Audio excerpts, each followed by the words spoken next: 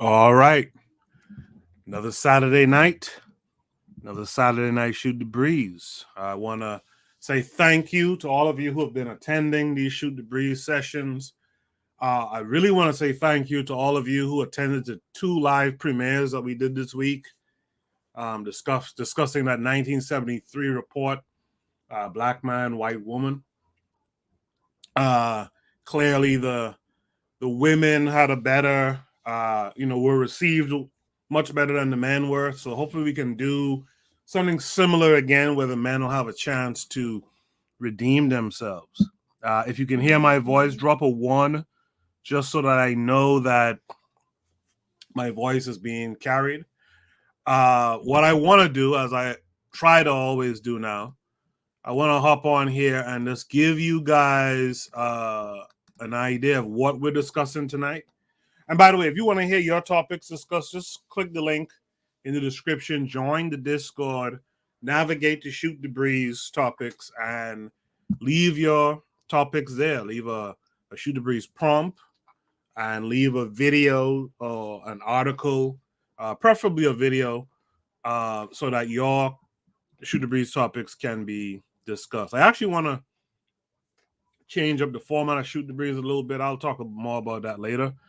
But tonight, let me see what we have here. We're going to answer the question, why are Africans so hard on other Africans and so welcoming of foreigners? We're going to answer the question, did blacks get lost in Arabia while trying to get to Africa? We're going to answer the question, is there truth behind any of these memes? I'll show you guys the memes later tonight. Are they even funny? We have a statement here. Animals are primitive, but they work together. How come we don't do this? What are people's thoughts on these universities? I'll show you these universities later tonight. We're going to talk about something using the backdrop of the Revolutionary Matron. Shout out to the Matron. Make sure you guys are tuned in to the Learning Curve podcast. Revolutionary Matron said, quote, interpretation is everything. We're going to look at a short film today, and we're gonna give our thoughts as to what the imagery means to the panelists. We're gonna talk about Korea time and your thoughts on Korea time. You guys, drop a 1 if you've ever heard of Korea time before. We're gonna try to answer the question why black folks trust white people without pretense. We're going to discuss Tamika Mallory. She admitted to something recently, I guess. I didn't hear it personally, but she admitted to something according to this prompt that I find very interesting. And lastly, we're going to talk about a certain person called Anti-Communist Goth on TikTok tonight as well.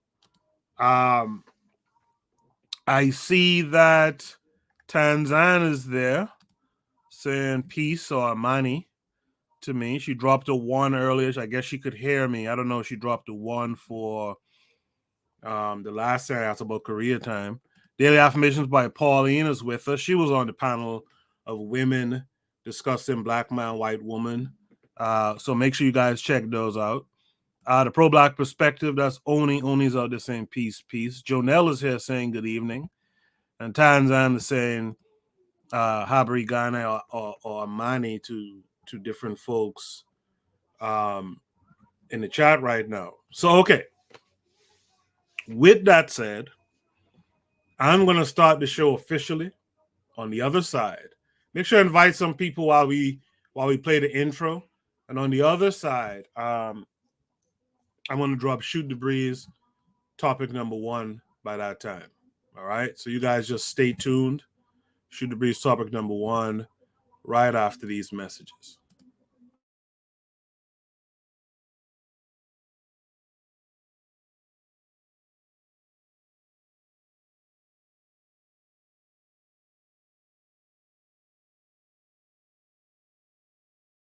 You are listening to the Bitter Medicine Podcast on KWAZ Radio.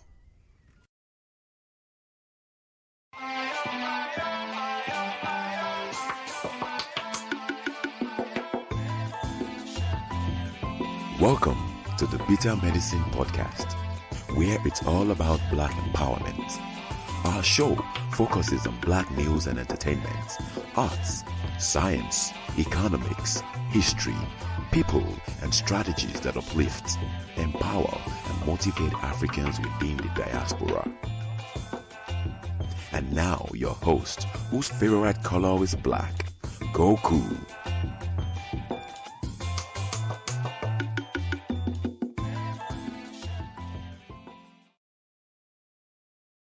Welcome back to the Bitter Medicine Podcast. I am your host, Koku. Just want to remind you guys before we get the show rolling that this show is part of a podcast network called KWAZ Radio. There are other shows on the network you are invited to tune into. This is D Webb with the Harsh Reality Podcast, asking you to tune in where we tackle the news of the day that affects our community, only on KWAZ Radio. Peace, family. This is Oni, inviting you to listen to the Pro-Black Perspective, where black problems are addressed with black solutions. Greetings, fam. Tune in to The Learning Curve with me, the Revolutionary Matron on KWAZ Radio. You are listening to the Bitter Medicine Podcast on KWAZ Radio. All right, we're back. I see Sister Raw has joined the chat. She says greetings. Greetings to Sister Raw. I see so far we only have Oni who's joined the panel. Oni, how are you this week? Peace, bro. How you doing? I'm good. I'm glad to see you. Yeah, thanks for coming through. Lero's here saying peace, loved ones. So I'm not going to belabor the point anymore. Let's go to Shoot the Breeze topic number 1 tonight. I keep forgetting that they changed this thing to present. Shoot the Breeze topic number 1 tonight. Hold on. Shoot the Breeze topic number 1 tonight is, why are Africans so hard on other Africans and so welcoming to foreigners? Why are Africans so hard on other Africans and so welcoming of foreigners? This came with a link. Before we go to it, though, let me just shout out to the matron who joined as well. And also let me shout out brother Bwana Hagoziki. How are you this week? Hey, Koku, I'm good, man. I'm good. Listen, the ladies only beat us by 30 views, man. They only got us by 30 views. Come on, man. Well, when I put up a post on the community tab. Yeah, I see that. Hey, that's Tanzan voting more than once. It was like 90-10. So yeah, but again, you guys who are listening, we can do that again. Lero says we take the W. She puts up a fire emoji. We can do that again. Join the Discord, DM me and say, hey, I'd like to see a discussion on this particular video, and I'll set that up. All right. So should it be topic number 1 is, why are Africans so hard on other Africans and so welcoming of foreigners? Let's check out the link and then we'll discuss it.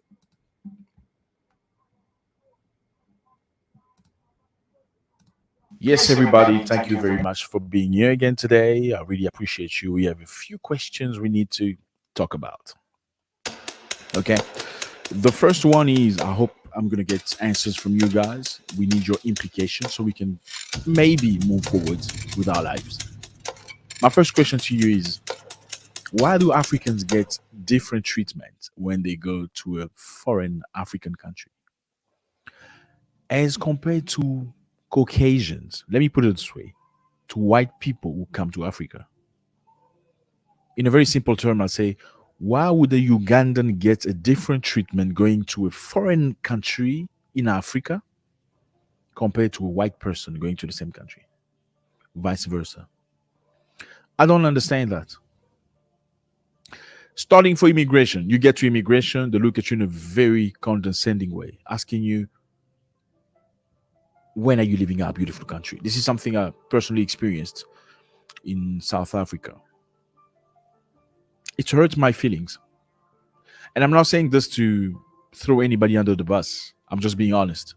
This is not a South African thing. This is a general, almost general thing, at least. When are you leaving our beautiful country? Dude, I just arrived. Take a break. When are you leaving our beautiful country? What do you mean? Do you think they would ask the same question to a white person that are arriving in African country? I don't think so. Why are we subjected to pressure when we go through immigration in African countries? Even if they don't say it openly, but you can feel the pressure. You can feel them looking at you in a very funny way, pulling you aside, making you feel like you don't belong, making you sometimes feel like you've done something really wrong, even if you know you have not done nothing wrong. Pushing you in a corner in a way that you feel complied to pay something, to bribe, so you can leave or move on with your life, or go at least to the country, or enter the country, or be granted a visa. Why things that are written on immigration websites are never a reflection of things that you see on the ground, in most African countries at least?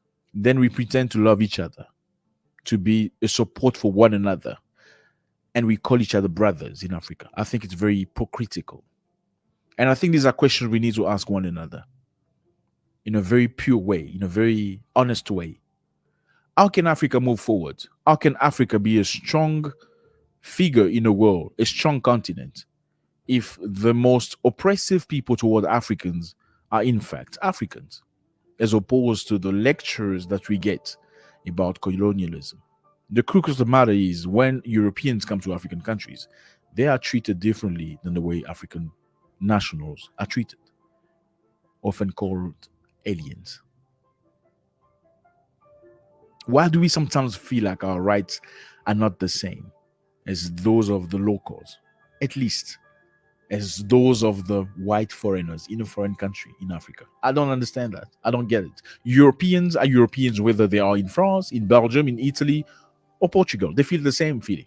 We don't, because we feel like we're oppressed by our own brothers, or supposedly brothers. How do you explain that? Number two, why is it difficult for Africans to accept their daughter to get married to an African national from a foreign African country or different African country? Why is it difficult? Why do they make it feel like a pain in the butt?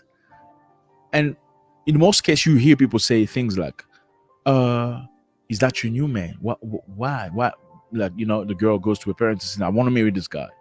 I want to marry this guy named Adrian from Kenya, and I'm a girl from Uganda.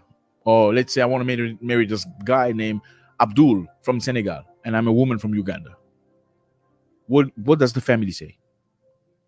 In all of Uganda, you have not found a decent man?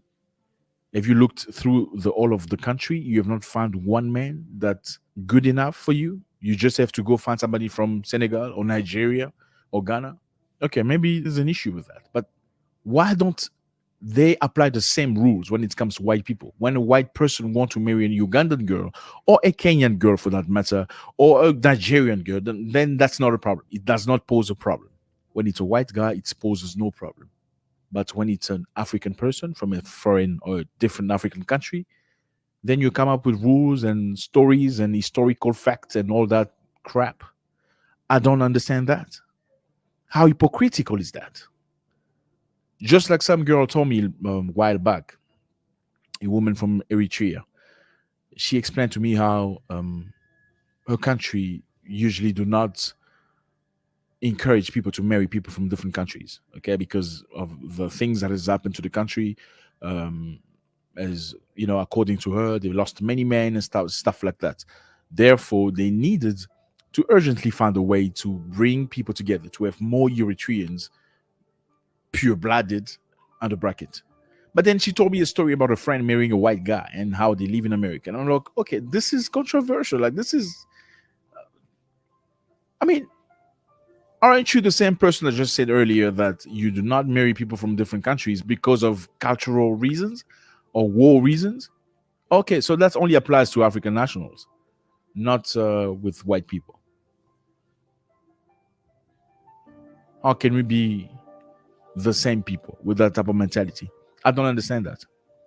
Why is the credibility of an African person is always doubted when he goes somewhere else compared to white people? Let me give you an example.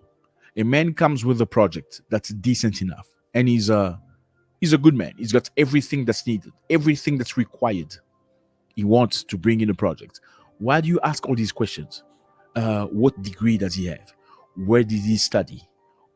What gives him the authority to do that? But you don't ask the same question when it's an Italian that comes with the same project.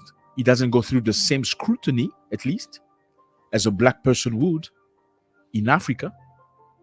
When a black person goes to an African country, they want to control and find out everything down to the suitcase. Why is he here? Why are you here now? Who do you know here? How long are you staying? Where are you staying? Do you have a number? When it's a white person, they don't ask that. They assume he's here to do good. And this has nothing to do with me being against white people. I love them very much. This has everything to do with African mentality of being subordinate, of feeling lesser men and treating other African people in a very condescending way. Unacceptable. Have you noticed that some of us complain about our government, saying that government is not running things correctly, government is corrupt, government is this, government is that, service delivery is not good? As long as we're not profiting from government, if a member of a government is part of your family, then you don't complain anymore. You can complain when you have nobody in government, but as soon as one of your family members is elected in government, then you don't complain anymore. Then the pain of everybody is not your pain anymore. Then you're not an activist anymore. So most of us are activists when we do not benefit directly from the system. So it has nothing to do with integrity. It has everything to do with profit. Why are we like that? Why are we easily corruptible? They can kill people as long as you get paid. You don't see any problem. If you don't get paid, then, you pull all the alarms and everybody has to know that something's wrong. I think we need to change our mentality. And beyond that, I need you to come forward with ideas. Let's talk, brothers, okay? This is how we call each other in Africa, even if we don't really mean it sometimes, most of the time at least. Let's talk. Things are happening in the world. Russia is at war with Ukraine. We're going to be impacted whether we like it or not. I'm going to make another video about that later. But for now on, let's discuss. Why are the prices different from foreign African nationals? Why are the services different? Why is the treatment different? Why can't we treat each other like real brothers, like we pretend to be? Thank you very much, guys. I really appreciate you.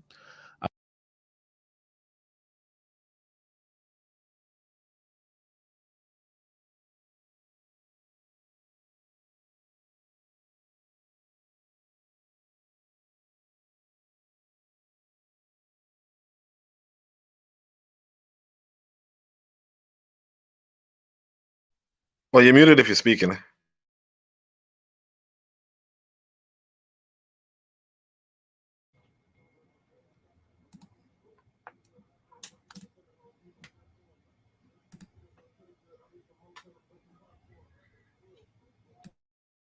Can you guys hear me now? Now we can. This mic is just whatever. Yeah, so thanks for joining me. I like how this guy professed his love for white folks. Very interesting. Let me mute that mic. Yeah, so I wanna thank everyone who joined the chat. I see Trigger Happy 262 is out there, Bobby Wright. The forecast is out there. And we have Danger Daring has joined us on the panel. Danger Daring, how are you this week? I think it's your first time here, right? Unmute your mic if you're there. Okay, I guess. You guys can hear me, right? Only, can you hear me? Yeah, I can hear you. You golden. Okay, maybe y'all can't hear me. No, we can hear you. Yeah, you brother. I guess bro can't hear us. Yeah, he Oh can. no, you guys should be able to hear me. He can hear How us. come this is acting up? Mr. Untouchable, can you hear me? Yes. Can you hear me? Can you hear me? Huh. Those bro can't hear us. Okay. Oh goodness.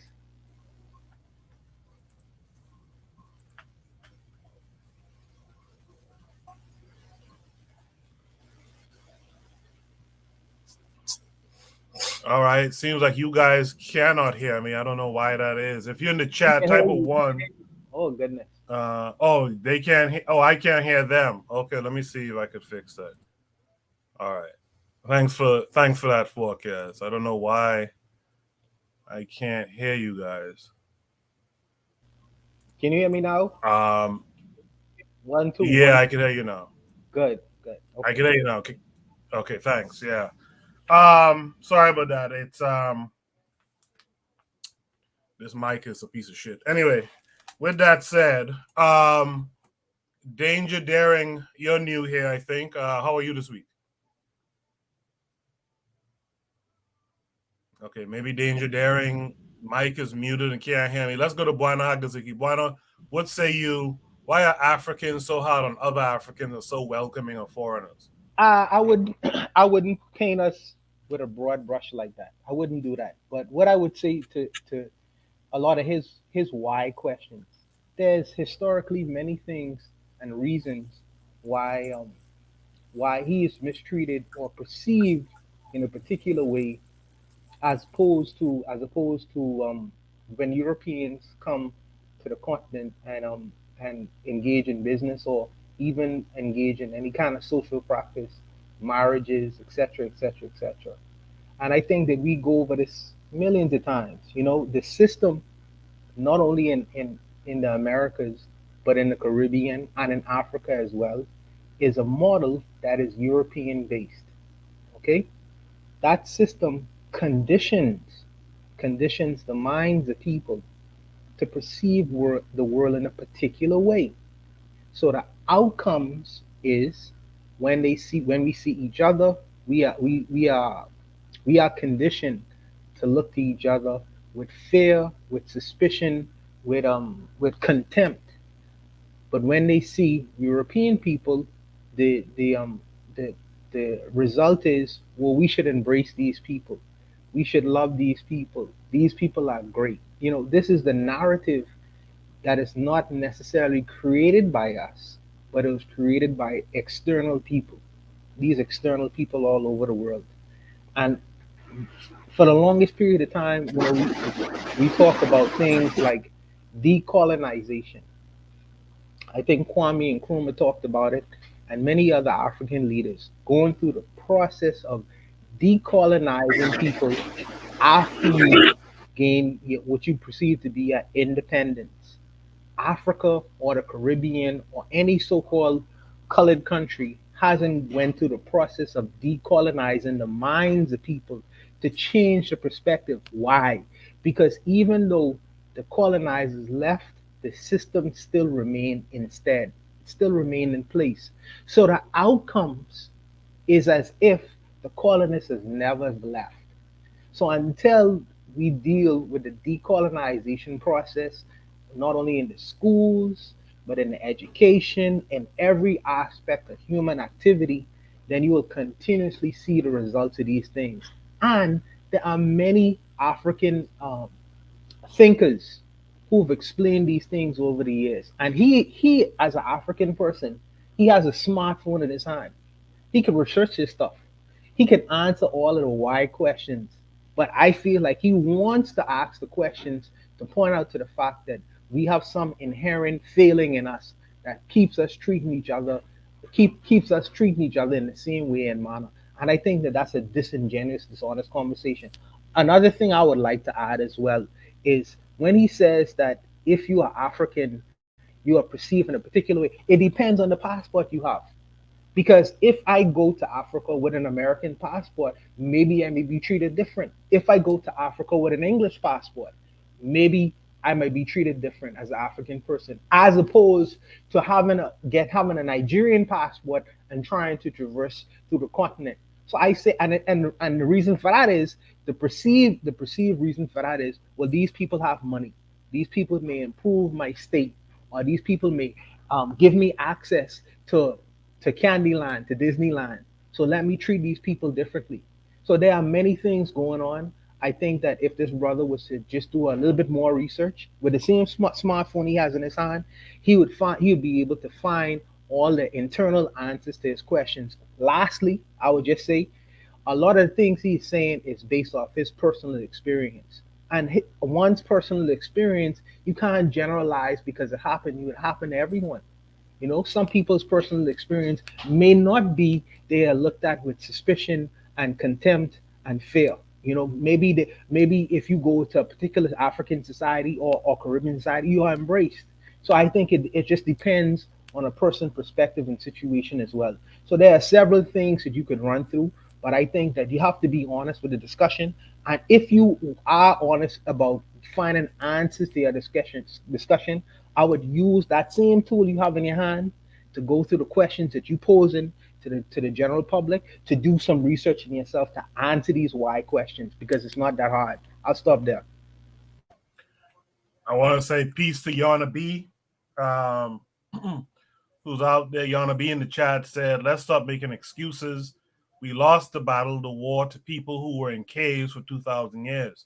Until we wake up from that, we won't go forward to rebuild. Bobby Wright is here. He says Dr. Asa Hilliard termed it conceptual incarceration. We as Africans are conceptually incarcerated.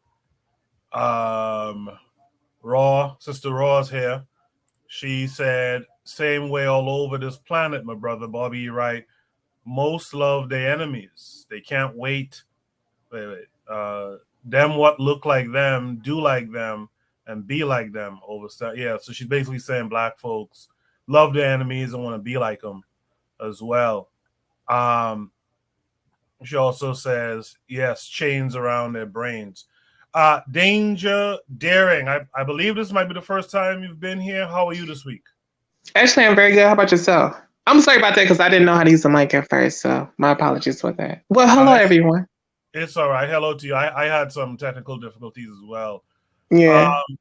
Danger, you saw the prompt and the video. Yes. Is it the case? The prompt says that we treat each other one way and treat white folks a different way. Is that the case? Yeah, I think that's very true because at first I think it all starts for me, I believe that it starts from childhood all the way to teenage years because they said that's the most pivotal points where the brain start developing how we see the world. So what I first want to say is when we first was in elementary school, the first thing, if you live in America or in Africa, wherever in the Caribbean, anywho, when you live in these areas, the first thing they teach us is that Africans were slaves and white people, build this. So as a child, we are in our subconscious already placed in white people or non-black people in a way that they're the ones that we look at in a child-parent relationship. So we look at these non-black people or white people as a parent and we're the child. So in that way, we do aspire to be like them. And another thing too is entertainment, as far as movies, televisions, magazines, pornographic images, all these things. The subconscious is stronger than the almost active mind. So the subconscious reacts to things in subtle ways. So in subtle ways, you see a movie and you see a white couple and you see them very wealthy and things like that and being so nice. These things are really getting placed in the subconscious in a subtle way. So, for me, I think it's more psychologically more than colonization. And as far as well too, we are our environment as well. So you come in a household where your parents or family constantly put in your head as a child, oh, they do good for us, you should respect, they do this, they do that. You're already building an image of how you view them. And so it's going to be natural for a person just take likeness to people that are foreign rather than themselves. Well, I don't want to say a long answer for that. It's a lot of main factors, so I'm trying to like summarize it in a short way as possible. Now go ahead. Go ahead. Finish your thought. And so as far as me, I remember like like feeling and being in school, the first foremost thing, and reading books, and I already see me like being this inferior for some reason, and I did at first. I did feel like that before I educated myself. Once I went to college, and that thing of being a slave, and already out for myself, I'm speaking in my personal sense, that I will start seeing non-black people as a parent, and like, oh, okay, they can do this, they can do that, and I didn't feel like I could accomplish anything. Just like you see many people, no disrespect to people who work in retail or fast food, but that's the first thing we just aspire to be, is working in those type of areas. We don't aspire to be anything else but a servant. We like black people always be a servant to everything from fast food to healthcare to retail to any other service. We always play a servitude role because it's already instilled in us as a child to be a servant to people that are not like us. And I think that's why also too we are so welcoming to foreigners. And that's why too I don't watch any non-black movies at all. Because even for myself too, even though I'm older now, like 29, I don't want to program that in my head. So what I do, I watch positive images of black people in movies and television. And I start seeing myself differently too after I watch these. And even my subconscious, I think of myself more highly after watching more focused, African-based, healthy, positive images of ourselves. So that's what I have to say regarding that. I appreciate that, Danger. You're very Danger, welcome. how'd you come to find us? Actually, Oni. Oh, Oni. Okay. All right. Yes. So thanks, Oni, for that. Speaking of Oni, let's go to Oni now. Oni, what are your thoughts? All right, peace. All right. Yeah. So what I would say, yeah, I liked what Danger was saying about the psychology. And thanks, Danger, for coming through. But what I would say is, the other part of it is, well, another part of it is the reality of class, right? Uh, and I also want to just point out this too, that when this guy says, "Hey, white people aren't asked these questions," like, I don't know how he knows what white people are asked. I don't think that just because you're asked this question, that means that white people aren't asked that question, because the question is on the form, on the visa form. And I don't think that white people, just don't fill out the visa form. Because they ask you, how long are you going to be in the country? And then also, like, what do you do? What's your profession? All that kind of stuff. And if you're filling out a visa form, like, and you're white, chances are you're also filling out those details. But then it's also a matter of class. Sorry. It's also a matter of class in the sense of, like when I go to Africa, I already know, or like when I was in Ghana, I was treated a lot better than other African people, because I also had a lot more disposable income. You know what I mean? Like, I could walk into any restaurant and, like, the locals couldn't afford the food, right? But I could, because for me it was cheap, And it's kind of the same as, when I go to when I'm in New York City, if I go up to like Manhattan, like if you go around Times Square, you can look at the menu on the outside of a restaurant. It'll tell you it's $100 for the steak plate, and you're just not gonna walk in. And if you walk in, people are gonna look at you funny because they know you don't have that kind of money, right? And the reason why they know you don't have that kind of money is because, well, you're one of the locals, and you're not one of the upper class, If you were the upper class, they'd probably have known you from a mile away. And it's the same with, in Africa, when I was there, walking like a forest, walking like a tourist. I'm sorry, what did I say? Forest? All right.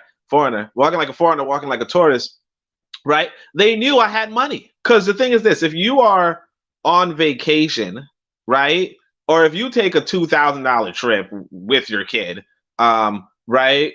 So it's like a $4,000 trip. Who knows? But the point is that if you have $4,000 to just walk around another person's country, right? You have a disposable income that other people don't have. In the sense that, I was actually asking one of my friends, like some of my friends would be like, oh, like they might pull in, like a professor might be like, oh, I pull in like, let's say $20 a day or something, or $100 a day. I don't know what they pull in, but they pulled in like the kind of money that you wouldn't pull in America, right? And I'm just getting a random number. I totally forgot it was like 2 years ago or whatever, right? But the point is that, if you're pulling in that kind of money and then somebody else walks in and he's like, hey, I'm going to buy whatever the freak I want, whenever, they're going to treat me like, hey, you're a big customer. Whereas if I walk in, if I'm a local and I clearly am not making the kind of disposable money that the foreigner has, then no, they're not going to treat you the same. So, the guy complaining, one, like, it doesn't make sense that, I mean, the thing is that realistically, if you are running a business or if you are trying to get money from other people, then the people with money you treat different from the people who don't. Like, you treat the haves different from the have-nots. And it's not to say that white people are always haves or that black people are always have-nots. Because, like, when I was in Africa, I was one of the haves, right? And not like a super have. I couldn't just walk into a bank and be like, oh, I want this factory, right? But at the same time, it's like, yeah, you treat the haves different from the have-nots. And that's just a general principle. And I think, maybe you might follow stereotypes and it might like offend somebody who's a have-not. But I would say that what we as African people should do is we should strive to be haves, strive to have. And then if we're mistreated, okay, that happens. Like even Oprah was told, hey, you can't afford something. And she's like, the fuck, but it is what it is. But the reality is that on a global scale, if we're being honest, notwithstanding the fact that, colonialism and blah, blah, blah, if we're being honest, whites are haves, or whites generally have, not generally have, but like, particularly if you're a white person traveling to Africa, you obviously have a disposable income. But like typically, it wouldn't be surprising if somebody somebody in the field of watching people, applying their own personal experience to different people, if they couldn't say to themselves, oh, you know what, like just off of my own experience, I could see how white people are haves and black people are have-nots. Now it might not be a universal, right? And obviously you can't apply it, in a certain way, but it comes off as, this guy sounds like he's like, I would think he is a have. I think he would have something. But if he isn't a have, and if he's a have-not, because he presents himself as a have, if you will, right? But if he is in fact not a have and he's a have-not, whatever, and I hate to say it this way, but the reality is that, yeah, you're going to be treated differently, and it sucks, but it just kind of tells you, as a people group, we should start developing and building our wealth so that the statement changes, and the expectation changes. And when it changes, then you won't necessarily be treated like that from your own people, because they will say, hey, you are a have, and therefore, and you're one of us, I hear you guys' points, but isn't that problematic too? Isn't that problematic that for your people to treat you like for your people to treat you good, you have to be a have? You know what I mean? Like and also, there is some difference in treatment. I could speak, being from the Caribbean and stuff. There is a difference, generally speaking, in some treatment for white folks in black areas. I can't think of the solid example right now, but there is some difference to, which is why I think the prompt was created. But just to go back to what Oni was saying, like the haves and the have-not, isn't that kind of a, how do I put it? It's kind of I get the advice to make yourself a have, but what if you weren't able to? Are you now less of a person because you don't have the same as this other person? So is that how we gonna kind of make our people, view each other? I'll start with Danger on that question. Are we gonna hold our people to these statuses basically and treat them based on status? Danger, unmute your mic if you're talking. Oh yeah, but yeah, really, I really like I told I had said before to everyone, I really think it's deeper than just on the surface level, and I think I think a lot of times when these topics come about, people taking them in a literal sense when it's more complex than just that. Like I said too, with this type of matter, and this is in the psyche and in the mind, what makes a person do these reasons and why we're influenced to do this. And as I said, why Africans are so hard on other Africans and so welcoming of foreigners. That I also too have seen movies and stuff. And I know I keep referencing entertainment because that's a huge portion. Like us Black people, we look at entertainment more than reading. We do. So we watch entertainment in all forms, like from music, film, television. But when you see non-Black people in a more positive imagery and in a more positive light, you automatically thinking this, watching this over and over and over and over. What is it called? It's this thing in psychology called object relations theory. When you watch something or see something multiple times, it gets stuck in your subconscious, and it gets stuck there from watching so many times of an image of a certain action or thing. But nonetheless, that's why I think it started from elementary too. I think all of us, we have read books in school when we had history classes. The first thing is that we were slaves. So automatically we already think of ourselves as children as oh, we came here to serve others. And we just automatically think that. But, our minds are so innocent, it's easy to influence it because the brain still hasn't fully developed. But I think it has a lot to do with the psychology. Then the second thing, the biggest thing, is the family, because I see a lot of family oh, love is love, and don't say this. A family has a lot of influence, your environment is a major influence. And I'm reading this book, actually. It's by Nathaniel Nathaniel Braden. It's called Honoring Thyself. Or honoring the self, honoring yourself. I'm sorry, honoring yourself. And in the psychology, he was talking about what I just said about how much the environment influenced the self-esteem and how much it influenced your self-concept of how you view yourself. And he actually said the ego is very important. And the ego, the ego is well, let me not get too deep into that. But nonetheless, he said the self-concept is the factor of environment, our personal ego, and all these things that plays a factor. And he said that actually the self-concept gets the ideas from things around it to make it create the imagery of what they are and how they perceive others.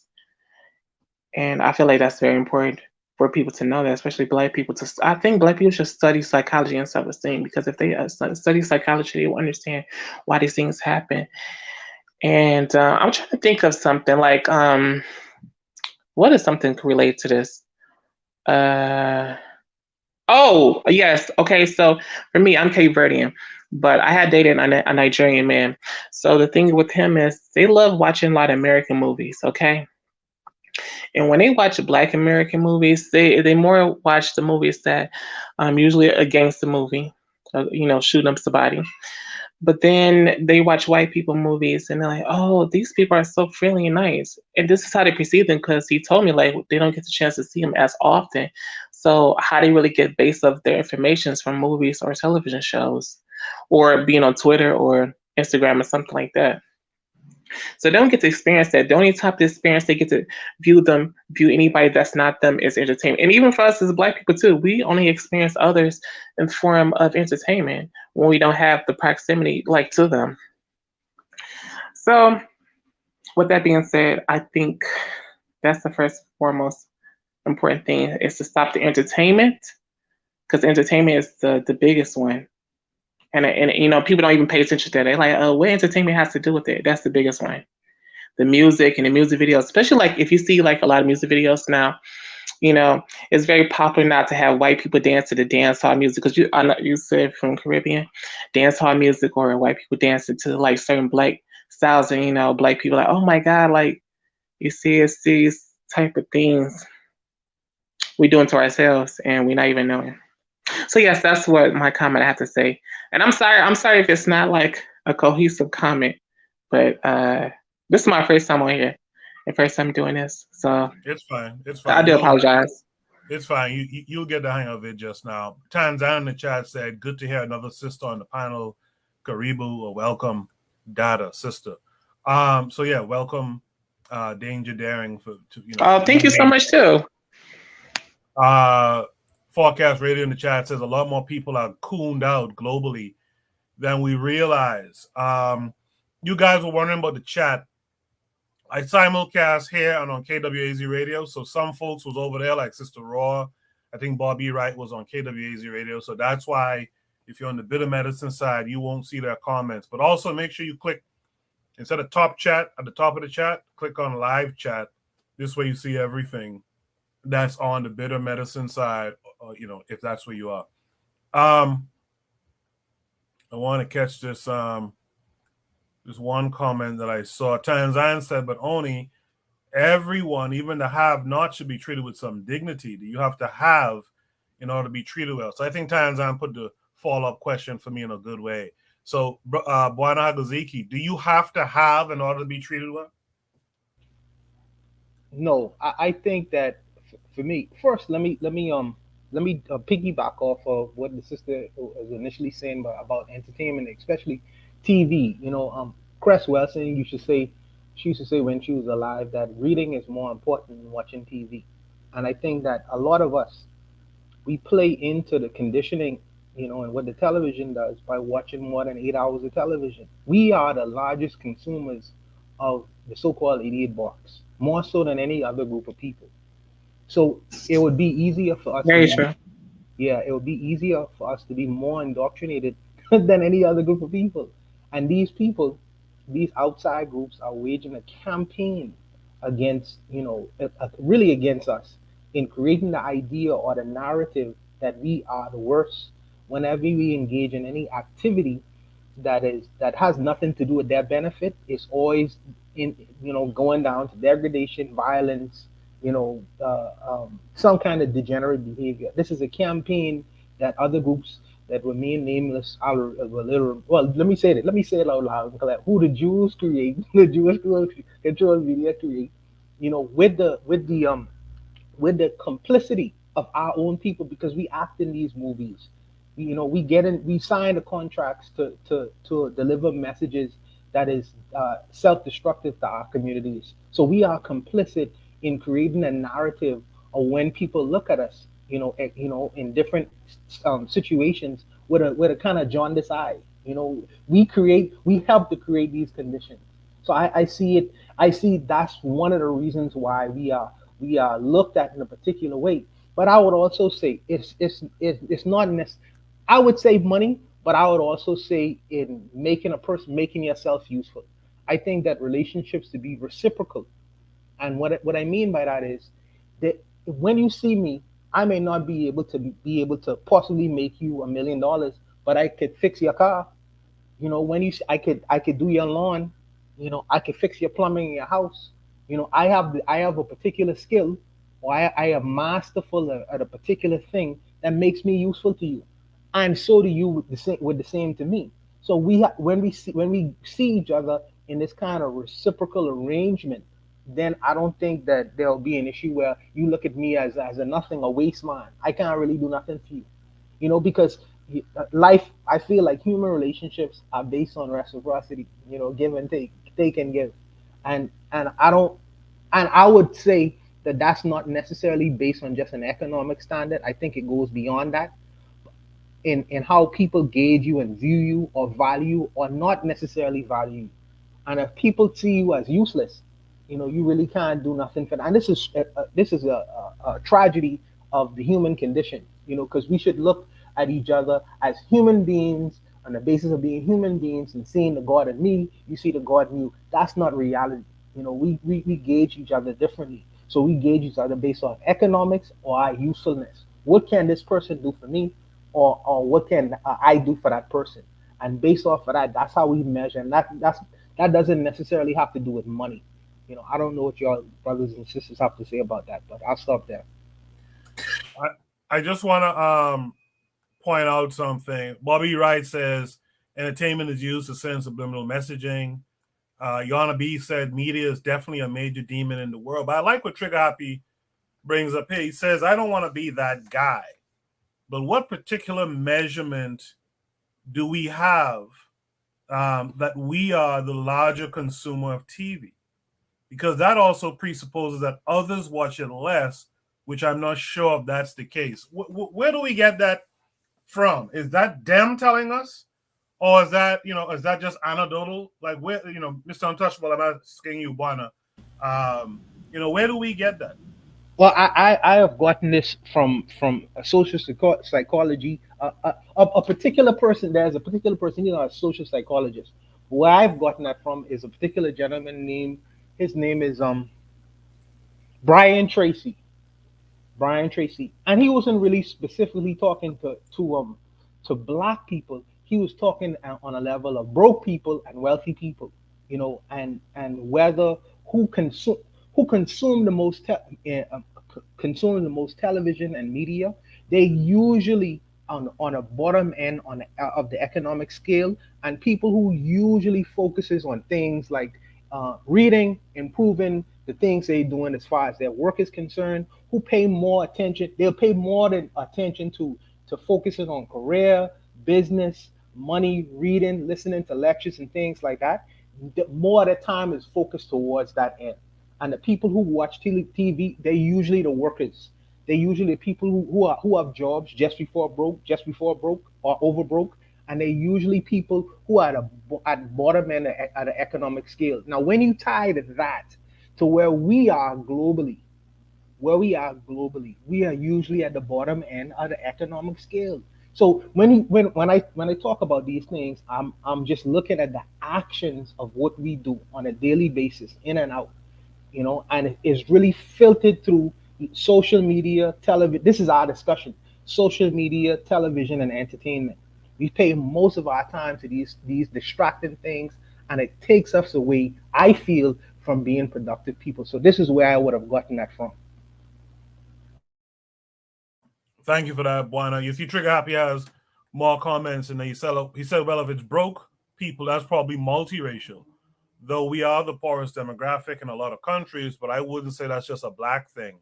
He says, remember, we just went through questioning how this guy knows how white people are treated. I don't know if we should do the same in other analyses, but I want to go back because this is the follow-up question. And I think Sister Tanzan touched on it nicely. She said, even well-off Africans are treated shabbily by some other Africans if they are from a different country. But the question that she asked earlier was, do you have to have in order to be treated well? So I'm bringing it back to Oni, who brought up this concept earlier. Oni, what say you? Do you have to have for black folks to treat you like something?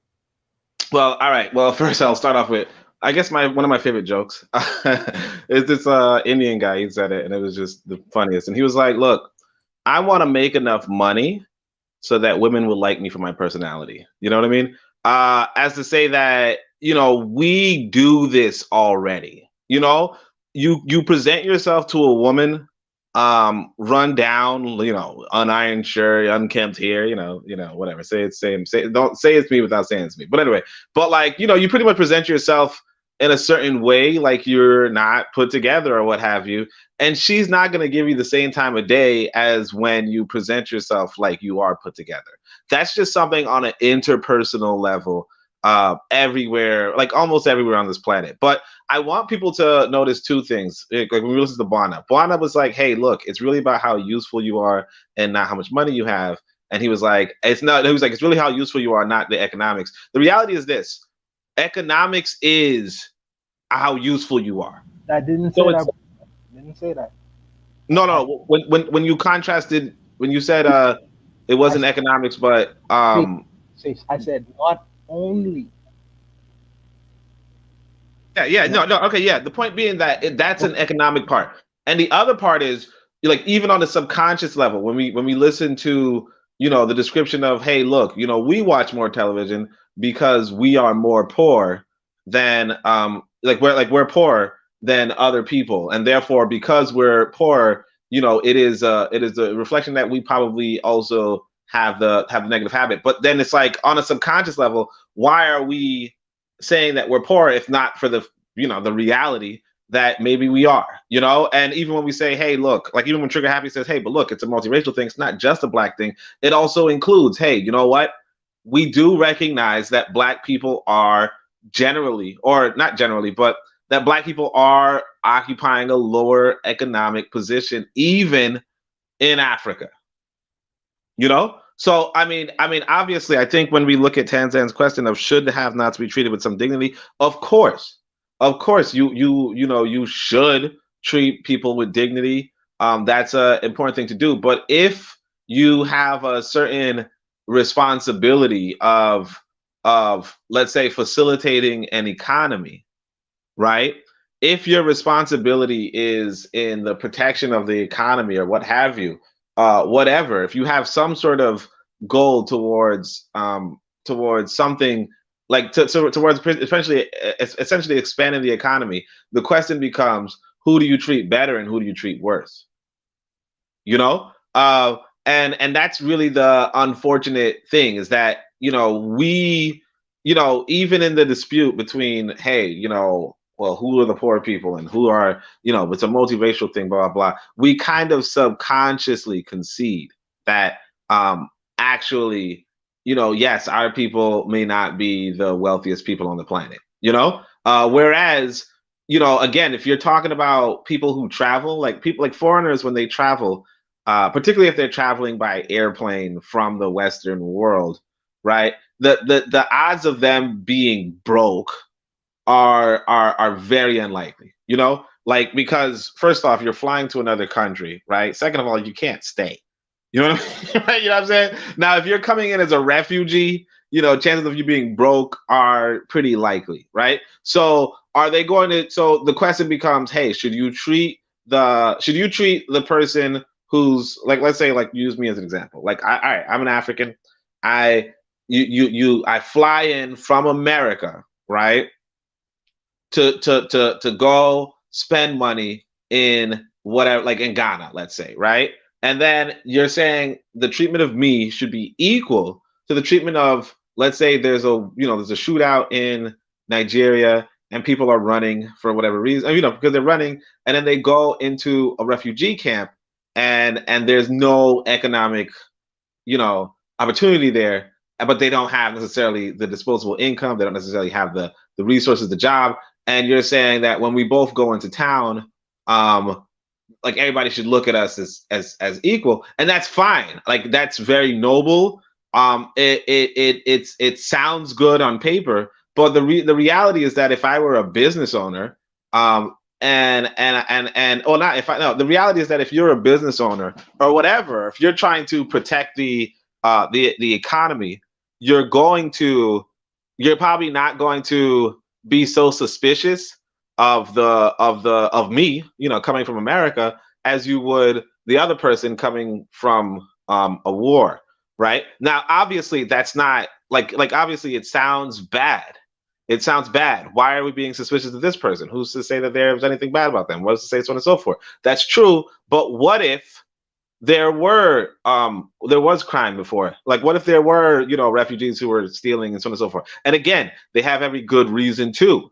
But if your interest is in expanding your economy, it might just be that, from your perspective, right, that if you're trying to protect your own business, right, that you're going to look suspiciously on the other people. And I say this because, in fact, I'll say it this way, in fact. So this is an interesting story, but so apparently I have a sister, right?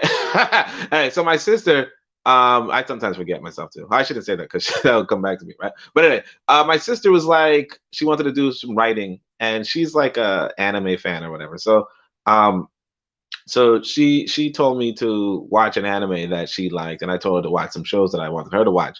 To advise her on her writing. So I decided to watch this show, and it's a Japanese show, obviously, set in Japan, right? And they decide to give a backstory of this Japanese of this particular bandit, right?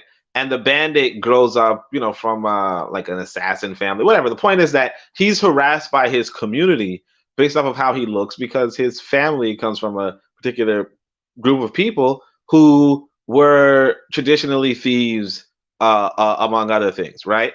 And they kind of abuse him and they kind of whatever. But the thing is that this is just a regular thing. Like the way how they put it in Japan, it's not, oh well, this is self-hate, we're so on and so forth. It's just, hey, you know what? If somebody was caught stealing, for instance, right? Or if a group of people were caught stealing, that the people in the community would turn against that particular demographic, right? It's not complicated. But when it comes to us, we say, hey, why isn't this like, why are you treating me with suspicion just because, when we talk about Nigeria and the Yahoo boys, like just because, we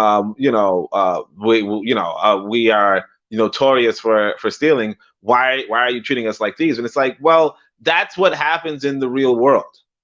That's what happens in the real world. It doesn't seem fair, but it is what people would do in an actual community setting when a group of people come in and they might not have, and you can't detect their economic viability, or you don't necessarily so on and so forth. Now, as far as when it comes to white people, whereas white people do have this historic relation, and you might think, hey, let's throw them under the bus or whatever, right? The trouble is that when it comes to white people, they still have more resources a lot of times, particularly the ones that can travel, and that sucks. But that's the weakness of this economic model that extends far back to other societies and other time zones and other times. But that's just the weakness, and obviously I would think that that's really the problem, of looking at white people without regard to their his intentions. Whereas when it comes to us as a people, I could see that looking at treating somebody who travels differently if they're well-to-do. I could see that being a realism. Even if it doesn't seem fair, I could just see it as being a realism. Speaking of realism, I will say this. I will warn that we shouldn't write off people's observations and concerns, because I've traveled to Black countries, and out of respect, I won't mention what the Black nations are. And I've been treated kind of funny style while having to watch white visitors, right, be treated differently. I'll just leave it at that. And I'm talking, I've been to some Black countries, and that's what I've experienced. I won't doubt this man's, what he's talking about on the continent. And I do believe, generally speaking, and it might have everything to do with what Oni and some of you have been saying on the panel here. It might have everything to do with, the have and the have-nots. But I do believe that we got to be better than that too. We have to be a little better than that too. Give the fake smile to the tourists who have some money, but be kind to your own people still, right? Maybe you can give access to the quote-unquote have-not in areas where they're supposed to be haves. I kind of get that.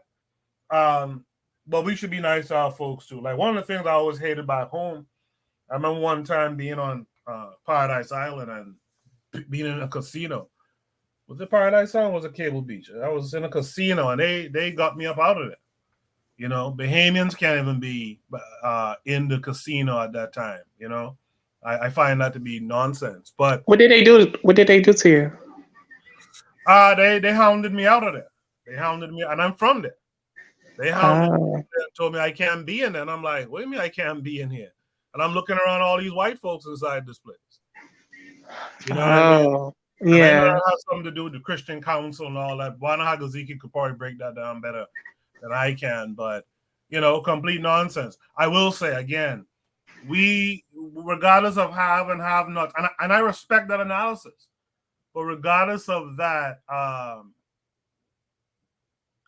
would say that we need to be better at playing the game. You know what I'm saying? Smile with these foreigners with money, but also still treat our people with some dignity and respect. Very true. Trigger Happy 262 asks a question: how does the realism get solved, or is it naturalistic? And because of that, we are unable to solve it. How do we change the inequality, and how do we change the psychology? I'll let you guys answer that in the chat. Wait, let me actually. I wanted to tell this story because it was one of the most hot, like I want to say one of the worst stories I've heard. Go ahead. I was trying to learn a language, right? And so I went to this website where you could learn to, like, you could teach somebody your language, and you can teach somebody English, they'll teach you their language, right? Oh, yeah. Mm-hmm. So I'm on the site and I connect with this sister, right? And she's like, hey, you should come to my country, right? All that kind of stuff. Because I'm trying to help her learn English, but I'm kind of like, giving her, I guess, some white sources. So she thinks I'm a white man. So she's inviting me to her country. Then she finds out I'm not white, right? And she's just like, like retracted pretty much. Not really retracted, but like she switches it up. She's like, oh yeah, by the way, like I'm married and blah blah blah, right? But the whole thing is that, like, yeah, she was like, because the thing is that, like you said, smile at people, smile at the foreigner or whatever, right?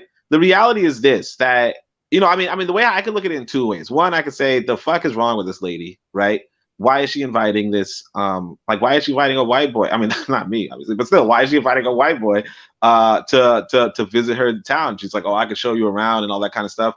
But like the idea is, hey, if this white guy comes through and he enjoys himself, he will drop a lot of money. Exactly. And the people need money, right? So if you're smiling at the guy, he will, like, if you're making him feel comfortable, making him feel nice. Because I think it was, matter of fact, Brother Makari was telling a story. In fact, he was like, why did the Koreans treat the white soldiers, but more than they like treat the black soldiers? And they were like, white people just have a different spending habit than black folk, and in the sense that black folk would go to a store, as like selling shirts, and they would buy one good shirt. You know what I mean? They'd buy the one, like, they got style. So they're like, this shit rocks, this shit flies, I'm gonna get one of these, right? Whereas white folk, when they go to a store, they just buy every fucking thing, right? Like, they buy anything, don't even gotta look good, And so the Koreans were like, yeah, we treat the white guy better because he's more like, he just has a better spending habit in that sense. And it's the same with, and I'm not going to say that that's like a general thing. I don't know if that's really the case or what have you, but I could see, like I said, if the sister is inviting the white boy to come through, whatever, like, she's not trying to get with him per se, but she understands that when he's there, he's going to be paying for services. He might be overcharged for the services, and he's not going to complain. He's just going to pay for everything. He's not going to look for no deals. He's not going to look for whatever. He's just going to, so on and so forth. Whereas, like, realistically, like, first off, I'm not trying to overpay when I'm there, but not even just that. It's just, like I said, like yeah, the white boy is probably, like, sometimes people are smiling. I think sometimes people are smiling in order to get something from this white boy, because, like you said, if you're in the gambling house, this white boy is probably like, let me drop, $20K. Whereas, at the end of the day, some black folk are probably going to be there to, like, maybe ask, and most black folk are probably going to be like, let me spend at least $100, let me spend $100 and get up out of there. And so if you were running the institution, who would you want? The guy who drops $200,000 and just smiles and laughs and drinks all the alcohol he can and says, I had a good time? Or the guy who's like, hey, I'm just want to see if I can win, $10,000. Like, no, but anyway, that's all I would say. I found the opposite to be true. I found that we are the greatest consumers, and we consume to the degree that even it extends beyond even reason. I think that as far as what we spend, I think that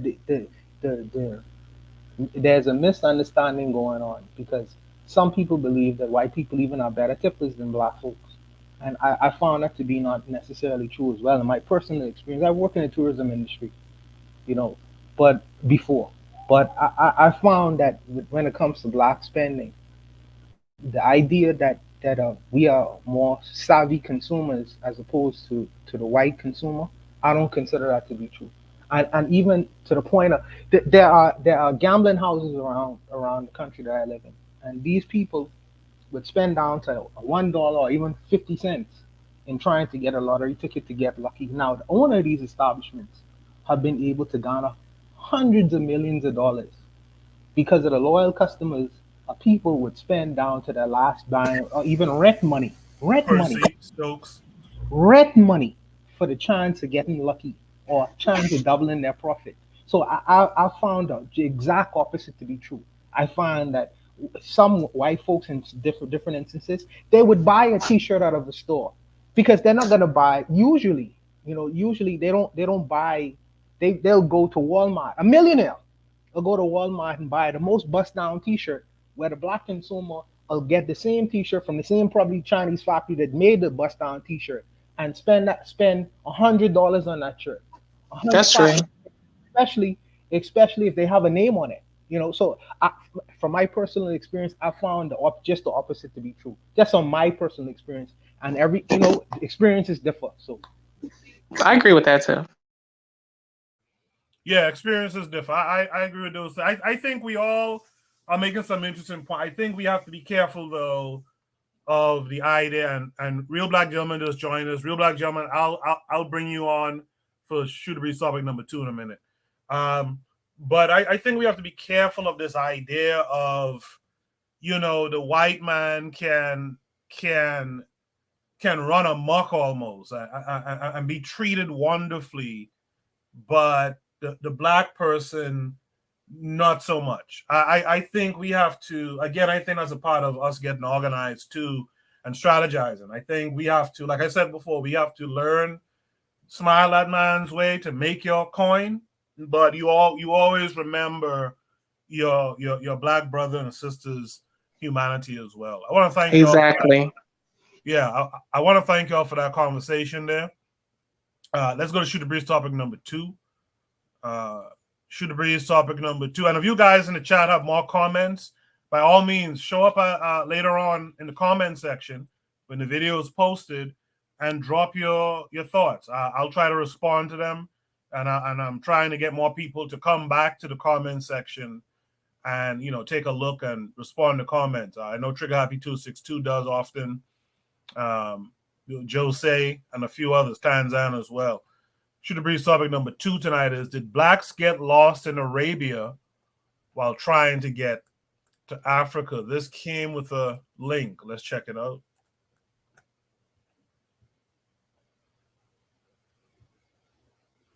Okay, for some reason it's going slow.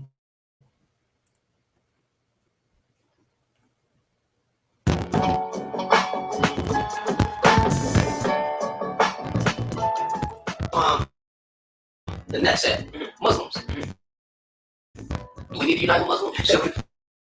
Should we unite the Muslims? First of all, you talking about black Muslim or the next Islam? What you talking about? That's a good question.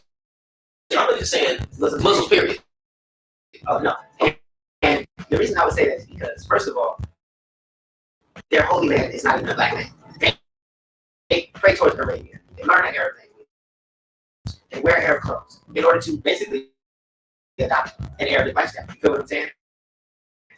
So yeah, like what's the point in an Islamicized black man? You feel what I'm saying? What's the point in uniting with somebody who believes Arabia is the holiest land on the planet? I'm an African. I don't believe Africa is the holiest land on the planet. You feel me? If I'm praying towards a land, I'm praying towards Africa land. You feel what I'm saying? Right? If I want to learn a whole new language, I'm gonna learn an African language. You feel what I'm saying? If I'm gonna wear some new style of clothes, I'm gonna wear African clothes. You feel me? Why Arabic? Why Arabia? Because the Arabs created. I believe that every group of people had their own political and religious.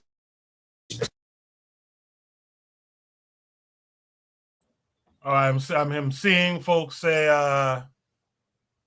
the video is acting up. I wonder if it's my computer or something acting up, which is a shame if it is. Let me try to refresh the tab. Let me see if it'll work better with a second try. Let's see.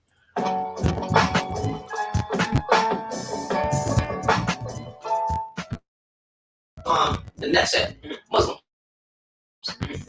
We need to unite with Muslims. Should we unite with Muslims? First of all, you talking about black Muslim or? It is very blotchy. That's a good question. I'm really just saying Muslims, period. I'm sorry. Someone said something. Is it still Yeah, live? I see the comment. I see the comment where they said to change the frame rate. I agree with that too, because it's kind of like blotchy-ish, like the sound and the visual too. Well, I could only go down with the frame rate. Let me see. I could go down with the frame rate. I did. Let's see if the sound is better.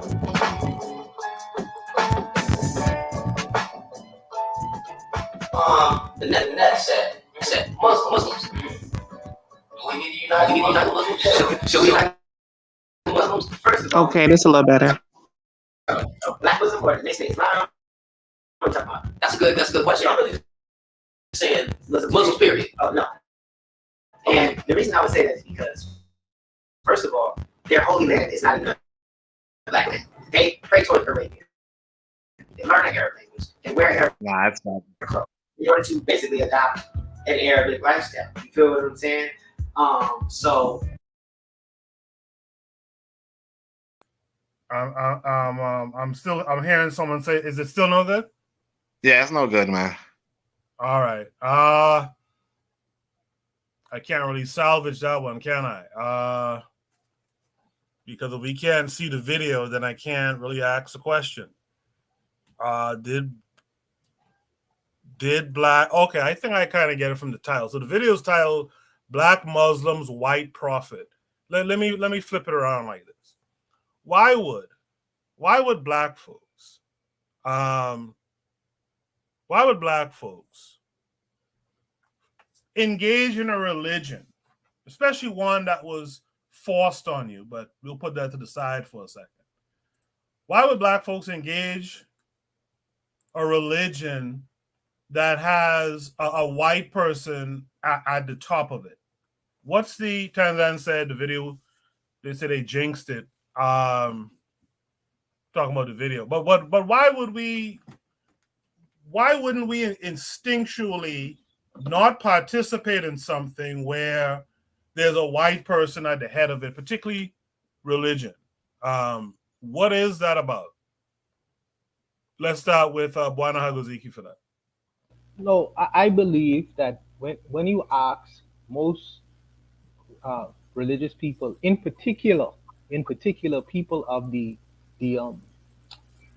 our Abrahamic faiths, what they usually say is color has nothing to do with it. They usually have that bend. The focus on skin and color and all these other things has nothing to do with it. Even though when you go out around the world, when you see a picture of Buddha in India, he usually looks Indian. But if you take that same Buddha and take him to China, he's a fat guy with a plump face, sitting down talking about discipline. He's a fight, probably over 300 pounds, something with discipline. But and then when you go to other cultures, you see the same kinds of ideas around the world. But it's something in the religious philosophies and belief. But we are colonized people. So, as colonized people in Africa and in the West as well, colonized people are only going to accept something which has been given to them. When you are free people, you tend to create the divine or the ideas of the divine based on something that is internal. But when you're a colony, your spirituality going to be based externally, off of the religions that's been given to you. And I think that's why we lean towards having these Eurocentric spiritual beliefs and ideas at the helm of it. You'll usually see a white person or a white Arabic person, etc., etc., etc. I think that we have tried to put these redefine these ideas of spiritual saviors in blackface, but the theology of it still remains something that is foreign to the native people, the native inhabitants, whether it's in Africa or in South America or even the Americas itself. I think that we trying to shoehorn a square peg into a round hole, and ultimately that doesn't work. You need to get rid of it completely, and create something that is either unique or go back to what was done prior to the invasions, prior to being imposed an idea of spirituality and belief on native people of the world. So I'll stop there. That's where I am with it.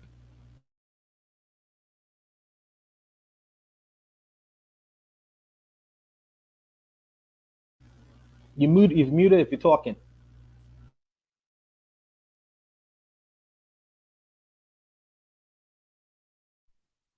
I think he said he stopped there. What he given was a very good answer as well. So I think he said Thank he you, stopped Dean. it there. Oh dang, Coco broke his thing up. Yeah, I think his Uh, microphone is busted. yeah, right. But yeah, sis, what do you think about why do you think black folk follow non-black prophets? Can y'all hear me? Oh, now we can, yeah. Yeah, do me a favor. Do me a favor. I gotta restart this thing. So here's what to do. Oh wait, hold on. If I restart it, continue the conversation. I'll be right back. Okay. All right. Okay, yeah, sister. Why do you think the Arabs? I mean, why do you think Muhammad is like? Why do you think black folk are following Abrahamic religions? Like, even if they know that the Abrahamics are not, like, the Abrahams are not black. I think it has a lot to do with just the culture. Yeah, I mean, like, just the culture of how you was raised or how a person raised. That plays a major influence. If I'm being totally honest, like the parents are the teachers before you enter the world. So whatever the parents are usually interested in, the child sees the world through their eyes. You know, we all did as children because our minds are very innocent. So that's automatically just start believing it until we actually get into the world and see things for ourselves and see the reality of the situation. Then that's when things start to begin to change. I would say with that one. Oh no, you're right. You know, I realized this the other day. I think I was in the grocery store today, and I realized that for like a long, like maybe for like a year, I don't know, but every night I would be like, "If I shall die before I wake," and it's just like, the what? You know, Yeah. like what am I talking about? I'm like, I don't know how old I was, but I remember somebody was like, go on the edge of the bed, knees on the, knees on the edge of the bed, arms in a prayer position, talking about what happens if you die that night, and it's just like it's so Exactly. tragic. Whereas like my son right now, I don't be well, if you're gonna die, make sure you like no, like make sure you write with this invisible. Nah, ain't none of that shit. But like yeah, your Yeah. parents, like you said, your parents really do get you on some dumb shit. And here's the sad part, as ridiculous as it sounds, a lot of people are doing that still. Yeah, but I'm not sorry to cut you off, Ani, but I read this book by M. Scott Peck. It's called The Road Less Traveled. He said that we see our parents as powerful gods. So, that's why I refer to the parents as the first teacher. They always say the mother and father is the first teacher in life with everything. But sorry, you can continue. Okay, thanks. No, but like, yeah, like I mean, I see what you're saying too, because like my son, like he would do some of the stuff that I do, or he would believe some of the stuff that I believe just off rip. Now the only issue becomes, well, why didn't we as people like look at these other folk, and I'm convinced that in the historical like in the history of our people, a lot of the people who were elevated into the higher classes, or who became the haves, if you will, right? Were the people that were kidnapped or taken by the religious zealots, you know. So there's this book. It's called Of Water and Spirit. Now it's not 100% factual, but one part that the brother, that the author talks about is how he was kidnapped as a child by the local Catholic school. And the whole goal of that Catholic school was to, after they give you that indoctrination, after they tell you, oh yeah, France is good, and Europe is great, and God is white and all that kind of stuff, right?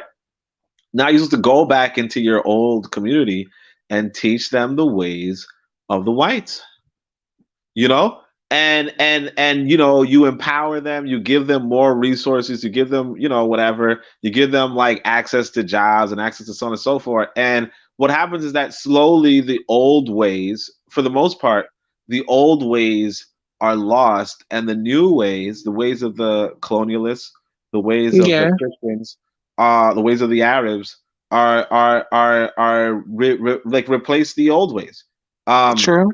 so I think that, like what I could say about that is that, why do black folk follow these other things? It's partly because uh like one, it's this really deep indoctrination that says, hey, tell your kid to, make these stupid prayers, whatever. But two, it becomes a family affair and all that kind of stuff. But two, it also is that they got in, like they got easy access to. Unfortunately, I'm going to go back to the economic thing and say, to arguably weaker economies, they took over, weaker economies, and they made it so that their way became the way. Yeah, that's a good point. That's a very good point. I agree with that too. Yeah, I'm trying to fix this lagging issue, but I think it will require me to restart the computer, and I can't do that and live stream at the same time. So I'm hoping somehow I cut off a couple of different things I was running. Hopefully that'll make it better. There is a video that we have tonight that I really need folks to see it. I need you to watch it to really have a conversation on it. But again, did blacks get lost in Arabia while trying to get to Africa? In the chat, Tanzan, who posted this video, she had said something about it. There's been so many comments. She says, why replace one religion for another instead of African spirituality? She also said earlier, but why didn't the Black Americans go to Africa instead of Arabia? With that said, let's welcome in Gassam Up. Gassam Up, what say you to this notion of blacks being in Arabia? Well, basically, the notion of Koku, can you skip me, Koku? Because I'm walking and there's a lot of noise. I'll be in the house in about 3 minutes. So I'll come right. Just get back to me 3 minutes. I'll be disrespectful. Thank you. Juana, did you have a chance to fully respond to this? Yeah. Oni and Danger, they did an excellent job in giving some narratives as far as. I want to ask Oni a question. I want to ask him a question if I could. Suppose, and this ain't no disrespect or anything like that. Let me make that clear. But suppose your son was to come to you and say, Dad, I want to be Ifa. I want to investigate the Ifa faith and I want to become one of the adherents in that religion. What would you say to him then? Should I'll handle the book on our bookshelf. What the fuck are you talking about? No. Okay. The reason why I'm asking is because I'm thinking that your frame of reference is you just don't want to have anything to do with any kind of idea, spirituality and the supernatural and all that good stuff. So I just really wanted to know the answer to that question. But look, if you asking me personally, I could recognize that a lot of it is like it's more like a human invention, utility, but it's not necessarily like 100% accurate. It's just that, a lot of them are myths. It's like, because the thing is this, if we go back to you. If your son said, "Hey, look, Dad, Zeus is telling me that you're on some fuck shit," you know what I mean? and I'm just gonna investigate Hera and Zeus and all that kind. You'll be like, yo, that's some old bullshit. That's false. It's mythology. You take from it lessons, but you don't really make it govern your life. You know what I mean? But that's what if I say Zeus. Now, if I say God and Jesus, then you might be like, well, okay, that's fine. But they're really in the same category. But because of the colonization, right? And I didn't do that on purpose. I didn't do that study on purpose, but it is colonization, right? But because of that colonization, we kind of put the Christian mythology above the Greco mythology, right? And I personally would just put I would put the Yoruba or the Khan theology or mythology above the the European ones, but I would also recognize that, hey, look, myth is myth. It's no different from like Harry Potter and Star Wars. Let's have from Real Black Gentleman. Unmute your mic, Real Black Gentleman. Oh, my bad. I've been stepping away. Okay. Yeah, let me answer the question, man. Now, I think you're referring to... Go finish eat your food, Real Black. My bad. Man sucking his fingers. You hear? Real Black Gentleman. Right, I'm good. I mean, you're referring to like black people in America, right? That's why I'm thinking like getting lost trying to get to Africa, right? Or do you mean like black people in general, like wherever like in the world? Well, the idea that black folks are so invested in, generally the Abrahamic religion, but yeah, in this case, this Islam thing where the white man's at the top of this. Why are we? Can I say? Let me say, it's like using Africa as flyover country to get to Mecca. You done got this far in America. You try to figure out what's going on. You take a plane. You fly over all the mightiness of Africa. You fly. You could have that plane land in Dakar, in Accra, in Lagos, in any place. You can stop it in any place, but you keep on flying over Africa to go to Mecca. That's how I look at it. I'm like, you guys overshoot the mark. How can you cannot sit here and start superimposing things. This is what I look. Mecca, Jerusalem, and Vatican City are theological theme parks, just like Disneyland. Got me? That's all they are. Theological theme parks. Straight like that. You go round about the Kaaba. That's a ride, right? You go. I don't know what you're doing in the. You know what I'm saying? You go to these pilgrimages. It's just like people who go to pilgrimages to amusement parks. There are theological theme parks. I mean, none of these places have nothing to do with anything. Oh, you know what I'm saying? Of substance to like actual like.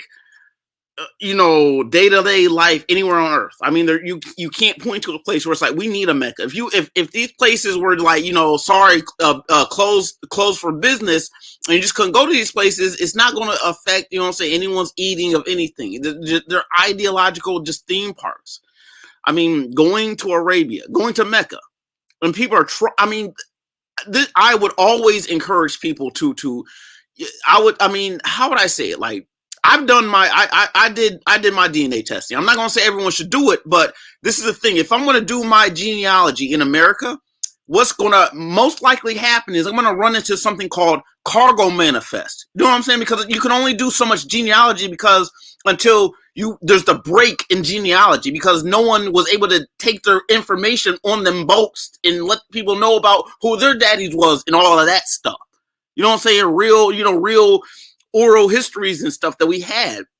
So I mean to augment hard genealogy, because in fact there are people who can truly trace themselves, back to an ancestor, but that is an ancestor, and naturally our our lineages are scrambled because the boats and the plantations and the breeding farms were scrambled.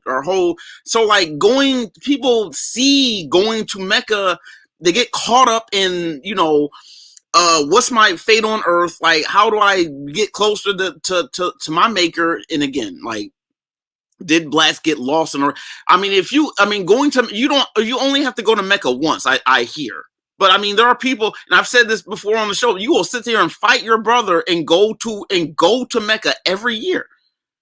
It's and the whole idea that I know that the geographically, Arabia, that geography, and that maybe the Red Sea is just a lake in between, you know what I'm saying, a deep, deep gulf, you know what I'm saying.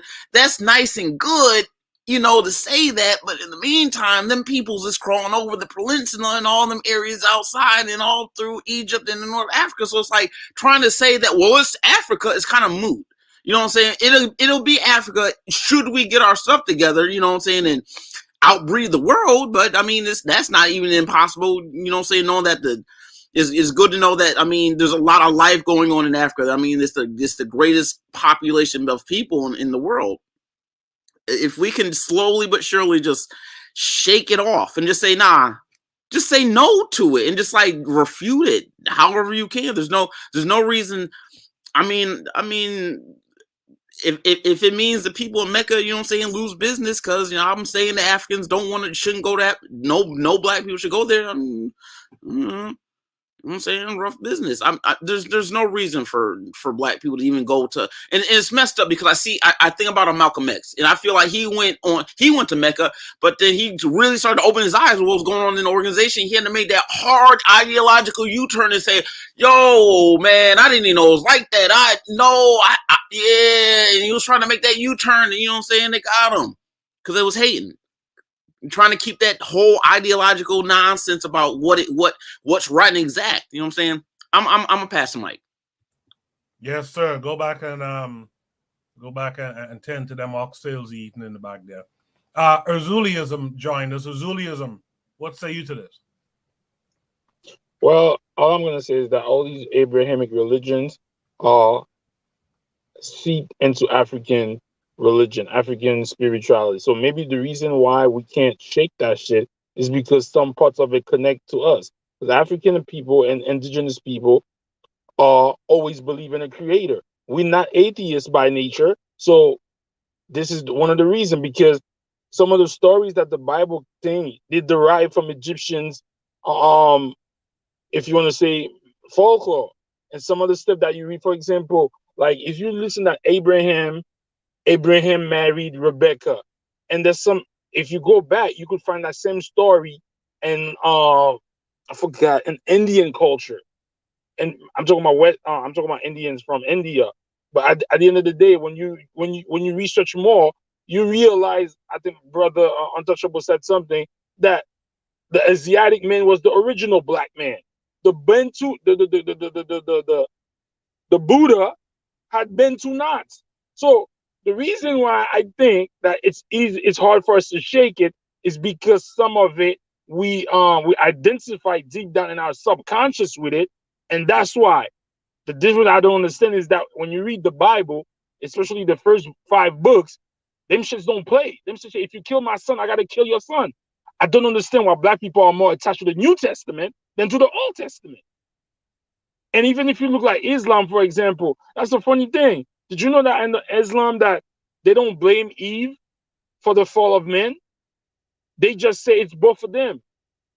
So there's stuff even in there. I don't know about Islam, but I think one of the reasons why we can't shake that shit off is because deep down they took some of our scriptures, they remixed it, and then they give it back to us.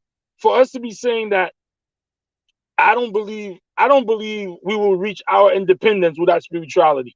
People who said, I don't believe in this shit is dead, that's not what our ancestors believed in. Our ancestors, whether they're from Africa or from the Caribbean or from South America, they always believe in a creator. But Azuli, why follow a paradigm with a white man at the top of it? That's the real crux of the. I get what you're saying. So I give you an example, which is very. So sometime when I go to like a Haitian spirituality thing, right? When I go to the I forgot what you call it. Oh my God! So when you go to a voodoo ceremony, when you go to the altar, You see white saints, Catholic saints, and all of that, right? And they said the reason they have that, it was back in the days, in order to practice your shit, you had to hide it under the Catholic things, right? But what happened is, after we got the independence, we never taught them the real people. So there's a sickness in there. We have low self-esteem. We don't believe that. I think subconsciously we have low self-esteem in order to follow, because your God has to look like you. If your True. God don't look like you, there's something wrong with you. Because even if you read the Very Bible, true. the Bible said, you are created in the image of God. So if I'm created in the image of God, and the black man is supposed to be the first human on earth, how the hell that God is white? But when you speak to those people, you know what they tell you? This is what, oh, God has no color. It's an energy. Nigga, you're a coon. That's what you are. Because even in the Bible said, you created in my image. So if I'm created in your image, that means you should look like me. So I think it's a psychosis. It's a pathology that we have. But I think the reason it is because they took some of our writings and incorporated it into theirs and flipped it like that and tied us into the book. That book is very deadly, bro. That book controls the majority of us, even if we don't want to. So I just think that I don't know how we're gonna fix it, because I think the majority of us are tied to either of these books. And I think I'm gonna play devil's advocate. Y'all gonna say I'm crazy, but I think they believe that we was about to get off that Christian shit, and then they introduced us to Islam. I would like to say something. Oh, sorry. Go ahead. Go ahead. Azuli, why do you say that? Because you know why I say that? Because I think, especially in America, our eyes were beginning to open, and all of a sudden, the Nation of Islam came. I don't trust these people. Because even Malcolm was on some us first, and then he went to Mecca. All of a sudden, we was eating with each other. So Malcolm, you didn't know about the 2,000 years of Arabic slavery? Azuli, no such thing as Arabic slave trade. Okay, well, oh yeah, we spoke about that, but you know what I'm saying. So I'm just before gas. Go ahead. Let's hear what Danger had to add. Yeah, I think thank you for letting me speak. I think another reason I just thought about this, but really Muslims are male identified and very patriarchal. And like white people in general, they operate in a very patriarchal type of way. Like the man does everything and he comes first everything. And I just think every other man, behind white man, just adopted that. And I think it's favorable. Islam is more favorable than Christianity because like Islam and Muslims, they're more centered based on the man first, the man needs come first, and the man is above anything else. And I think a lot of men really gravitate to that idea. And that's why it's like more huge. I don't think it's more dealing with like what's wrong with that? Well, I'm just telling you, this is how all men think.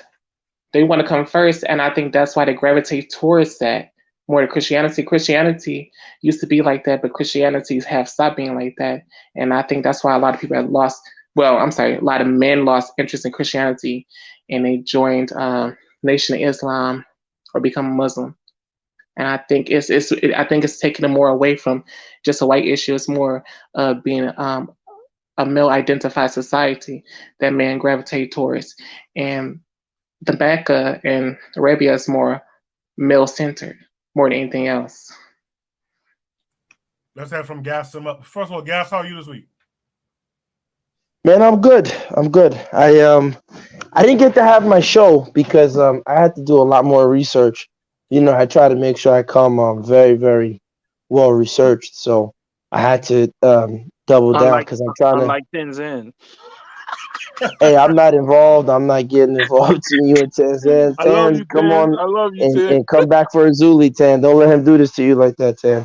But no, I had to do the research. I got some shows. Remember, I told you guys about the Meru Netra, so I want to tie that in with the Moors, and so I got bogged down in a lot of research. So, but next week we'll we'll be off running with a big bang. So Yeah, I was looking for thanks your for help asking. today. Yeah. Look, I'm not a fan of Islam or Christianity. I think black people have to get away from Abrahamic monotheism. It's just me. When you know linguistically, I can only speak on the research I've done, particularly for Nigeria, West Africa, to a certain context. We were not monotheistic. I was just on another platform. They were talking about the quote unquote Igbo people of Nigeria. And this lie, oh, the Igbos are Jews and all that stuff. It's like, no, they're not. It's just silly. But I think monotheism has a way of creeping in and warping people's minds. So, yeah, I will say this, though. I think we have to ask ourselves, other than conversion by force, which we know that happened on both Christianity and Islam, what were the tangible benefits that Africans had? And there, in many aspects with Islam kind of provides, with Arabic writing, a form of universal currency and timekeeping for Africans. And I think that's what appeals to them. And the religion, in some of the ways that it's practiced, creates and fosters somewhat of a brotherhood or a sisterhood, where ethnicity is kind of put to the background, and in a way, Islam comes to replace ethnicity. So one can be from Bangladesh, one can be from Saudi Arabia, one can be from Nigeria, one can be from Somalia, one can be from Brazil, yet you're all brothers in Islam, right? So it's an interesting theory, as a religion. I think that Africans, again, when we're looking at one of the reasons why they embraced it, we can see some practicality as to, oh, okay, they embraced it for this, this, and this. Um, is it something that I personally, push for people to join? No, that's just me. But I will say, I'll end with this. Just because I don't need Christianity or Islam or any sort of monotheism, and that doesn't mean that I'm atheist, right? But just because I don't have to believe in a God, that binary, well, you have to believe in a sole supreme creator God in order to have, concept of deities. Just because I don't believe in that doesn't mean I have to tell other people to engage with me, because what I realized is, like, for example, let me give you something anecdotal. There's a woman, right, who she's Muslim. I believe she's from Trinidad, I believe. And she's at a restaurant that I normally purchase food from. And she's a very lovely lady.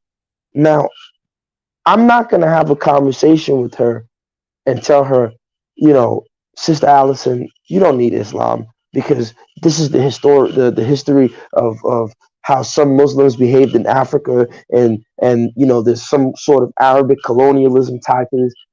If I strip that from her, or that old lady who's selling me, fried bean fritters in Nigeria, and she prays for me after I give her an extra like $5 tip, and I say, hey, grandma, chill out with the prayers.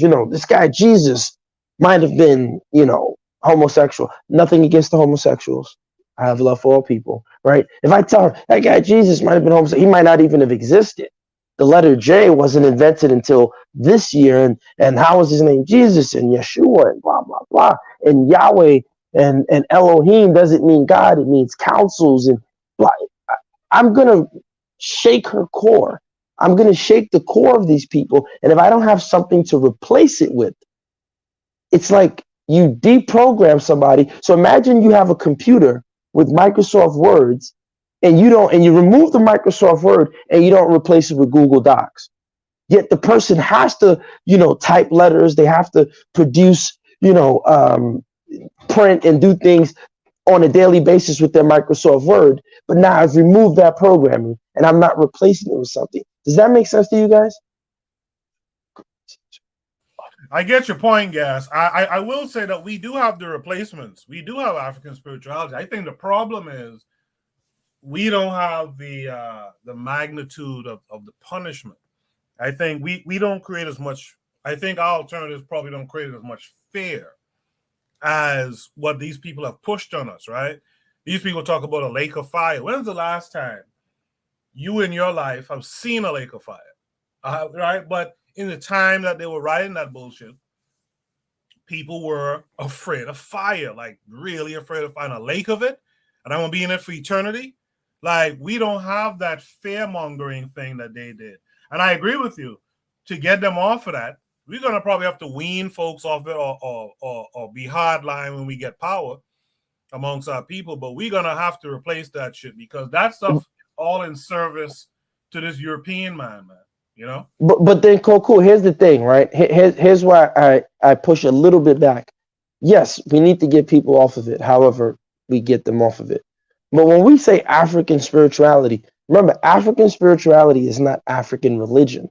They're not the same thing. And I think what has happened is people have taken these Orishas, they've taken whatever system that the Egyptian, even next week episode, Medu Neter has never been deciphered, but you know, they go to Egypt and they try to embrace these things and they try to add Christian morality or Abrahamic dogma to it. And it's like, it's not going to pan out.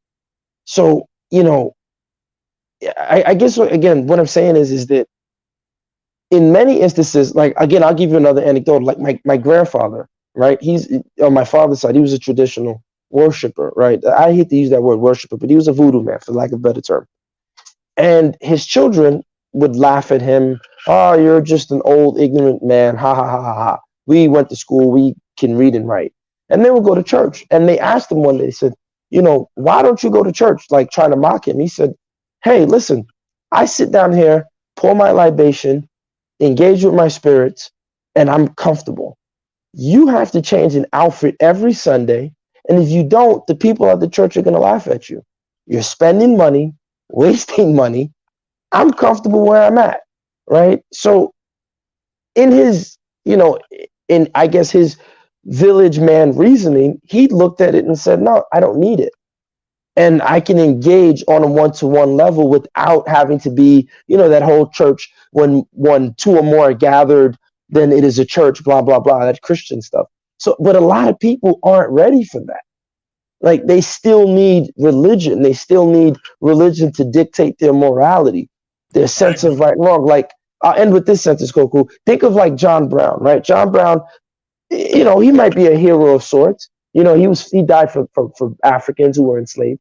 But then my question to John Brown is, hey, John, if I wasn't a Christian and I said, you know, I still wanted to do my voodoo, would you die for me then? Or must I be a Christian in order for you to die for me? I get it. That's a part of the game. And like I said, and I think we're saying the same thing, essentially, maybe slightly different timelines. I'm not saying we got to impose that stuff now. I think we should get back to spirituality, African spirituality. We don't have to impose it right now, but we got to be organizing towards it more. We have to organize towards that a bit more. Very true. In the chat, thank you. In the chat, Triggabi262 says, that's why as much as everyone was castigating the Bayfall Muslims, I respected it because, again, realistically, lots of Senegalese have abandoned their spirituality. So it was a good alternative.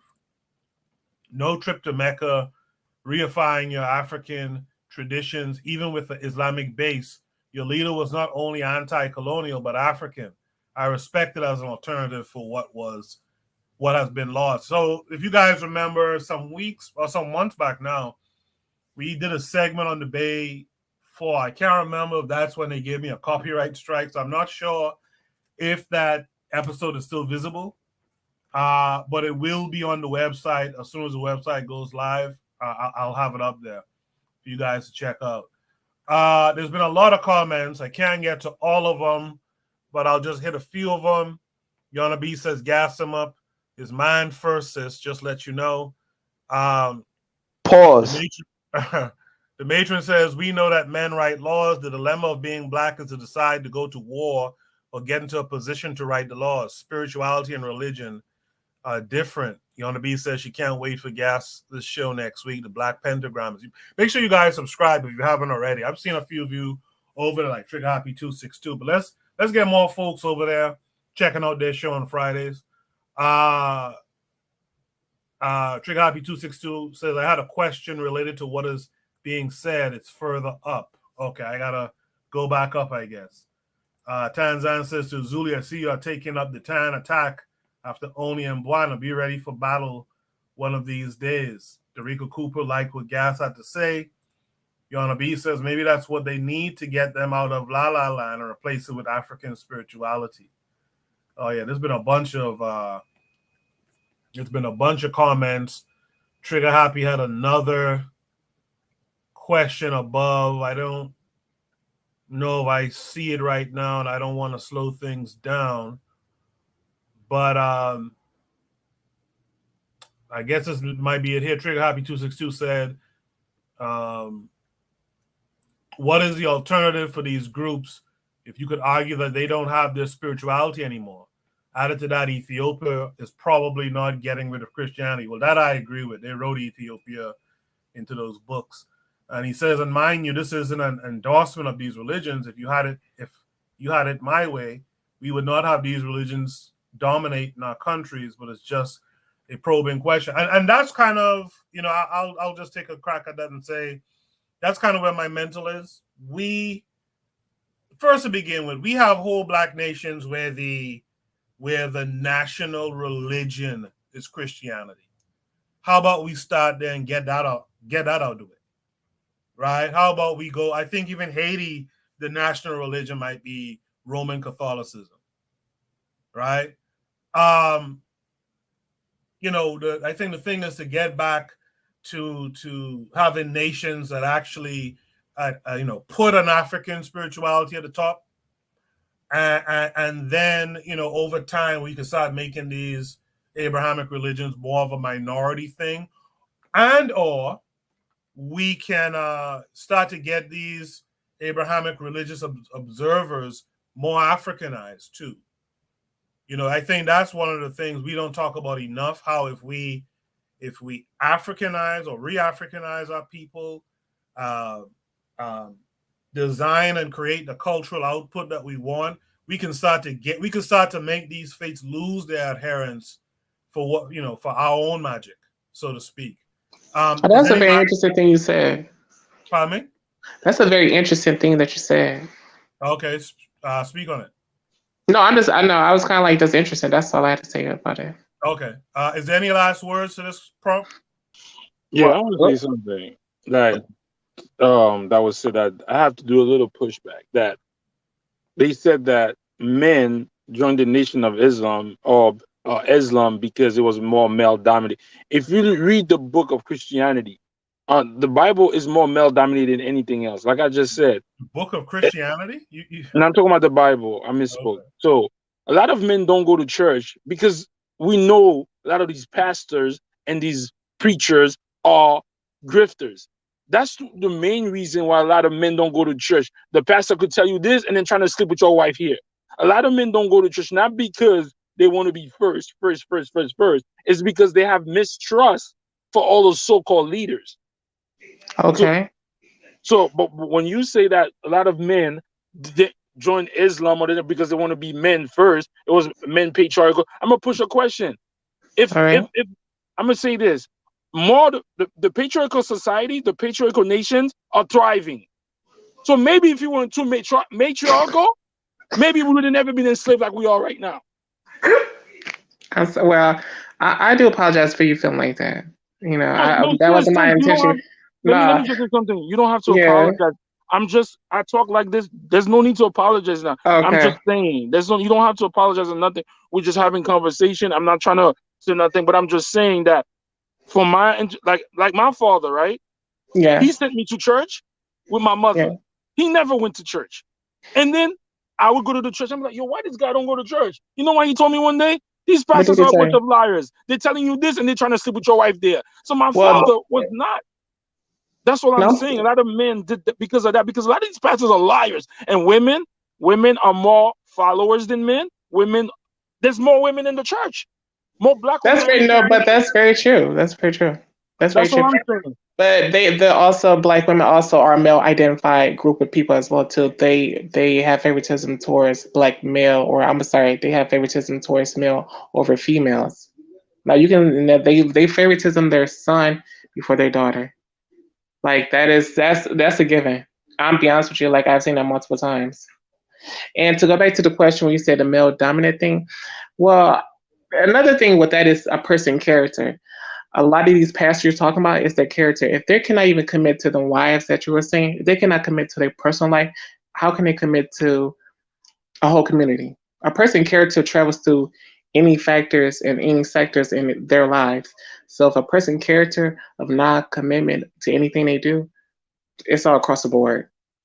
But that's what And I'm saying, sis. Like a lot of yeah, men, we could go to a pastor and we see he on some bullshit. A lot of the yeah. sisters know he's not like that. That men could be bullshit. So I'm not going to a church where my pastor's pretending this, and I But know why he. nobody I never saw call him, him out though? Like why and I no? saw him at the strip club the other day. Because when we call him out, the women say, "Nah, that's not true." Why would you talk about pastor like that? Pastor's a great man. Shorty, I was just at the strip club with him. What are you talking about? But Well, women don't want to believe that. That's what I'm yeah, saying on that. because they are male identified. They identify with the man first before they a woman. So yeah, they gonna take over them. So how Azuli, come they what's don't wrong with the pastor? how come they don't Azuli, identify with their husband when their husband tell them no, that man is a grifter? I know, actually they do. I'm being Azuli, honest with you, actually they I want do. to ask you a question. What's wrong with a pastor at a strip club? What's wrong with a pass out of strip club? Gas, I know you gaslighting, but if your book says it's wrong to be a sexual deviant, then you are. Where does the Bible say I can't go to a strip club? The Bible says you can't be committing adultery. Going to the strip club is adultery, bro. It So is? I'm not No, saying. I agree it is adultery. I agree with that too. But I mean So everybody will see it if the differently. Bible said your gas, the Bible says it's adultery, bro. If that's what you're preaching, and you're at the club, at the strip club, and telling me I'm a sinner, and you're right next to me, bro, what are you doing? That's what I'm saying. You can't be saying, you can't be a hypocrite. That's what I'm saying. You can't be Yeah, talking. I know what you're That's what saying. I'm saying. Yeah. I Gas, understand you. put that on a t-shirt, eh? Gas, I know you're gaslighting. That's a, like Trigger Happy said, that's a bar. Lero said, Lero quoted it. So yeah, put that on a t-shirt and sell that. Danger, go ahead. No, I mean that's all I had to say. That was it. Okay. Thank you. I'll give Trigger Happy 262 that last word. He says, what we need to do is reify our spirituality in countries where it's still present and push for a more Africanized Abrahamism. Because again, that's the situation. I think. Well, let me. I wanted to actually. I was waiting. Let me say this. Can you guys hear me? Actually. Yeah. Go ahead. Okay. What I would say is that what Trigger Happy's question is that we're putting the cart before the horse.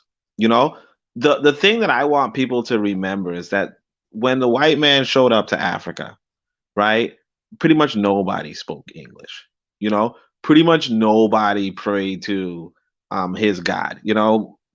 Outside of the Ethiopians, nobody was praying to Yahweh or what have you, right? And I mean, of course, obviously, before the white man came, the Muslims did have their own stronghold. But even before the Muslims showed up, nobody was speaking Arab, nobody was so on and so forth.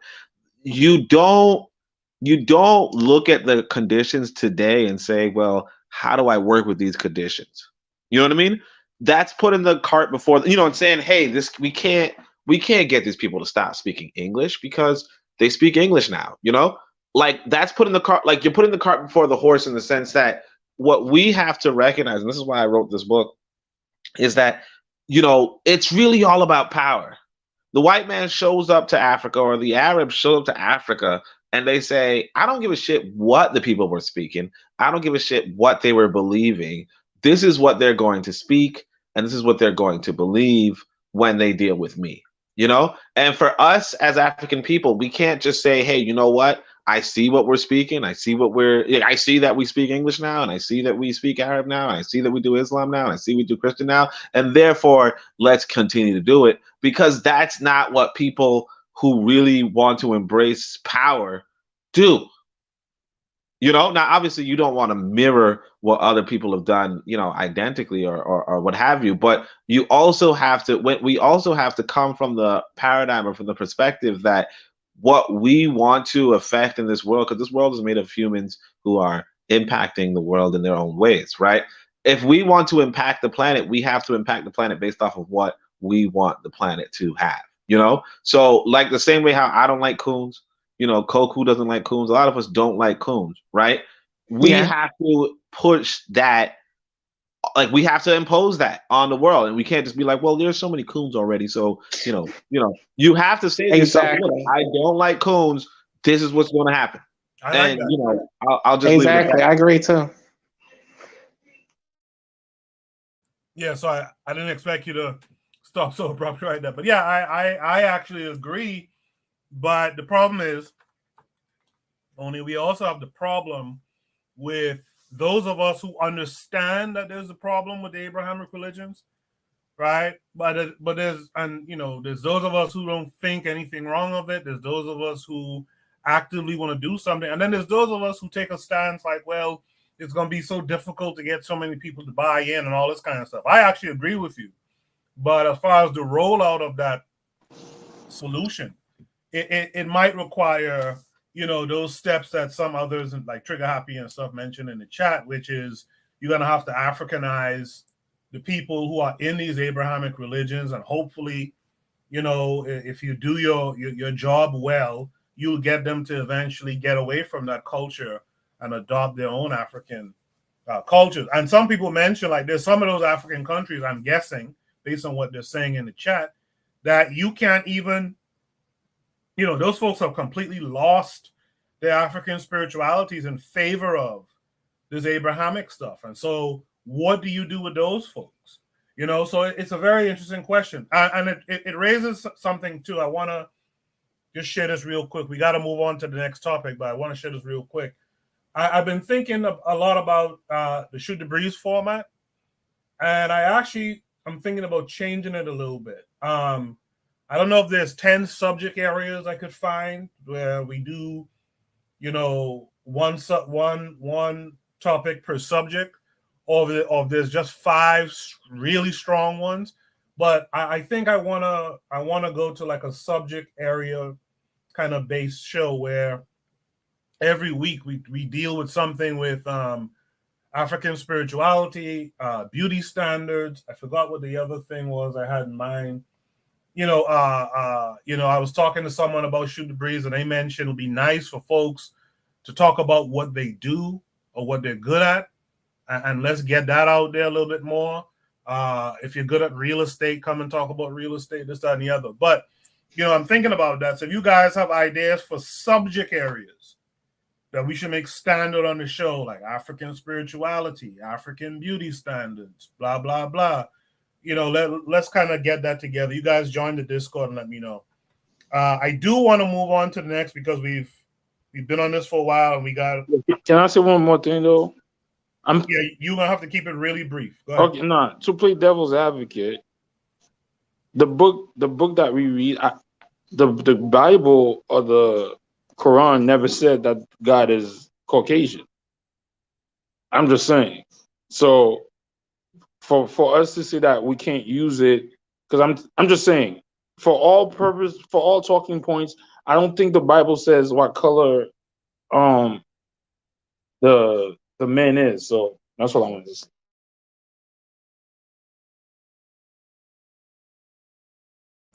All right. I don't know what's going on with this computer. Let's go to Shoot the Breeze topic number 3. Good conversation. You can continue that conversation in the chat. Definitely in the comment section after the video is posted on YouTube.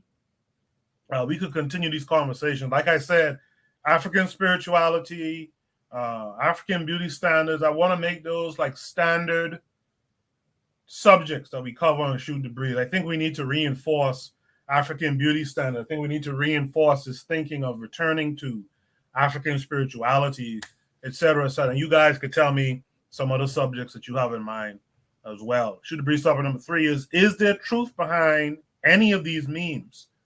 Are they even funny? Let me see if my computer could do it. Let's go to, let me post this and share the link with you guys. Present. All right. So this takes us to a tweet, which you guys should be able to see. The tweet says, which one actually came first? Which is the quote-unquote parent meme? And it's referring to this meme here, flirting versus harassment. On the left, there's this guy. It says in quotes, that dress looks sexy on you. So that's him saying to a woman, hey, that dress looks sexy on you. That's deemed as flirting. This is an old Bill. Why am I drawing a blank on his name? Bill Burjo, by the way. That dress looks sexy on you from this guy is flirting. That dress looks sexy on you from this guy on the right is harassment. That's a popular meme. And then here's one that says, on the left, it's Rick Ross, the rapper, with his shirt off. And it says above it, put on a shirt, N-word. I'm not going to say the N-word. But on the right is Lizzo, naked. And they call that empowering, right? Here's another meme. On the left is a black man wearing a McDonald's uniform. And under it says broke ass. And on the right, there's a black woman doing the same job pretty much at McDonald's. And it says strong and independent. So that question, we go back to the prompt. Is there truth behind any of these memes?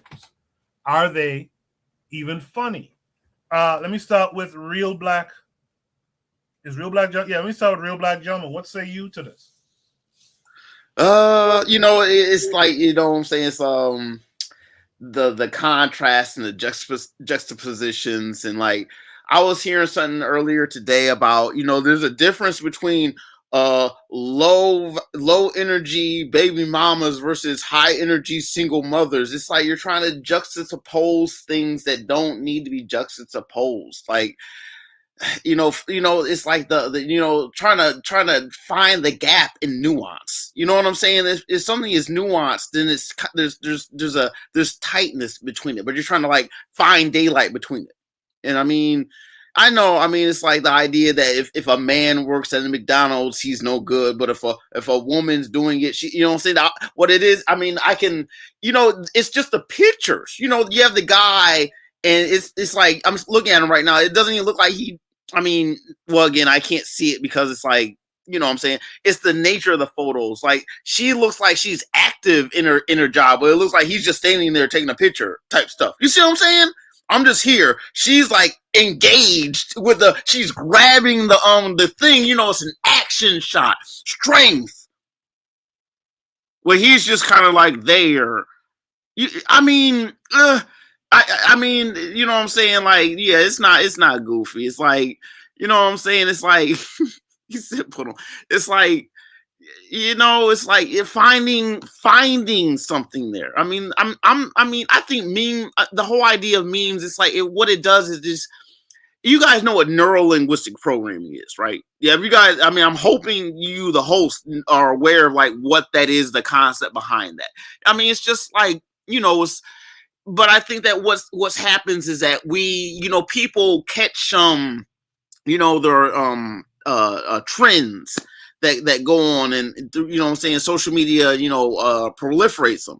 And so the idea that, someone, I'm sitting here looking at this like Rick Ross, that he should have his shirt on while she shouldn't, whereas we live in a culture where women cannot have their shirts on. You know what I'm saying? It's like, this is highly discouraged. You know what I'm saying? It's seen as aberrant for women, just that, that's just not how it goes around here. You know what I'm saying? As much I would, like, otherwise it just don't. So like, what is this? That dress,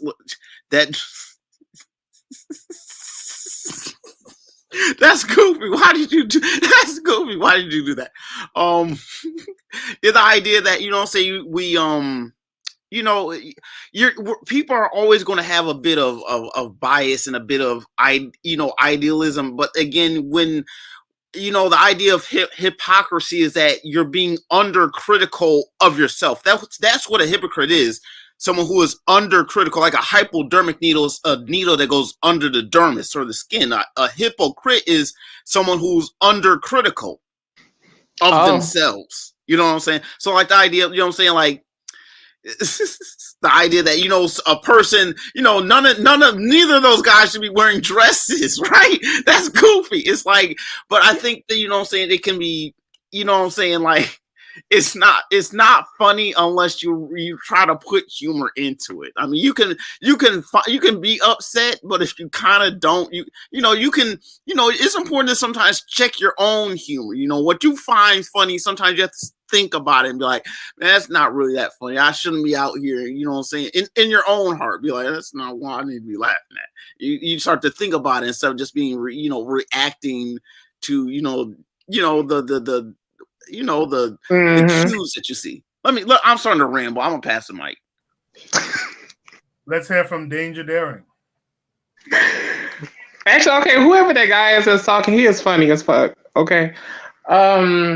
I would say is that actually I feel like the memes are true. Dead serious what he was saying, but go ahead. No, I know. I just like the way he talked because he's just very interesting and different. Thank you. You're very welcome. But I would say yes, the memes are very true. I'll be honest with you. It is, except for the meme of the McDonald's thing. Now, are they also funny? No, it's not funny. You just the obvious. It's not funny, but the McDonald's one, yes, the McDonald's one. For me, I have dated a man that work at McDonald's. Like I know, like another woman, she may feel different, but for me, I don't see a man having a job as being broke. But yeah, that one I didn't agree with, but the other ones I do. But Lizzo was looking really good in that picture, though. She was. But I don't have anything else important to say on this one, though. Lizzo tag me in, coach. Yeah, I think she looked beautiful in there. Okay. To me. Okay. Who just said tag me in? Me. Tag me in, coach. All right, Uzulism, go ahead. Yo, I think this whole shit is misandry. Because all these memes, when it's the man that's doing the so-called because let's use this guy right here, Rick Ross, especially this one right here. If it was the opposite, if he was the good-looking woman, and then we had this guy, the ugly girl, supposedly everybody would have been, oh, that's disrespectful, or you're body shaming. When it comes to men, they shame men regardless. They shame men for their job. They shame men for how they look. But women, you can't say nothing. That picture with Lizzo looks terrible. She looks like a bus. So she should put a shirt on the same way Rick Ross should put a shirt on. You are wild. So this whole shit right here is misandry. I would even say misandry noir, because look at how they play the brother. But her, she's thin. Let's be honest, this is misandry noir. First of all, Lizzo's pretty in the face. I would never say that. But like she looks like the body not him for you. She looked like the vampire from Blade, the one that they kill in the basement. Like, get out of here, go lose some weight. Stop. We're not taking that right here. The same way we could tell Rick Ross to go lose some weight, put a shirt on. Shorty, put your shirt on too. Okay. So what I see. Okay, well, what about the dude with the blue T-shirt on in the neck? What about him with the blue T-shirt on in the neck? What about that? Don't you see when it's this guy that's flirting with you, it's sexual harassment. When it's the other one, it's not. So flip that. What if he was a fat girl over here and a good-looking girl? Yeah, I would have been like, oh, yeah, fat shaming. Yeah, this. Me, I'm telling the guy with the blue shirt he needs to lose weight too. Yeah. I'm at an even kill. So I think there's a lot of misandry in all these memes. But you know what? Men like to sacrifice themselves for a laugh. I bet you it's all men that created these shit.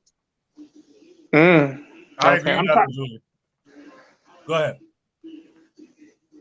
No, I'm tagged off. I'm good. I tagged Gas him up. Go ahead, Gas. Go ahead, Gas. I was gonna say it ain't my show, man. Koku gotta say who goes next. Look, I'm just gonna say that. Shout out to Marcus Garvey, the way made a great statement in the comment section, right, about in the Caribbean, right? I just think, look, this is what happens when you know people are under captivity. You know, this is Babylon. Um, in reference to big women or fat and all that stuff. You know, I don't think it's necessarily uh, because Lizzo um, doesn't look like the Rihanna type aesthetic. I think it's in America. Some women have ugly personalities, right? Because I'll give you an example with the comedian Leslie. I forgot her name. She's on Saturday Night Live, and Jones. she's Leslie Jones. She's tall. She's black, right? In Africa, you'd see some, you know, short Fulani man. She'd be like wife number two. Like, yo, cook my food. You know what I'm saying? But in America, like all her comments, she's like, yeah, I'm a man, and you know, you want me to walk down the alley with you? And it's like, yo, Yeah, that's very lady, true. why are you acting like just you still put your legs in there, calm down and lay on your back? Like Exactly. I agree I with don't that. need you to be tough, you know. But Babylon, because the system only can. Oh, she's a big black woman, so she has to be aggressive. And it's like you go to Exactly. the Caribbean, you go to Africa, a big black woman like her doesn't feel she got to be a top shotter. You get what I'm saying? Like no, that would like they'd look at her like, what are you talking about? Like, yo, go cook me some ackee and saltfish, man. Like, what are you talking about? Like, go sit down. You know, but this is what happens when you're in America. So I just think that we got to find a way, even if not physically, but mentally, leave this country. This stuff will destroy your brain cells. You know, Yeah. and then in reference to the man and the other fat guy, or you know, the hardworking guy at McDonald's, and the woman not being, again, this is what America does, right? Because funny enough, again, if I go to Nigeria, most of the guys who have muscles like him, unless you're like very rich, they're fat. They look like that guy. The guys who have money, you know, those are the guys who are the, you know, heads of the immigration or the head of the police. They look like that guy. Mm-hmm. You understand what I'm saying? And that's the guy that's getting all the girls in Nigeria, not the guy who's, you know, lifting weights in the gym. Like, no one's, you know, he might get a girl or two, you know what I'm saying? But the guy who has the money, he's going to get all the girls. So, Very true. you know, and then with the McDonald's thing, and it just shows you again that this country will destroy black people. Look at the narrative, right? So the black girl is meant to be seen as hardworking, the black guy is meant to be seen as lazy. And, you know, until black people, like I said, mentally check out of this stuff, you're just gonna be in the captivity, and they're gonna always play these things and these memes and these stereotypes and these templates against each other. Yeah. So I'm just saying, everybody get out of Babylon, either physically or mentally. Yeah. I agree with that too. You know, this is why I was going to tell this to Oni when it came up a couple weeks ago, but it was a kind of a tense time, so I didn't bother with it. But you know, that kind of talk about, like, you know, if you're not working on it, your back ain't strong. I grew up around some older men from the church I grew up in, and who taught me a lot. And a lot of those men would hear you say that and look at you with a side eye and suck their teeth, because I know fellas like this on the right, on that image right there, who will stand up with one cigarette in their hand and a Calic bear and still be pulling gaps, because it's just different. America is something else, man. That's the one thing Marcus Garvey has mentioned several times in that special report panel that we did. America is different, and in fact, in real life in America, I'm not necessarily saying this guy on the right, but guys who are approaching that still get women out here, man. You know what I mean? With that said, let me go to Buana Hagaziki, though. Buana, what say you? No, Buana, you know what I'm talking about, too. Wait, hold on. Before we go to Buana, I want to say that you notice, before we go to Buana, sorry, I just want to say that you notice that this ties back in with the have and have nots conversation, and how we're saying basically the guy on the right looks like a have, right? And therefore, and the guy on the left looks like a have not, and therefore the guy on the have is going to get more. And like we all all kind of agree with it, but we also, nominally say otherwise. But I'll hold that for later. Yeah, hold that thought there. I appreciate that. Let me hear from Buana for now, because Buana, I know you know them fellas I talking about, right? I find this conversation hilarious. But say calm down and lay on your back. That's golden. That's golden. Let me stop laughing. Yeah, I when I look at these pictures, I just see it as like a gender what Zuli call it misandry. It's like a gender war. I think your volume is a little low, Buana. Can you hear me now? Can you hear me Yeah. now? Yeah, it's like a gender war out of the subjective, because you could attach your subjective mind and create different ideas of what you see in these images. For instance, um, for this guy on the right and the other guy on the left, right? Now, you know, a woman's what do they say? Women's idea of attraction is not a monolith. It's not a monolith. What one Exactly. what one woman might be attracted to, another woman might not be attracted to. Exactly. Exactly. So I can't say because my man get a double chin, that means he will be able to pull women. And like you all say, I've known many men who look just like this brother over here. He have a mouth game going on, and he'll be able to pull the most beautiful. And you'll be like, well, how the hell did he Hmm. get? No, that's true though. It's just confidence. It's Because perception. he a simp. He a simp like you. That's why. Maybe, maybe he might be a simp like me. Who knows? But for the other one, and I can get you back with that one. But for the other one, for the other picture, now these people are musicians, right?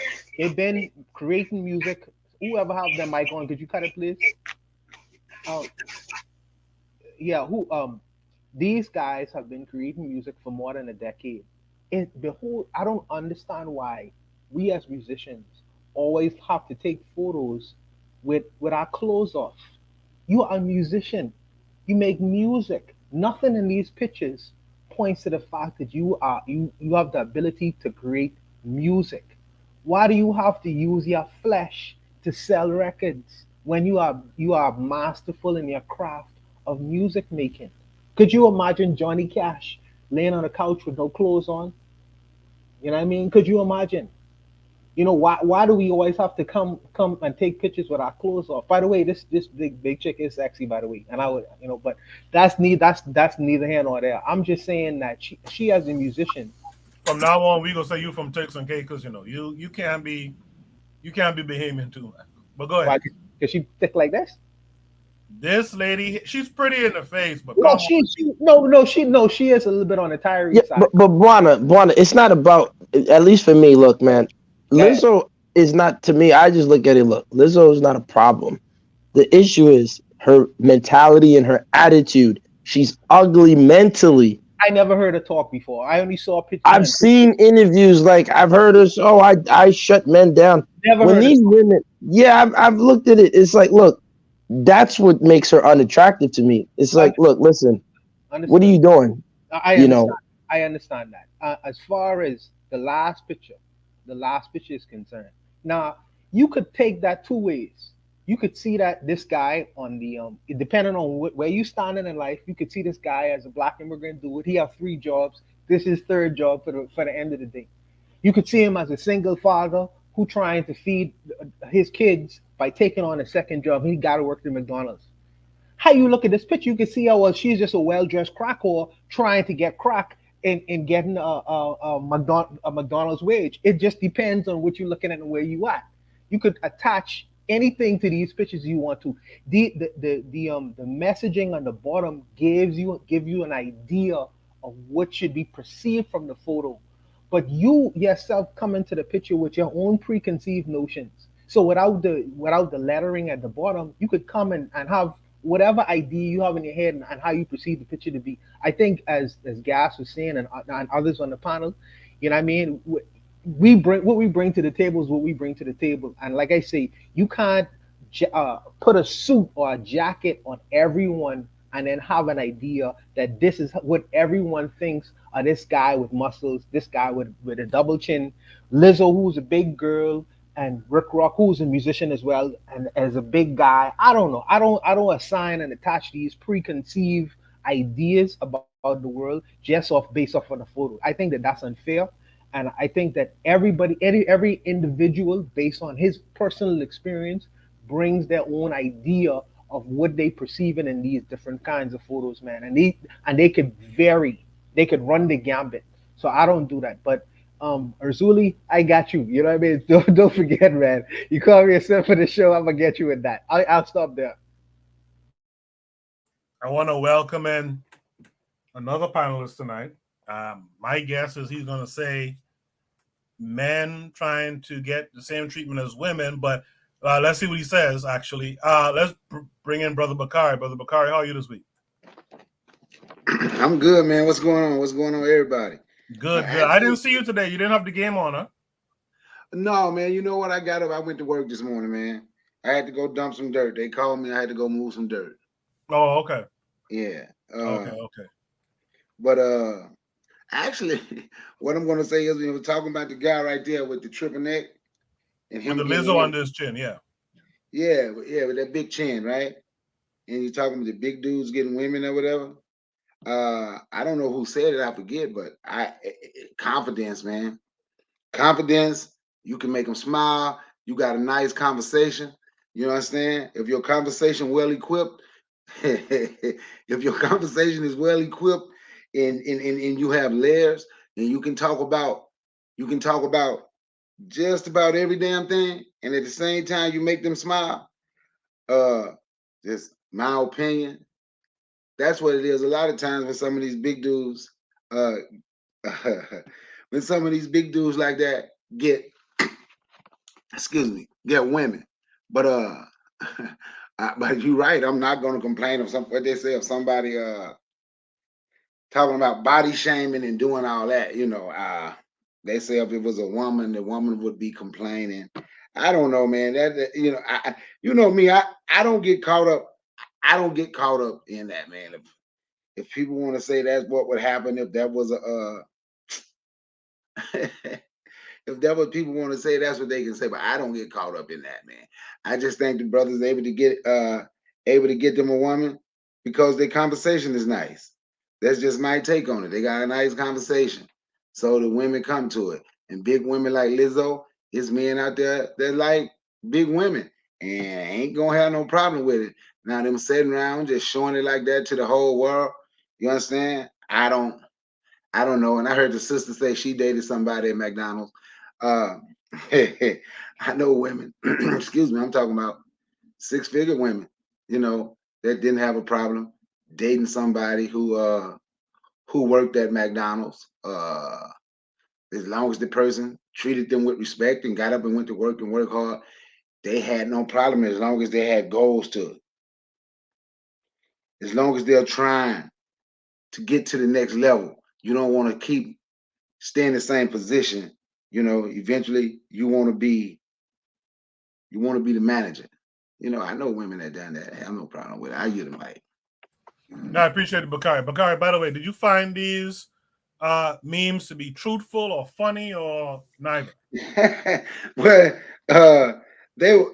I don't think they were true. They were funny, especially the dude with about 8 chins right there. That was. It was some memes was kind of funny. I didn't even see it as like shaming nobody. If Lizzo, I don't know if she sat around like that or not. But if she did, that's something she chose to damn do. I don't see it as body shaming. I thought some of them was funny. I appreciate that, Brother Bakari. Make sure you guys are subscribed to Brother Bakari's show as well. With that all said, I think I got everyone but Oni. Oni, what say you? Yeah, so like I said, I mean, so I would say this. So I one time took a class, and they were saying, it was like a white class, mostly focused on white women type stuff. And they were like, hey, the white beauty standard has changed over time. Like they were like, Marilyn Monroe was once considered a beautiful woman, and she was like a size 12 or something. I don't know, whatever. She was fairly big, plump, whatever, right? relative to what's beautiful today. And then they were like, in other countries, like in countries with like poverty, for instance, right? When women were big, it signified that she came from a wealthy household, as opposed to, if a woman's like bone thin, then she's probably poor, or she comes from a poor family, right? I say that because, what happens is that, like, because the guy on the right, no disrespect to, my family, but he kind of looks like somebody in my family who, who does pull, who does pull women, because he has money, right? But it's like we go back to the original question and we're like, hey, should haves, should have not to be treated like haves, you know? And we all say, and I said it then, I was like, it was my favorite joke from this Indian boy who said, he said, I just wanted to make enough money for women to like me for my personality, right? And that's really what it is. We say we're objecting to the haves being treated differently from the have-nots, but then we concede that, hey, it's very normal for people to size you up based off of the idea, basically prejudice, like prejudge you based off of their impression of what you have or what you don't have. And then by that, adjust their behavior towards you accordingly. So to the point where, like I said, I'm going, when I'm in Africa, if I look like a have, if I present myself like a have, then people will, take to me. If like, for instance, when I remember when I was in Africa, in fact, when I was in Ghana, I was like, I hope nobody is looking at me funny because I'm not going to work at all. You know what I mean? Like, because in America, if you're not going to work, people are like, what the fuck is wrong with you, right? But they were like, so I told this to somebody who was pretty astute, like a professor type. Well, she was a professor, and she was like, well, the thing that you're doing is that you're not going around begging. You know what I mean? Like, you're not, looking for a handout. You're not begging. What you're doing, in fact, is that you're going to, like, you're paying tips and you're paying, you're paying for everything that's around, and you're buying more than you need, and you're giving, and all that kind of stuff. And so with that sort of personality, in a sense, people are not going to look at you funny. Whereas if I were to go to Africa and like put more dust on my clothes, if you will, and like just sit outside and just like ask people, hey, can you spend me $1 or whatever, right? Then yeah, they're gonna look at me funny. They're gonna treat me different. They're gonna treat me funny. And I mean, but as far as the memes are concerned, yeah, but I think that there's a layer of truth to them, that women will say that you're sexually harassing them based off of how good they look. But it also applies to women. It's not too often that women are going to be openly flirtatious with the man, but when they are and they're not good looking, as a man who was, like, I think it was like maybe like one time I was on the receiving end of that. It was very weird, it was like, ew, like I remember this one woman who just like stared at me, like just the weird, like just stared at me so blatantly. It was uncomfortable. Now, granted, as a man, I was like, maybe I still hit, but but notwithstanding, I could say that, yeah, the whole, whether it's sexual harassment based off of how good a person looks, is just a normal thing about us as human beings. Just the same as, is it window shopping? Like, is it window shopping based off of, like, is it casing the joint or window shopping based off of how much money you got? You know what I mean? Like, if I go into a store and I have money, I'm like, nobody's like, oh, well, they're like, okay, he's just going to buy something. But if I don't have money and I'm going to a store looking around, it's like, yo, are you casing the joint? Are you trying to steal? What are you doing? Are you stealing? And, we have that experience. We have that treatment. But, it is what it is. I would say, yeah, the dress looks funny, so on and so forth.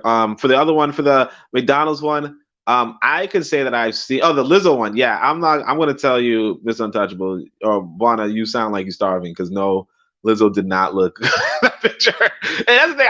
Lizzo kind of acts like she has the confidence to pull off the body she has. And and it kind of like for a little moment you might be like, okay, I could see the confidence on her, but like she is not. Like she's just a little bit too big, like a little bit too round, a little bit too out of shape. Like she's not thick as much as she's fat, and I think that's she just kind of like it's just a little bit too far on the fat thing. As far as the and like Rick Ross obviously needs to put on a shirt. And that's the thing. Actually, I wanted to put on that too, because some people were using the Lizzo thing to say that why are they critiquing women when they're fat when they don't critique men? But my earliest memory of a black person calling themselves ugly, right, or any man calling himself ugly was Biggie Smalls. Like he would just say, "I'm fat, ugly, and black," like almost like every other song. And for me, it was like I was like, I was thinking that he's not that unattractive, although I also recognize that it probably was. But like I was just like, you're not that. You don't have to hate on yourself like that. But like the first example of a man like hating on himself, for me was in Biggie. And just for the last image, the last meme, about the man working at this job versus the woman working at this job, or I guess maybe the older man working at this job versus the younger woman working at this job. That is something I observed when I like had like let's say clients, right? Let's say I had two clients, and one of them was complaining. The woman was complaining about the man for being in the position to be a client, notwithstanding the fact that they were both in the same position. So I was just kind of like, what, But of course, she also thought he was too old as a man to like not, to whatever. But at the same time, it's like, yeah, I could see that there's there's kind of a double standard, but I also think it's just comical and it's just comedy based off of like kind of like what Bill Duck Gentleman was saying about just how the pictures were taken, and just for the like, I think it was really done for comedic effect because kind of like what Bwana was saying in the sense of realistically people wouldn't look at these pictures and attach any real meaning to it, but because it's written in the way it is, it's really just a joke. Because what jokes are like, the structure of a joke or the structure of a punchline is that it kind of subverts your expectations. So what happens is that you look at the picture on the left and it really doesn't really correlate with what you see, but then the picture on the right, because it's so out of the ordinary, it's kind of ridiculous, that's what makes it funny. But I wouldn't necessarily say it's true that people are looking at I wouldn't say it's true. I think so that's all I would say about that. I'm curious. Before we go on to Shoot the Breeze topic number 4, I want to ask you guys. Trigger Happy 262 had asked us earlier in the chat. How do you guys define thick and fat? I'm curious. Azuli, I'm gonna start with you. Thick. Damn. All right. Lizzo's definitely obese and fat. That I could identify that shit all the way. Thick would be more like, I can't really there's different levels of thick. There's Megan Thee Stallion. I think she's slim, she's thick. Who else? I don't know. Thick is when your waist is small and your hip to your stomach ratio is like 1-3, not 3-3. So I don't know. Thick is different. Thick might be curvaceous, and then I think thick could be curvaceous, but your stomach cannot be bigger than cannot stick out further than your booty do. That's all I know. So I think there's a difference. There's you could be fat and you could be thick. There's a difference. I don't know. You can't have eyes for days and belly for weeks, right? That's basically what you're saying. Yeah, yes. You can't buy eyes for this and your week is a month. No, we can't do that. And I want to say something. I just want to point out that in those pictures, I'm not saying that it's okay for a man to be overweight and it's not okay for a woman to. I believe that we all need to work on ourselves to be more healthy. Whether you could pull women off with that fat shit, how long that's gonna last you? 50 years, 60 years? Then you're gonna catch a heart attack and you have cataracts in your eyes. So that's what I'm saying. But I do feel in that there's a lot of misandry in that stuff. That's what I'm saying. But go ahead. Same question to me. Let me ask Danger. What do you consider thick versus fat? Fat is like usually it's obvious, Fat is like just the Lizzo. point. No, Lizzo is fat. She is. I didn't deny she was fat. When she was fat in the first place when I first talked about it. But yes, she is plump. Thick. I would say thick would be like Beyonce, and I would say fat would be like Lizzo. Yes. And with thick is more so you have like the extra fat in the hips and the ass and the arms and the breasts. I would say. And I would say fat is more you have the thickness in the stomach, the legs, the ankles, the wrist, the neck. Yeah, you know what I mean. Yes. Okay. Marcus Garvey is the way in the chat says thick is Hottentot Venus shape. Real Black Gentleman in the chat said 36, 24, 36 is classic thick. Real Black Gentleman, talk about it. You can't be skinny and be thick. I mean, you have to actually have like bulk to your frame. Like, and I guess thick is bro. You could be skinny. I've seen skinny women with all these. I've seen skinny women who got it though. So no, I mean, I guess that's not how I'm describing it. I'm for me, like if you're skinny, you have weight, you have a different term. For me, it's like thick is like just there's a little less muscle tone than usual, but you're still soft. You still have your proportions. I guess thick, thick is again not having some fat in some places. I think when we're talking about thick, it's like you have a thickness in comfortable places. Exactly. That's what I'm saying. If you're skinny, it's hard to be thick. You can have weight. You can be. I want to use another word. I'm not good with the words right now. But to me, that's thick. I mean, fat. Again, if you have a neck, all that, you have like a double arms and the fat hanging off and jiggling. The drumstick legs, and again, your waist is the same size. You have two. You know what I'm saying? You start to have the fat is fat. I mean, in terms of women. I mean, we're talking, and that's the context of what I'm saying. I'm assuming this is like, it's okay. It's like fat is good. It's good to have some fat. When I sit here and say 36, 24, 36, that's to say like I also said like maybe a little less muscle tone, but a good softness, because thick has to be soft to the touch too. It's not just you know what I'm saying. You can imagine that you can see the softness. That's what thick is. I'm gonna pass. Real Black Gentleman thinks a marshmallow is thick, by the way. I was just going to go to Brother. Oh, yeah, no. Brother Bakari is here. Brother Bakari, you're a Southern gentleman. What's thick versus fat to you? Okay, first I'm going to say that 36, 24, 36, that's them white women stuff, but that's just my take. Clarissa Shields is thick. If you watch boxing. Hell yeah. Clarissa Shields is thick. Lizzo is fat. Yeah. Now, trust me, I don't get it twisted. I love black women. I've dated a fat woman before. If they cool with me, they cool with me. But she almost killed you, didn't she? No, no. She was good to me. Hey, wait. She's a brick house, 36, 24, 36? That's I would take umbrage to saying that's white stuff. I think that's classic dimension of a good black woman. I'm like Sir Mix-a-Lot, 36, 24, 36. Only if you 5'6". Exactly right. I don't think Clarissa Shields is thick. I think she's athletic though. But Clarissa, you must haven't seen Clarissa Shields.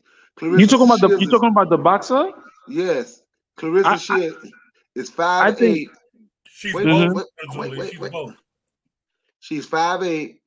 She fight at 165, and she cut weight to get to 165, and she ain't fat. She have to cut weight to get to that size. Clarissa Shields is thick. Nah, I think she's more athletic. I think Serena might be more thick in that level, but I think. But I get what you're saying though. But Clarissa Shields is a monster though. Athletically, she's a monster. Her body's crazy too though. Not even. And that's what I'm talking about when I'm saying thick. Look at her. That's what I'm talking about. She's fine, right? She's thick. That everybody have their own, what they gonna consider. But in Lizzo, I don't think my woman was big as Lizzo though. but that's Nah, bro. Don't back it up. Nah, she was. oh, but I don't think she was that big. But I'm just saying, she was cool with me. I'm just saying, me and her was cool. Brother Bakari, okay. I appreciate that, Brother Bakari. Hey, Yeah, but by the way, watch this. You notice I'm the one who didn't say nothing about Vawani when he said that, right? I know. I ain't saying everybody else did. I didn't. I understand. All right. You all like him on the bigger side. Before I continue with the rest, let's keep the follow-up responses brief. But also, this is why I say I want to shoot the breeze where there's set subjects, and I think beauty standards needs to be a set one. I think we really got to talk about this more. We got to come to some consensus, across the board, some ideas of what's thick, what's beautiful in terms of blackness. Because Trigger Happy had a good comment in there a second ago. So he says, now you got to be careful. Body shape different in different areas in the black world. Thickness is different in the north of America compared to the south. That's why I was curious to hear what Bakari was going to say, because he's a southern gentleman. So he thick to them oftentimes is some real fluffy kind of curvaceous type thing, right? I'm trying to find the word. I can't think of it right now, but their thick is a little different from, say, a New York thick. Let me hear from Gas Them Up. Gas Them Up, as a Soko man, what is thick versus fat to you? To be honest, I okay, look, I get it, right? With men, thick, this one is thick, but I personally try not to use those things anymore. Thick, right? I'll be honest, thick for me is mentally thick. So that would mean she's a moron. Let me finish, man. Let me finish. That would mean she's a moron. That would mean that the smartest thing that comes out of her mouth is my genitalia. That's thick. Fat would mean, she's retarded and that she has a terrible attitude.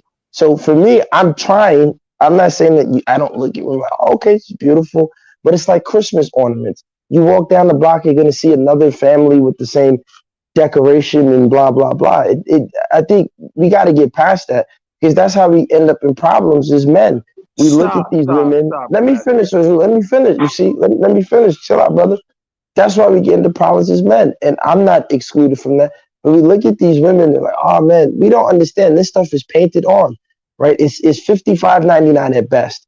The leggings, the Spanx, the jeggings, the yoga wear, the high heels, and they wear some tight fitting clothes.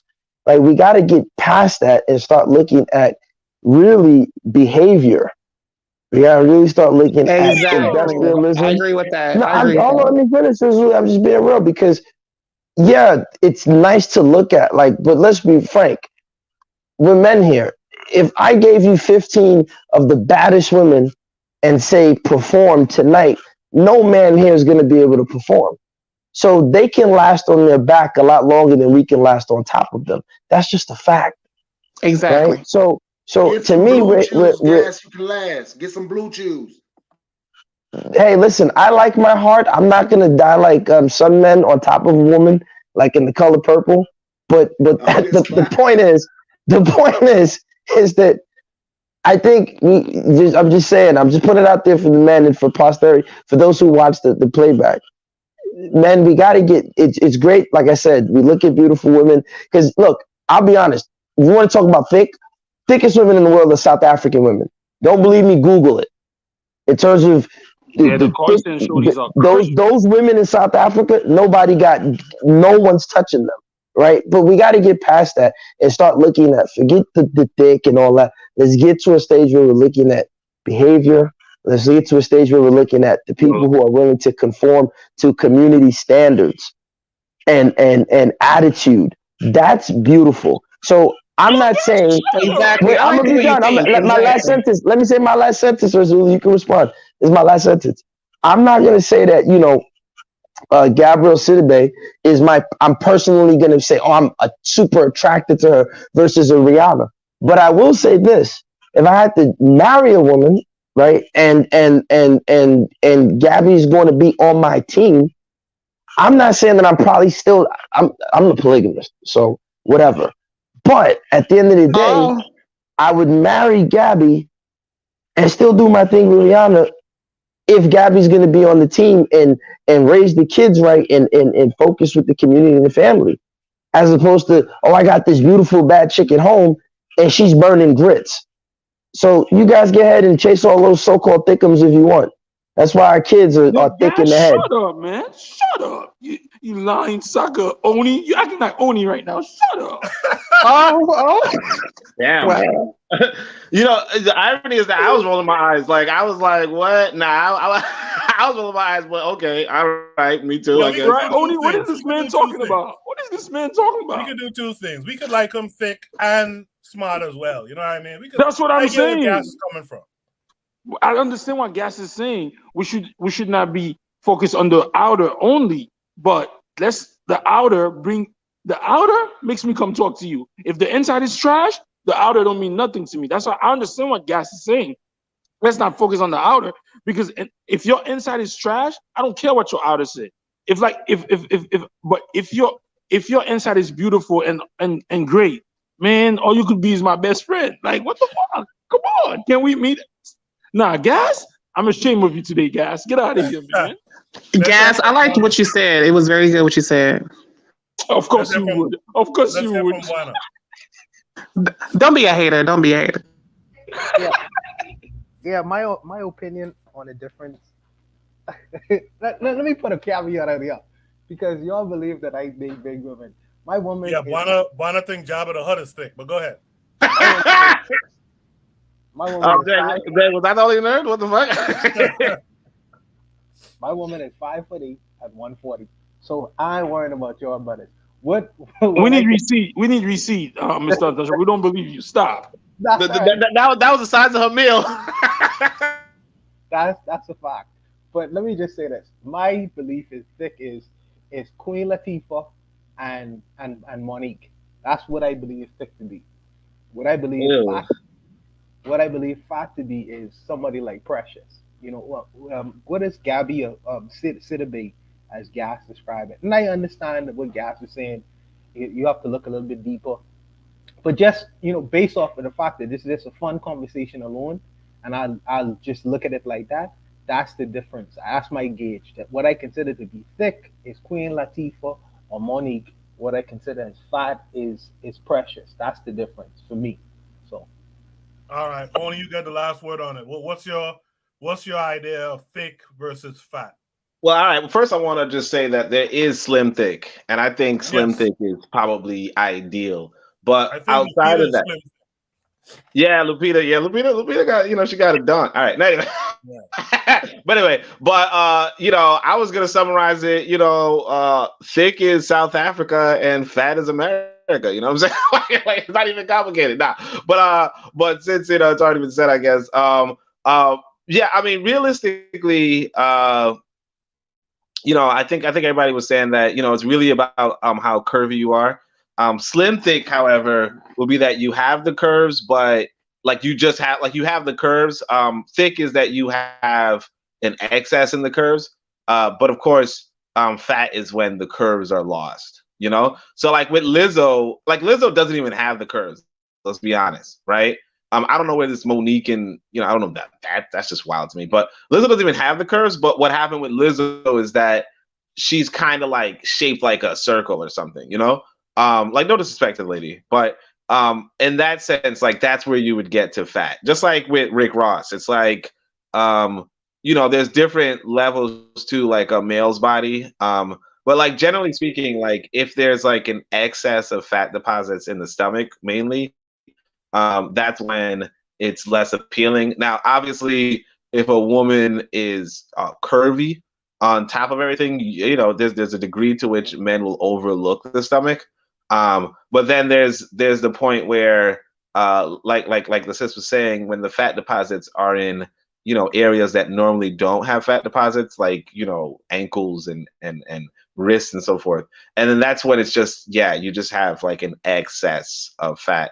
to the point where your body is finding new ways to distribute fat, and that's when you are fat. Whereas thick would be like maybe like again, like your body would be depositing that fat, in particularly, I guess, erogenous zones, and that's and like for that, it's like, yeah, there's no real harm to that. And of course, like I said, slim thick, which I think is optimal, which is when you still have that fat distribution, or like you basically have a light fat distribution in the erogenous zones.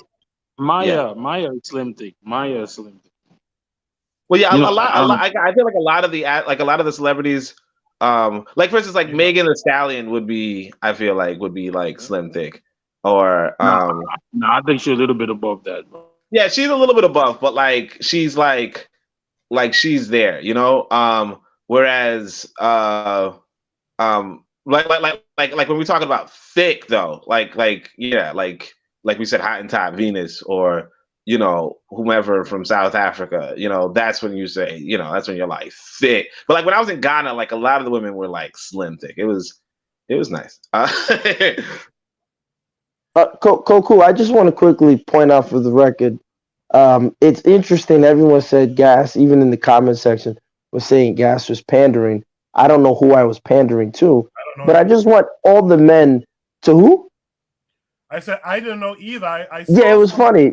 Yeah, I don't know, but I just want to point out for the record to all the men, it's interesting. Excuse me, that we're mostly men on this panel, and if we were to ask women, or if we were to watch a panel with women, they never would describe their ideal male type as thick and this and that.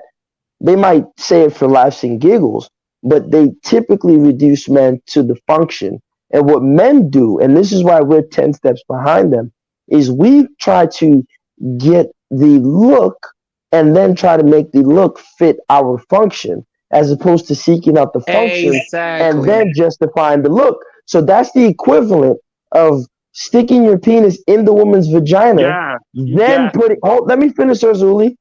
It's sticking your penis in the vagina for about 5 minutes, then pulling out and saying, "I want to put the condom on." That makes no sense. So what we just did is and Azuli, I've told you this. Email me, Azuli, gasthemup@gmail.com. Gas is not pandering. I'm trying to save men from being manipulated. Read Chinwezu's. Azuli, just listen, Azuli. Read Chinwezu's book, The Anatomy of Female Power. You will understand this obsession we have with the body type image of women, which they can achieve with BBLs, with Dominican, body transformations. They can achieve this with Spanx. They can achieve this with high heels, butt pads, push-up bras. They can deceive us. I've seen gremlins turn into 5-star beauty queens with makeup. You are being manipulated the more you follow along with this slim thick, lower thick, body thick, Snickers thick. It's part of us being manipulated as men. And I'm only putting it out there so that men can stop being manipulated. Don't take my word. You're a Pan-Africanist. I'm not. Take Chinwezu, The Anatomy of Female Power. Read the book. If you want it, email me, Azuli. I'll send it to you. But this is what I'm point out. Hold on 1 second, because we got to move on too. I'll let Azuli go in a second, and then we'll move on. But quickly, Afro-Native World in the chat earlier said, because of this thick desire, skinny black women be doing all kinds of surgeries and drugs to get thick. I just want to say again, in this conversation, I don't think anyone else did, we're not putting so-called quote-unquote thick above, I guess only kind of did it, thick above skinny, thick above slim. What what we are trying to do, at least what I'm trying to get at, and what I want to constantly chip at on Shoot the Breeze, is what are our standards of beauty? Because most of us have a Eurocentric view of beauty. Most of us, actually, if we're being really honest, maybe it's not the Pan-Africanist, but we're being really honest. A lot of black men, if they see some ass and breasts and stuff on a woman, they think she's fat, because they're thinking about the white woman these days who, like Oni said in the chat, is rocking a size 0, pretty straight body, you know what I mean, and all that. Whereas we need to kind of discuss, what forms do we come in, both men and women. I'm down for that conversation. What forms do we come in, and what should be, the form that you like? Notwithstanding, of course, you have to go with the mental capacity and acuity and all that kind of stuff. I have no problem with that. One can happen with the other. That's fine. But we should definitely talk about beauty standards too, because some of our men in particular, some of our women too, we shun some of our people. Again, that have and have nots conversation, right? We shun some of our people, but we should kind of come off of that. We should come off of that heavy. Or Zuli, I'll give you the last word. Last week we spoke. Mr. Gassama said, who taught the women to chase men with money? He said that. So now all of a sudden you're saying women are being more functional? Last week you said, who taught the woman to go after a man who has money versus the look? And another thing, a woman might go after a nigga who's making 300,000, but some of these women be cheating with the pool boy. So of course they're gonna go with for the money's sake, but who they're attracted to might be the pool boy who is not fat, like the nigga who's making 500K and who's fat as hell. And yes, I understand what you're saying. I'm not, even though I say thick this and that, I'm not letting no thick women run my mind, because you know why? Like you said, if the inside is not functional, is not smart, what am I gonna do with the thick? The body gets old. After I had intercourse with you for like 2-3 months, like what's new? So I get what you're saying. I'm not saying that's the end all, but we're describing beauty, and you there talk about, no, I like her brain thick. Shut up. Yeah, let me actually add this quickly. Hold on. Quickly, Razuli, let's try not to use the N word on the panel. I didn't use the N word. I said, what? All right. Was I the only person who heard that? But go ahead. No, you weren't the only person. But anyway, what I would say is that, I normally wouldn't entertain the question, but just because it's shoot the breeze, I would. But I completely agree that. But I would also say that it's pretty interesting because at one point I was watching a kind of a white program, and the women were like, it was like they had like, everybody was, I guess it was role playing. It was a role playing game. All right, so everybody was talking about what their character looks like, and the women always describe the height of their character, whereas the men kind of just describe their character. So I think that. And these are women talking about the height of their women, like, oh, she was 6 foot, or she was 5'4", or something like that. And so I think that whereas, I think that women do categorize men based off of their appearance, but mainly about height, whereas men would categorize women mainly about their weight. But that also ties, and that might be just an American thing, but it also ties into how in America, men of higher height are actually valued more, and women of lower weight are valued more, at least especially inside of the white ambiance. And I want to say, actually, I want to just add this. It's really interesting. When I was in high school, and I think this is something that always happens around the country, probably like every high school newspaper all the time, but they would always tell stories of the different beauty standards between the races. And they would say that the Asian likes the thinnest woman, the white person likes the middle, the middle type woman, and the black person likes the thick woman, or the fatter woman. And I don't know if I feel like every freaking high school runs the same story in the same paper, because it's just like a part of the propaganda, the free press and all that kind of stuff. But it is a interesting thing that we just kind of adopted, notwithstanding, and it might just be a part of the socialization, the social program at hand. Yeah, I appreciate that, Oni. In the chat, Marcus McGee has joined us tonight. He said, I told my wife 220 is her limit. She's nowhere near that, though. LOL. Gas in the private chat said, thick women are typically useless. Real Black Gentleman says he's 5'9", but his personality is towering. Yeah, short dudes always say their personalities are larger. Brother Koku, just for the record, remember, when you guys play back, I never said I like women's brain thick. I said that thick in the reference to It's slow. them being slow. Yeah. No, I got that. I got that. Thanks for the clarification, though. Brother Bakari out in the chat said Gaston was speaking professional BS, LOL, as if he doesn't look at women. I'm sure Gas does, but I get Gas's point. But like I said, I think we could do both things. With that said, though, I got to move on to the next prompt. Should Breeze prompt number 4 is: animals are primitive, but they work together. How come we don't do this? By the way, again, that beauty standard thing, that's a dope conversation we just had. We should try to do some aspect of a beauty standard conversation every week on Shoot the Breeze. Again, if you guys want to help me come up with 5 to 10 subject areas, please join the Discord if you haven't already. And let's come up with these 5 to 10 subject areas. And, Black beauty standards should be one of those things. Again, Shoot the Breeze topic number 4. Animals are primitive, but they work together. How come we don't do this? Let's check out this video and then have a conversation on it.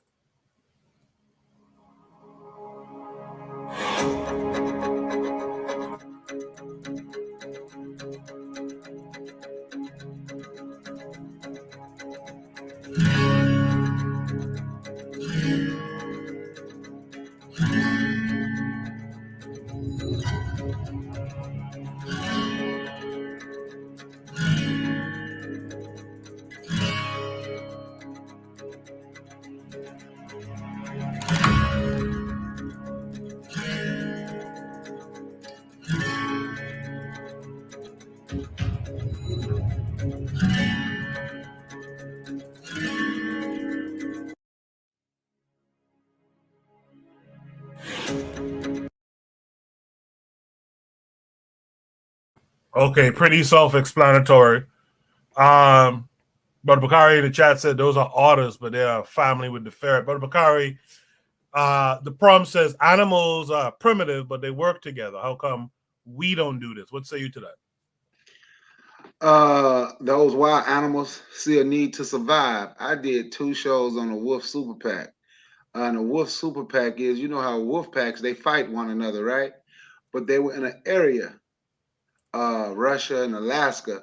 They were in an area, and they say, and they also, matter of fact, they had one here, but the one over there was bigger. Was like over here in Yellowstone, 4 packs stopped fighting and came together because prey was getting scarce. In that way, they could survive, right? Or when it was in Russia and Alaska, I think it ended up, I think they said it was like 150 wolves together. They saw a need to survive. That's their survival instinct. We are animals. I like to say humans. We are animals, but we have truly lost the survival instinct in coming together. And we are actually pack animals.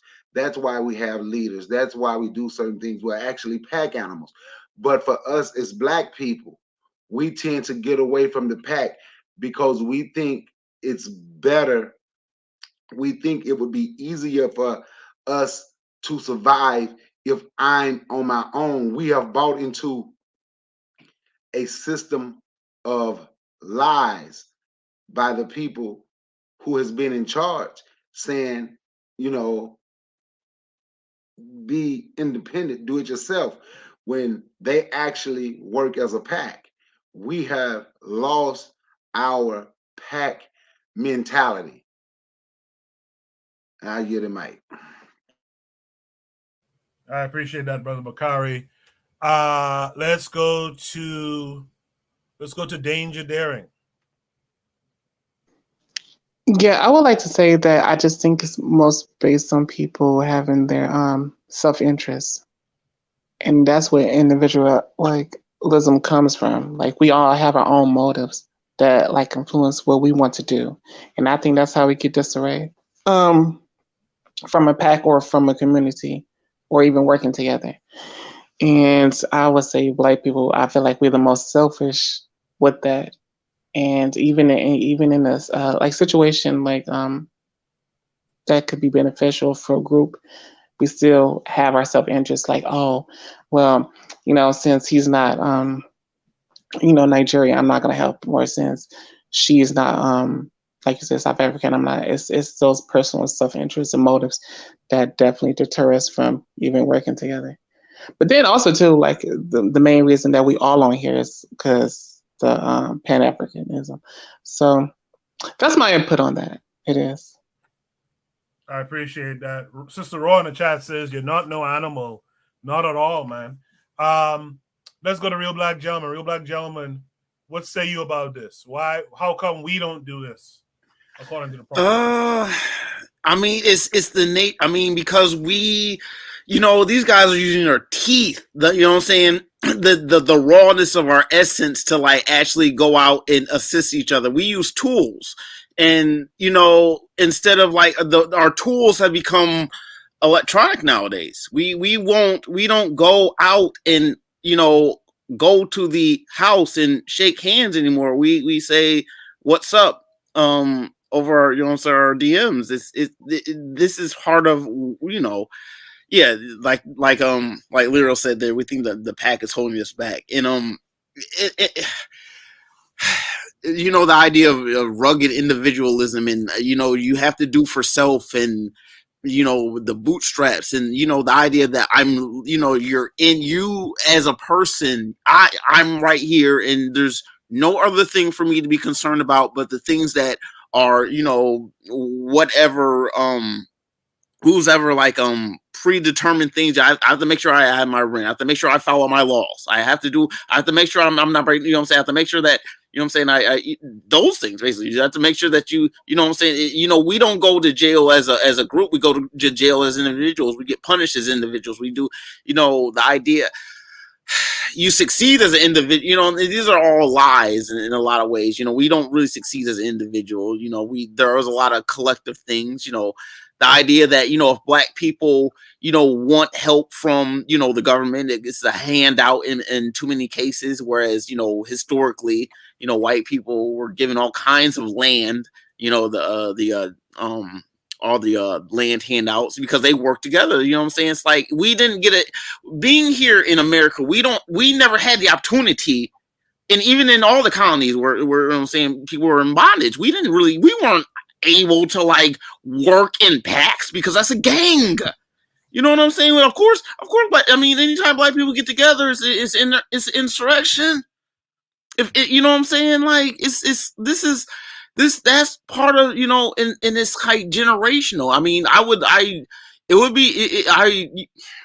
love to feel like I was, maybe I'm a little bit more eccentric. When people talk about the Matrix and the whole, like the agents, the way that their minds were like so like tight, that they would finish each other's sentences because everyone's knowing what's going on at the same time. But there's individual parts of that same, unit just tight like wolves, like the two twins, like we are upset.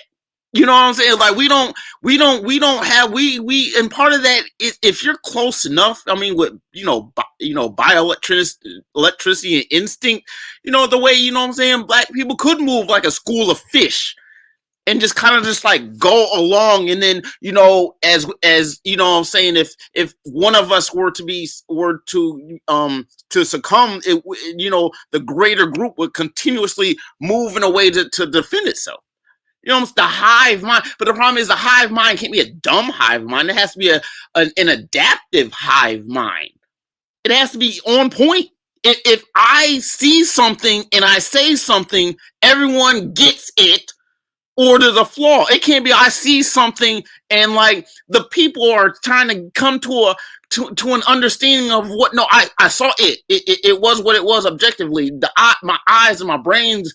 The electricity was real. I'm transmitting the info. You see, what I'm trying to get at, I hope. But it's like we've yet to, again, this is why we don't have the sense of like using each other's warmth just to be warm and huddle with each other.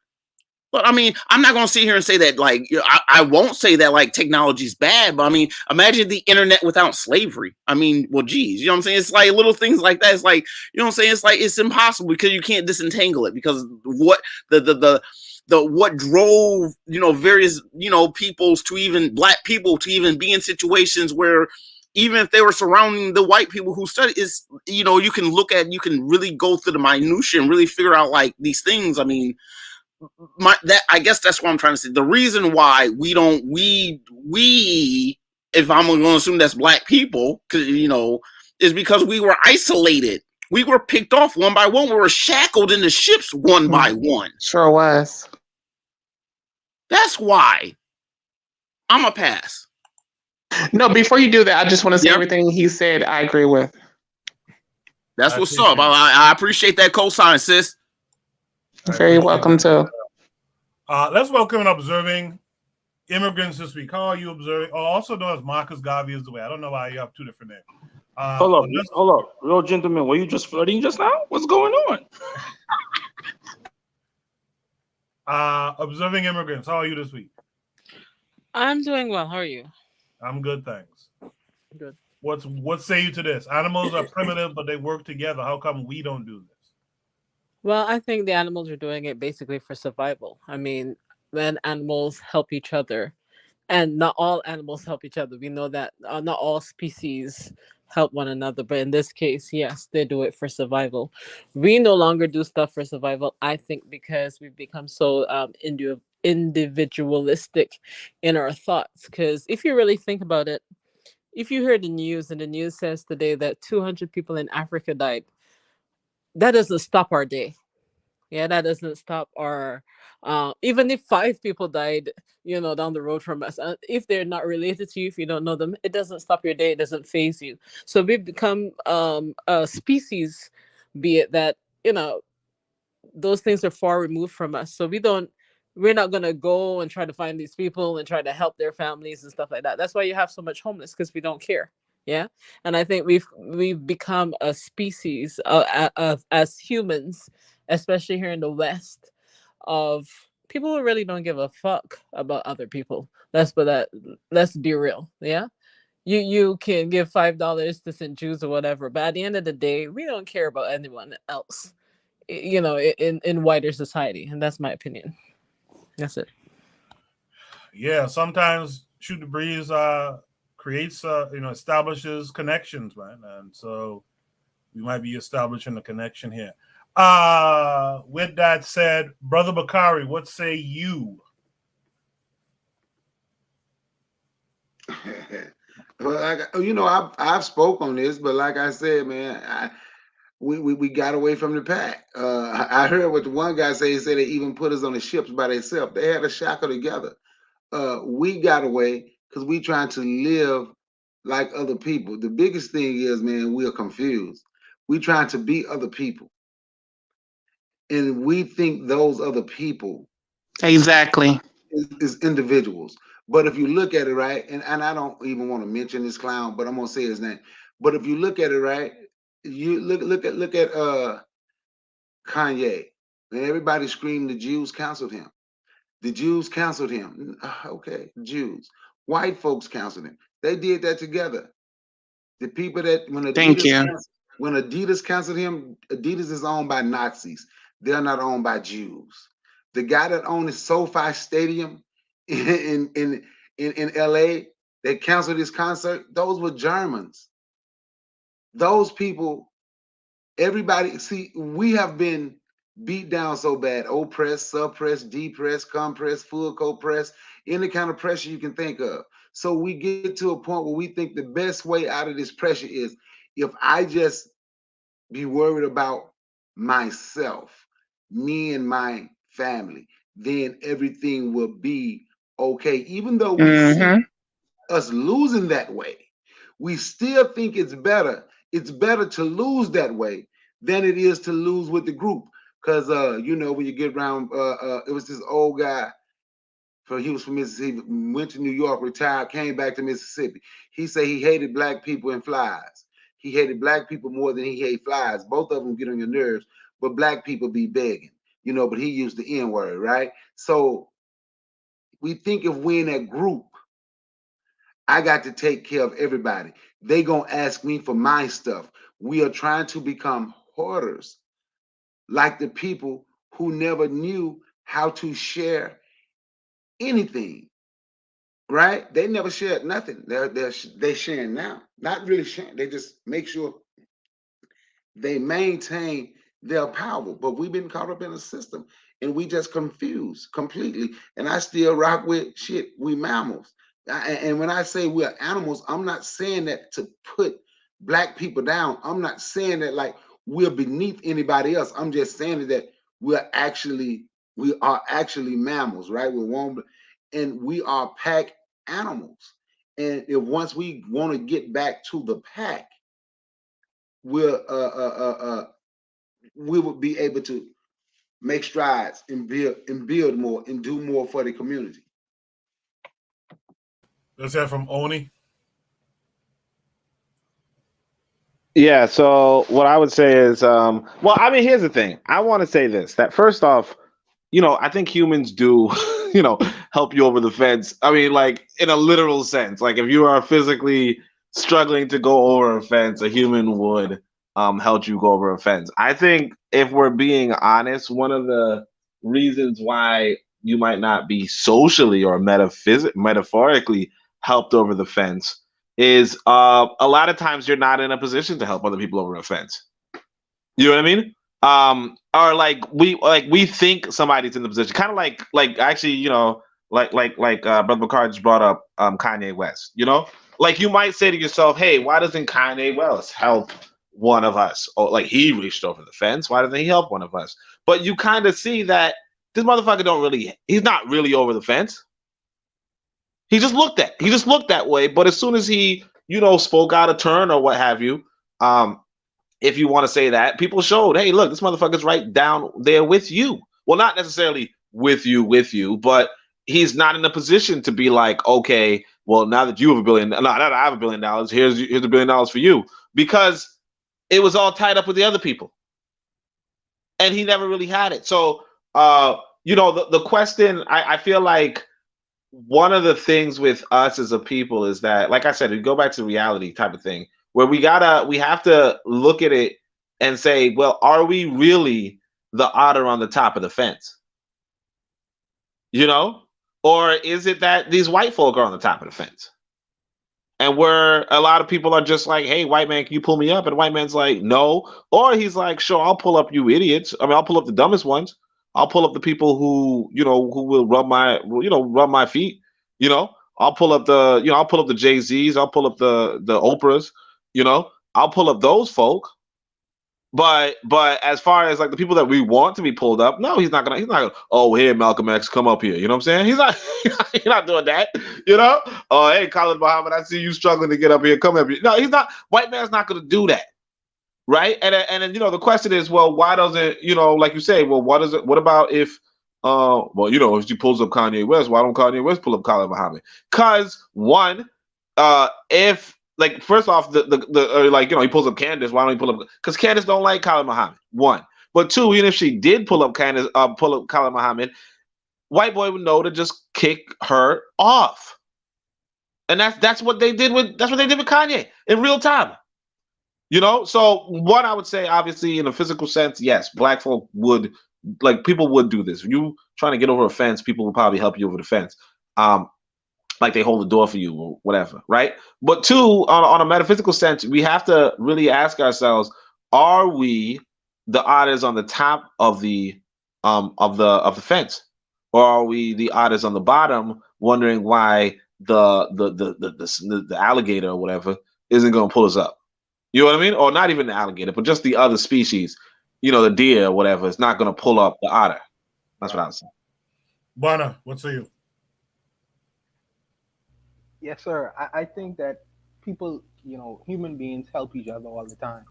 I think that if you look at a city like New York City, if people in New York City was doing their own thing, the society, the city itself would cease to function completely. It would come to a halt. And the fact that it doesn't is an indication of how people are working together collectively in that small space to cause that city to run. And the same thing in the Bahamas as well. Black people working together to ensure that the society is functioning. Now you have outliers in every society who want to create their own rules and live by their own rules, and we have a place for them. We put them in jail, or we just leave them alone and let them do their own thing. That's how it works. But I think that collectively, we as human beings, of course, we work together all the time. We do it, and even in dire situations. I've lived in several hurricanes. Some of them was devastating. Mash up the whole country. And I have seen young black men who people would look at as vagrants, and you shouldn't really check for these people. These people are criminals. I see them collectively come together to clean up a neighborhood. In dire time, bring ice to old people. And as far as Haiti, when I saw the earthquake hit Haiti, I see collectively people coming together, even Haitians in Haiti helping Haitians. I've seen people from on the outside helping the society. I think people collectively come together to work together all the time. Now, as far as coming together and what we define as help, that might be something different. That might be something different. What do you define as help?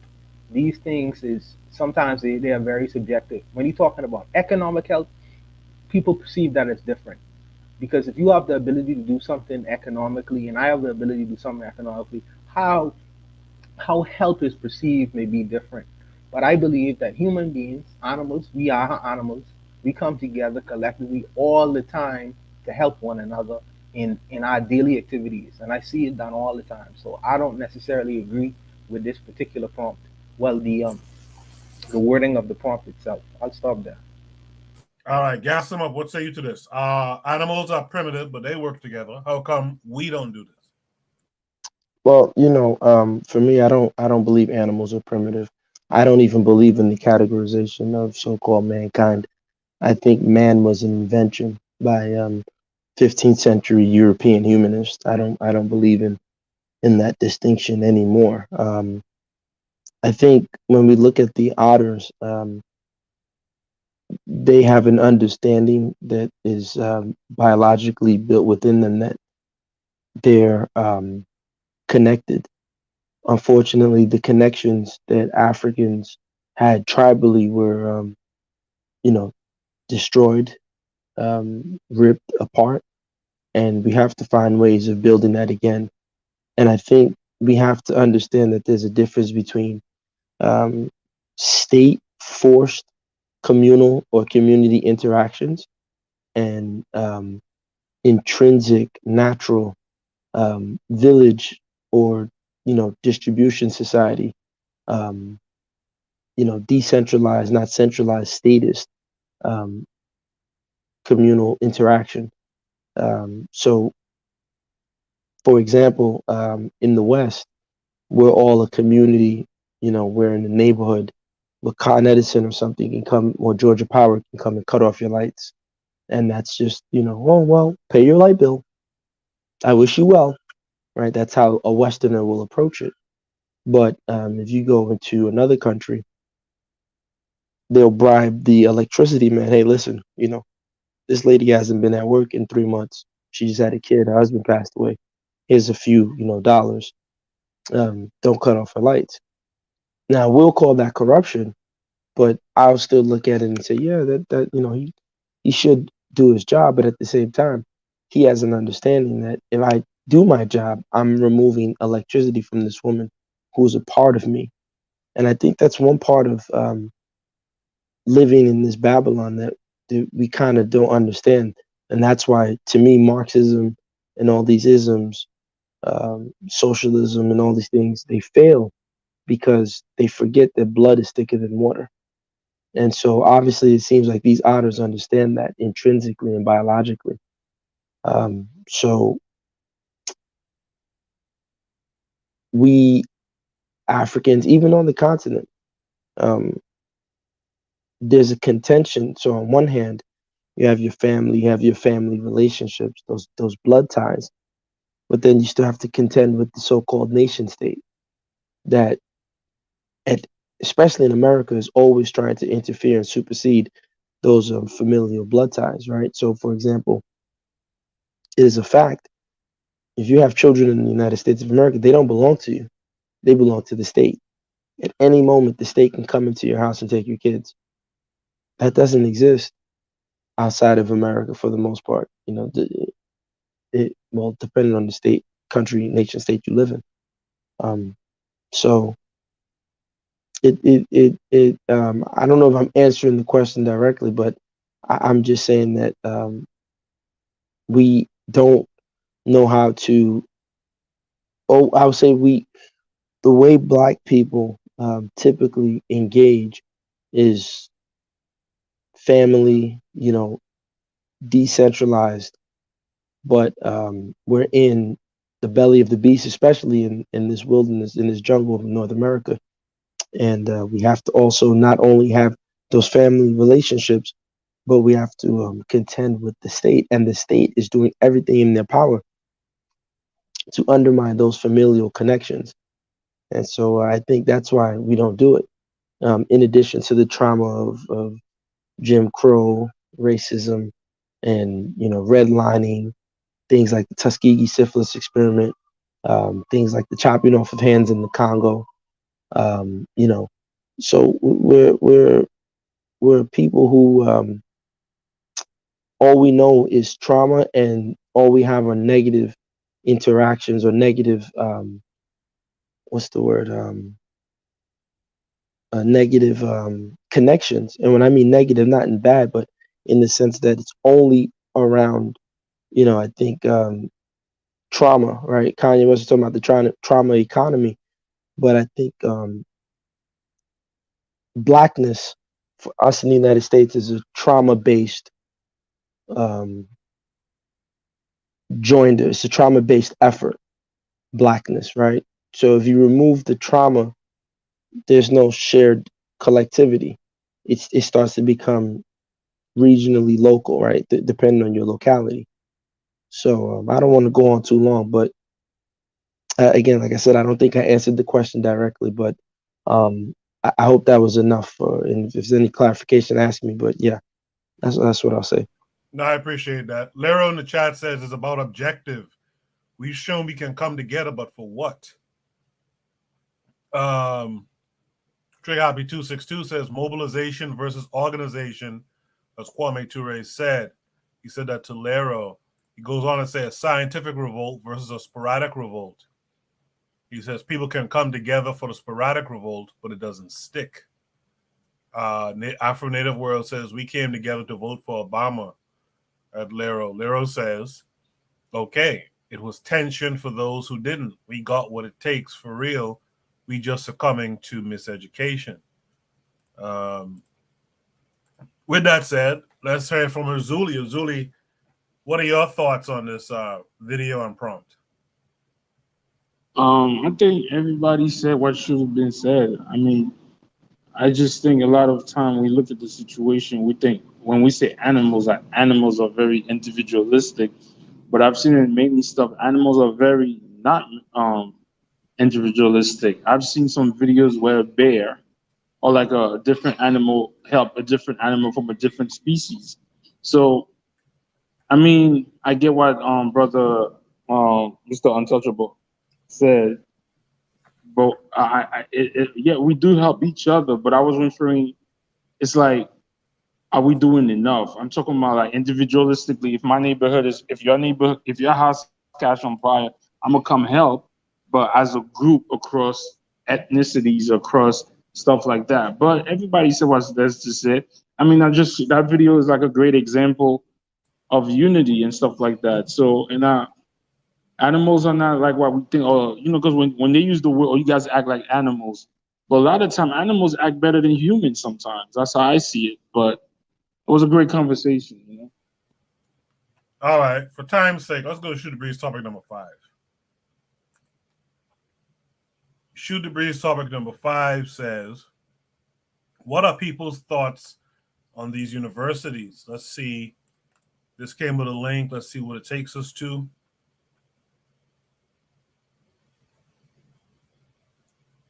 All right, let's watch this and then we'll talk.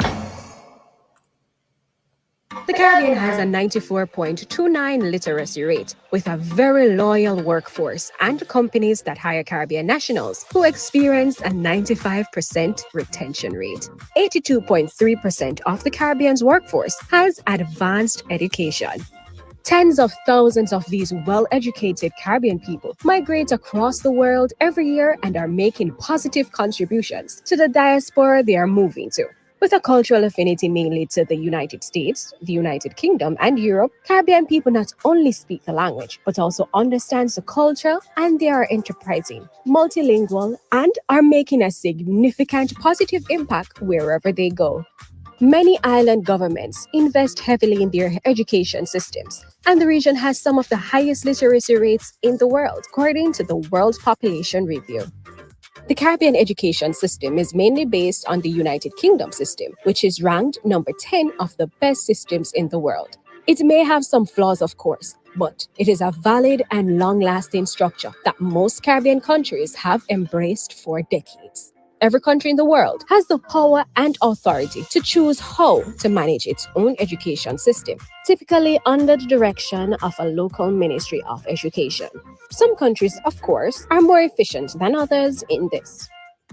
While the best school system is generally the one that understands how to reach its students and create passionate and educated individuals, it's hard to define a universal system that works for every population on the planet. Some of the Caribbean countries on our list are ranked among the countries with the highest literacy rates in the world and have some of the most sought-after students, schools, and universities. Let's take a look at the top 10 most educated Caribbean countries and their best universities. Please like, subscribe, and turn on the notification bell for our future videos.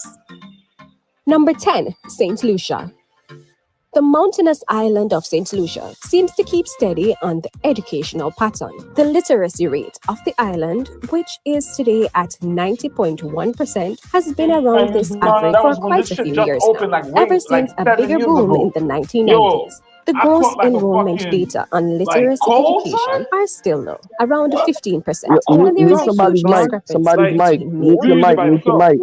with the latter group ranking Coco, mute the over mic. One time I used this shit, it was like 3 other people in there, son. Coco, mute the mic. Coco, mute the mic. Mute the mic. Something in there, so I don't usually Coco. people are there, especially at this time. No, I'm not. I wasn't even. There you go. double to the first one. Number 9, Jamaica. The land of wood and water, beautiful Jamaica, has a literacy rate of 93% as of 2022. There has been a consistent increase in the past 5 years, thanks to the efforts of the Ministry of Education and a number of students from other Caribbean countries moving to Jamaica to attend the renowned University of the West Indies, Mona campus, based in Kingston. UWI is proudly ranked number 1 in the top universities in the Caribbean, a truly excellent choice for any student. The path is still long, but the island is improving its status and is currently number 138 in the world. Number 8, Dominica. The so-called Nature Isle of the Caribbean, named after the day it was allegedly discovered on a Sunday, Dominica in Latin, by the Italian explorer Cristoforo Colombo, is one of the poorest islands in the area, with an economy mostly depending on agriculture and unfortunately positioning in the very center of the hurricane belt, at the far eastern edge of the Caribbean. Its dramatic beauty, due to the massive presence of tropical rainforests, united with the niche culture of the Carib people, makes it a very unique place. As a matter of fact, this is the only island that maintained a percentage of the population of the native people of pre-Columbian descent. The island counts mostly primary schools, only 1 teacher training college, and a medical school. Its literacy rate today is at 94%. Number 7, Bahamas. One of the richest islands in the Caribbean, the top 1 per GDP among the CARICOM islands, Bahamas is number 7 on our top 10 list and number 97 in the world rankings as to its literacy rate, which is 95.6 as of 2022. the massive presence of international schools, such as the Lyford Key, and a satisfying 92% attendance rate, both contribute greatly to the higher placement on our list. On top of these factors, the University of Bahamas, based in Nassau, offers both undergraduate and postgraduate degrees in several different fields. Number 6, St. Vincent and the Grenadines.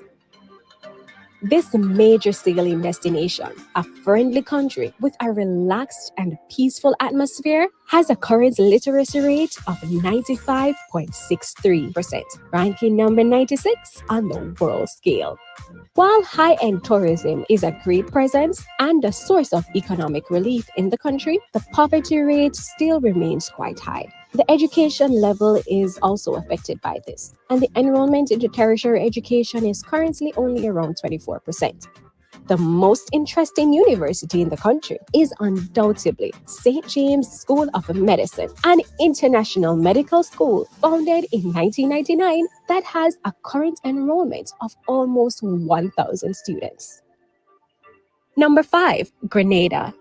The island of Grenada, the Spice Isle, is a very interesting entry in our top 10 list. Its literacy rate is at 96%, placing the country at number 92 on the world's list of literacy rates. Its level has remained steady in the past years despite the economic difficulties of this country, whose economy is largely based on tourism, and education still holds a priority position in the government of this island. Grenada is the home to St. George's University, an international medical school considered nowadays the largest provider of medical doctors into first-year residency programs in the United States of America. It currently counts almost 1,000 residencies in 2022. Besides its reputable institution, Grenada is famous for its School of Veterinary Medicine, one of the very few in the world to be accredited by both the Royal College of Veterinary Surgeons in the UK and the American Veterinary Medical Association Council on Education in the United States. Number 4, St. Kitts and the Nevis. With a current literacy rate of 97.8% as of 2022, this country takes a wide step into the excellence and leaves the others far behind. No longer known for its sugar export business, but rather for its tourism-based economy, St. Kitts and the Nevis is one of the richest islands in the Caribbean community and the common market. With high levels of education, stunning landscapes, and a very low crime rate, this place is an expat paradise. This also justifies the strong presence of international schools and universities, Universal Caribbean University, the International University of Health Sciences, and the Medical University of the Americas. Universities in St. Kitts and Nevis are known for their modern methods, high-tech learning tools, and innovative approach. St. Kitts and Nevis is number 73 on the world's literacy rate scale. Number 3, Trinidad and Tobago. Nicknamed the Rainbow Country due to its extreme demographic diversity and most famous for its economic wealth due to natural oil, gas, and fossil fuel reserves, the dual island of Trinidad and Tobago ranks number 53 in the world with an outstanding literacy rate of 98.97 in 2022. Its flourishing economy has guaranteed higher levels of education to its population and to several expats living there, which justifies the higher number of international schools as well. Education is a high priority in the country's government and economics. And while it is compulsory and free until the age of 15, many Trinidadians continue into upper secondary or tertiary school. University education is also free, but only at approved institutions such as the University of Southern Caribbean, the University of the West Indies, St. Augustine Campus, or the University of Trinidad and Tobago. Number 2, Barbados. If there is a Caribbean country whose government heavily invests in education, that's Barbados. Education is a top priority and is entirely run by the government. Barbados benefits from one of the highest literacy rates in the world, ranking as the 23rd country in the world with the highest literacy rates, with a whopping 99.7%. This is an extremely successful and progressive country home to one of the world's top 50 universities, the University of the West Indies. Faculties hosted in the Barbadian campuses include law, social sciences, humanities and education, science and technology, and medical sciences. The gross primary enrollment rate is above 90%, while the tertiary enrollment rate is currently at 65%. If you find the information in the video useful, we would greatly appreciate it if you would give this video a like. Thank you. The number 1 most educated Caribbean island is Cuba. With a 99.8 literacy rate, Cuba ranks number 1 in the most educated countries in the Caribbean and number 22 in the world. Its educational system has been highly ranked for many years, especially after the 1959 revolution. The Castro regime improved the education of the population by creating a nationalized, government-operated system, which is today still receiving high political priority and economical focus. The Universidad de Havana, founded in 1727, appears 51st in the Latin American university rankings and the oldest university in the country, but not the only one. Other Cuban top universities include the University of Cienfuegos Carlos, Rafael Rodriguez, and the Universidad de Oriente Santiago de Cuba. The largest Caribbean island is known for exporting excellent doctors to the rest of the world, while international students come to Cuba mostly to study medicine from the USA, the UK, the Caribbean, Central and South America, or Africa. Excellent alumni of various Caribbean universities populate hospitals and medical centers all over the world.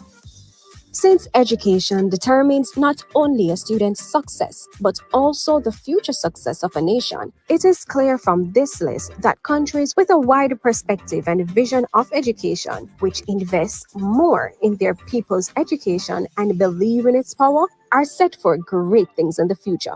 The literacy rate is not the only fact determining the positive outcome of a country's education system, as the quality of education plays a huge role in it too.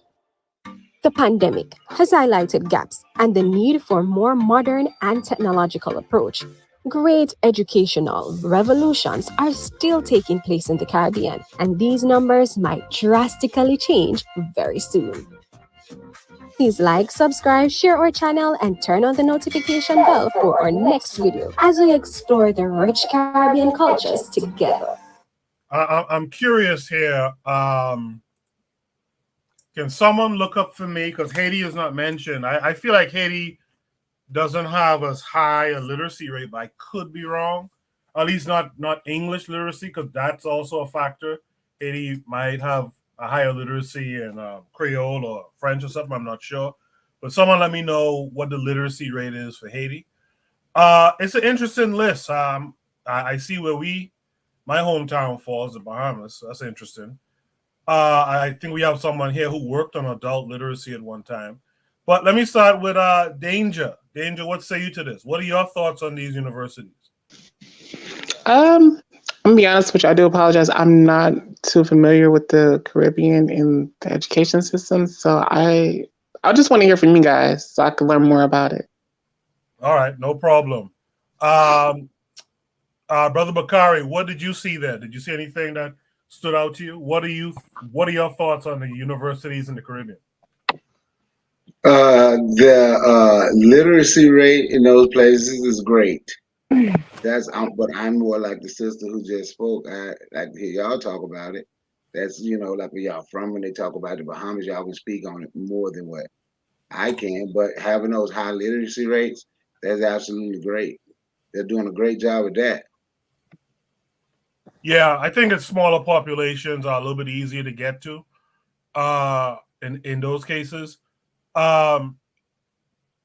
But yeah, I appreciate your response. You want to hear more from us who are a little bit more familiar. Let's go to Gas them up in the meantime. Gas, what say you to this? I mean, it is good. I mean, I'm glad everybody's educated. That's not a bad thing per se. So I'm hoping that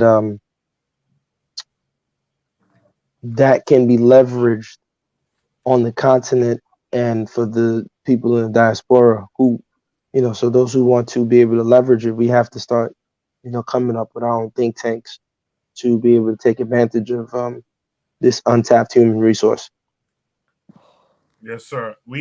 Just as a reminder, a lot of people don't know, but the Caribbean has medical schools. A lot of doctors y'all go to in America, especially around here in New York, they actually went to like the Dominican Republic and all that kind of stuff to go to medical school, just so y'all know.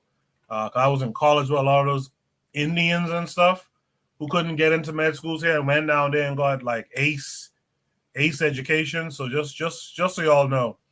Erzuliism, what say you? Your hometown wasn't mentioned. What's the literacy rate in Haiti?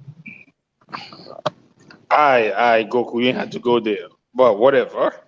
My thing is, I agree with Gassim upset. It's awesome, but how is that? I guess it's a great thing that we could read. You could read master's language. Okay, I don't know. I'm not throwing shade. It's a good thing, but how does it? It's not helping, especially I'm gonna use my country. There's a lot of educated people in Haiti and abroad. It's not helping us free the people. Haiti's still going through all the bullshit it's going through. So I mean, individualistic is a great accomplishment for everybody. Hey, you got the best literacy literacy in your country. Okay, I don't know what to say about that. I mean, we're not dumb people. Why is that a hype? Everywhere African people, colored people go, they thrive when they're not hindered. But it's a great thing. Right. Yeah, it's interesting that it's interesting. Someone else made a similar point too. I forgot who it was in the chat. But Azul, I just gotta say, when you're making your midnight purchases from select street vendors selling sexual acts, please mute your mic so it doesn't come through. Yo, can you stop? Please mute your mic so it doesn't come through while the video is playing. I appreciate that, brother. With that said, let's go to observing immigrants, or Marcus Garvey is the way. Your country was rated highly on there. What say you? Yeah, Barbados. I went to school at Barbados Community College as well as UE. Yeah, so those are rated some of the highest education, and a lot of people from around the world end up not only Caribbean people, but also people from Europe and America normally go to school there. Yeah, education is great. I'm happy that our country has invested in education, and I think FBA can benefit from the educational knowledge of those of us from the Caribbean and the diaspora to help them, because I was shocked when I spoke to a lot of teachers here who said children leave high school here in America that can't spell, can't read their names, all that stuff. For us, if that is the case, that is very few and far between. But you have teachers here, graduating students in America who can't even read. I have friends who are teachers. As I said, I homeschool. I had a friend, she met a 60-something-year-old American, and he couldn't read, he couldn't count anything. And she tried to be patient with him, and she tried to teach him, because that was her job. She was doing adult education. And he felt that she was being demeaning to him, that he felt that he knew, like he couldn't understand how he existed all this time not knowing. So despite the fact she's trying to tell him, well, you can't add 6 plus 5, and he's 60-something years old, but he's so caught up in his emotions and ego that he got offended that she was trying to teach him, but he came there to learn. So education in the Caribbean, and we all know as Caribbean people that we use education in the Caribbean to get out of our social standing. So for us, our parents push education. Like in America, people say, oh, the Chinese push education. No, in the Caribbean, education is pushed on us as a means of upward social mobility. So for most people anyway. And one thing I always tell Americans, for us at UE, as a Barbadian citizen, I got to go to university for free. In my time, all citizens of my country, and our population is 250,000, all citizens were allowed to get education for free. My 2-year associate's degree only cost me $600 to get an associate's degree in mass communications. And for UE, it was free. Now it's like $800, which is like 400 US. But for a bachelor's degree, $400 a semester is like $800 a year. You don't go into debt. My daughter, she now started American college.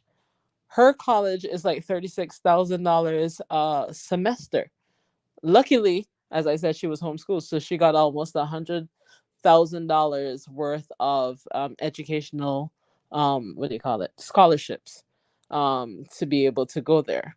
So education is key, and education means that you can move forward.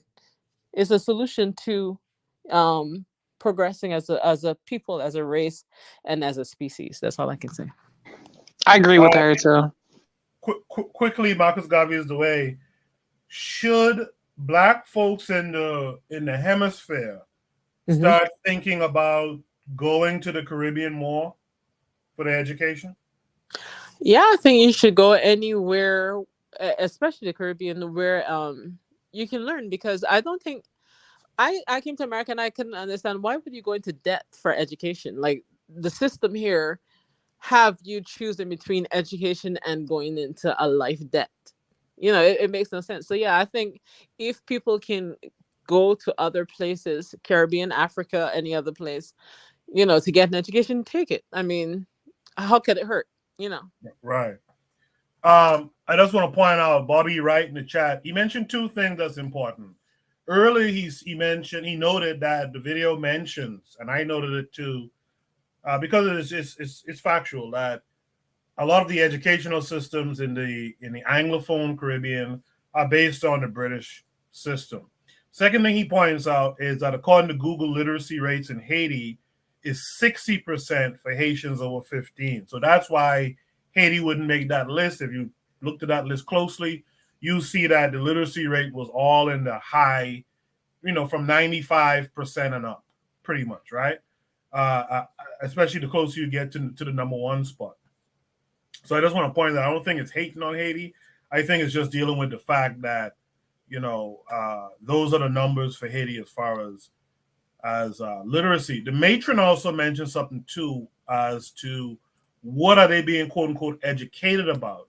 Who is educating them? So I'll say that you have expats who are professors. That's true, but it's a standard kind of Euro. I would have to call it Euro education. So you're right about that. I mean, just the fact that you're learning in English in most of the Caribbean or some European language at that, kind of tells you what it is, right? And Koku, like we learned, like when I was in high school, we learned more about the agriculture of America and Canada and Europe more so than our own Caribbean agriculture. Like little things like that didn't make sense. Yes. Like Afro Native World just said there, we need African-centered institutions. I fully agree with that. I agree with that too. With that said, let me go to Buana Hadaziki here. Yeah. Okay. So this video is an interesting video because there are several things that's left out of the conversation, but maybe the video wasn't really geared towards that. But what I would say is this: yes, the Caribbean has a lot of very good institutions in terms of higher learning and education and all these other great things. Good, that's very good. When they talk about the literacy rates, what does that actually mean?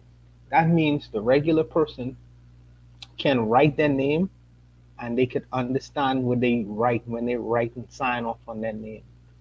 Basic level education, no, basic level, the ability to write, and the basic level of being able to understand what you write. Basic level of mathematics. I could add 1 + 1 is 2.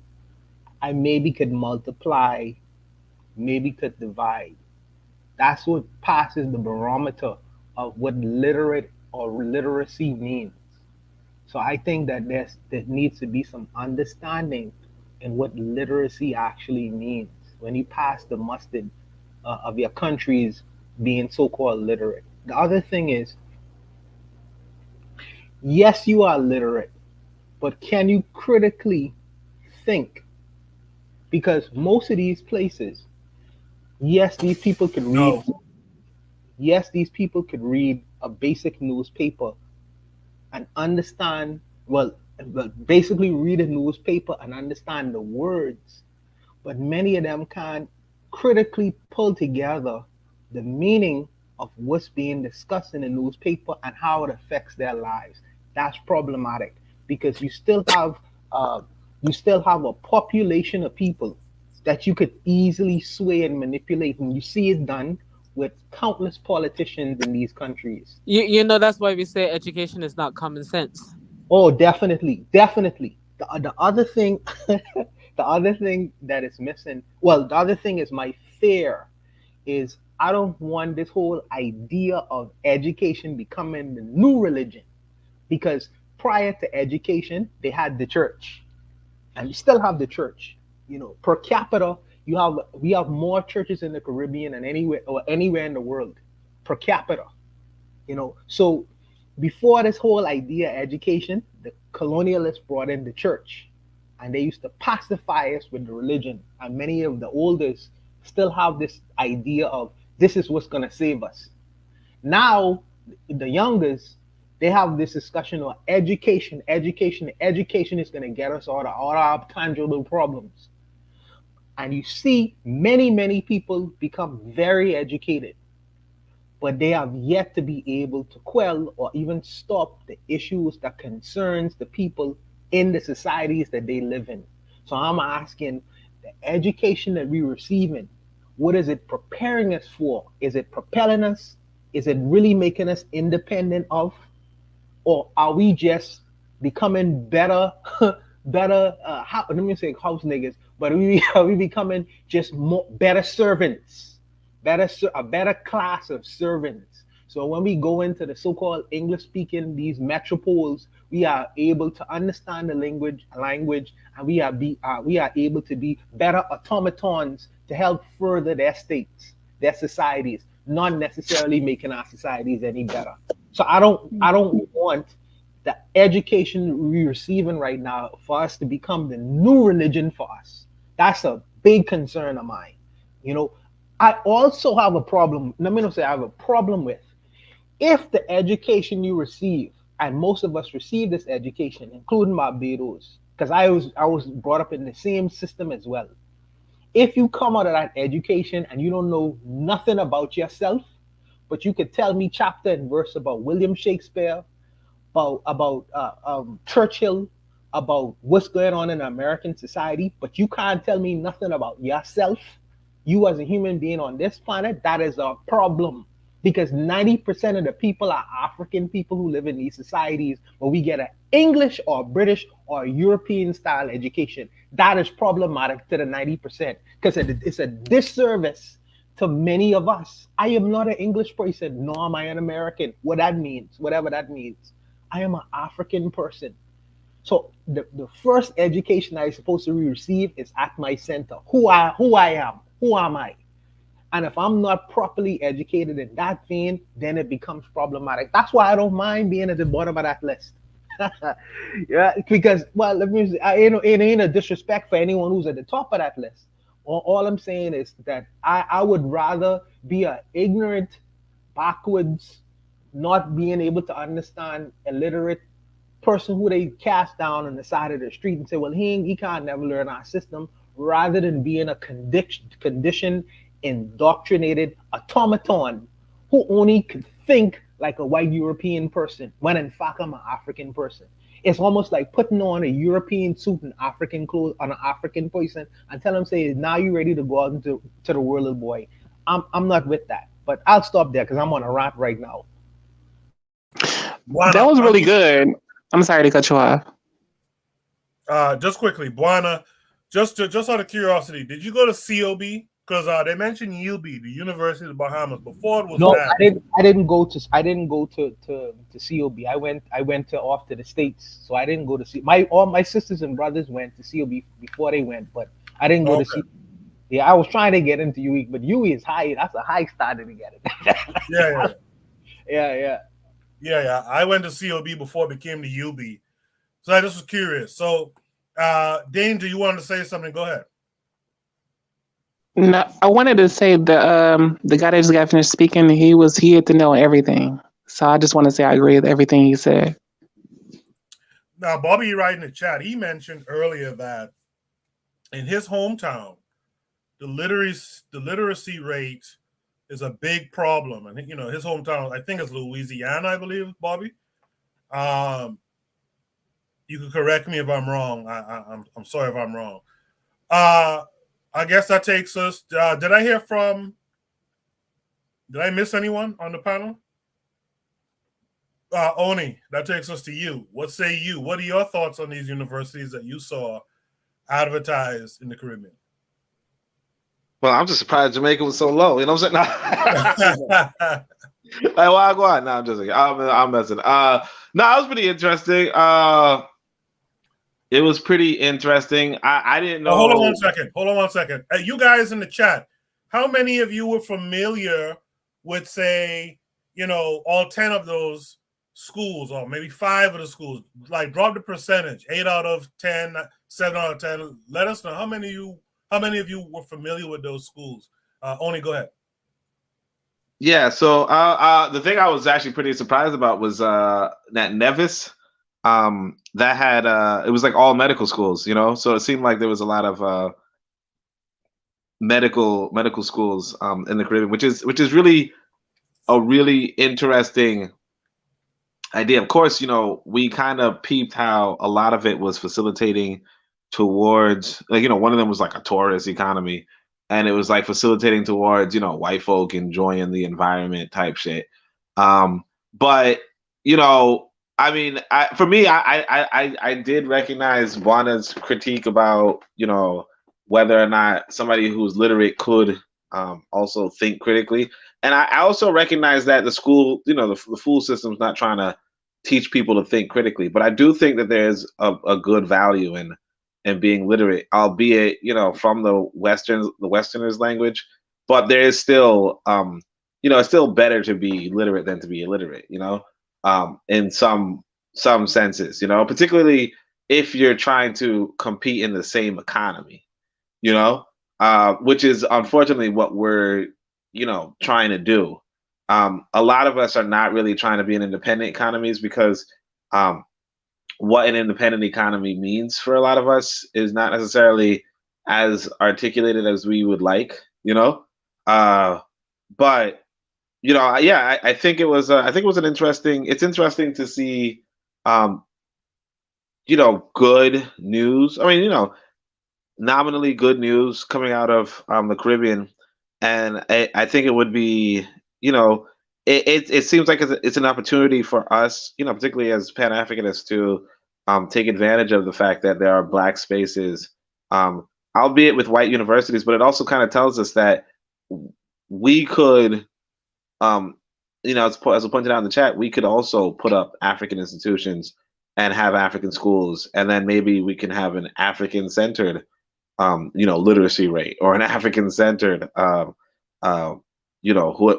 the best university in terms of, the like a pro-Black or an African paradigm. So that's all I would say on that. Yeah, only you took my my final word on the topic, which would have been, there's an infrastructure there. You might not like it. I don't. But there's one there for the Pan-Africanists to kind of try to angle themselves toward and take advantage of. I agree with that 100%. If there's no last words on that prompt, because some of you didn't really speak, if you have any last words, drop it down. Oh, no, I did want to say something, actually. Why didn't you mute the video instead of muting Erzuli? I heard his lovers quarrel, and I was like, that sounds that was weird, You know what it is? I'll tell you the truth. The way my system is set up, when the videos are playing, I hear it on my television. So I didn't hear the conversation, but I was at the kitchen and I started to hear some mumbling. I realized it was Gas on them telling me to mute the video, and in my haste, I just kind of paused. No, I was saying that you should have muted the video and let Erzuli keep speaking, because I'm pretty sure he was having a lovers quarrel.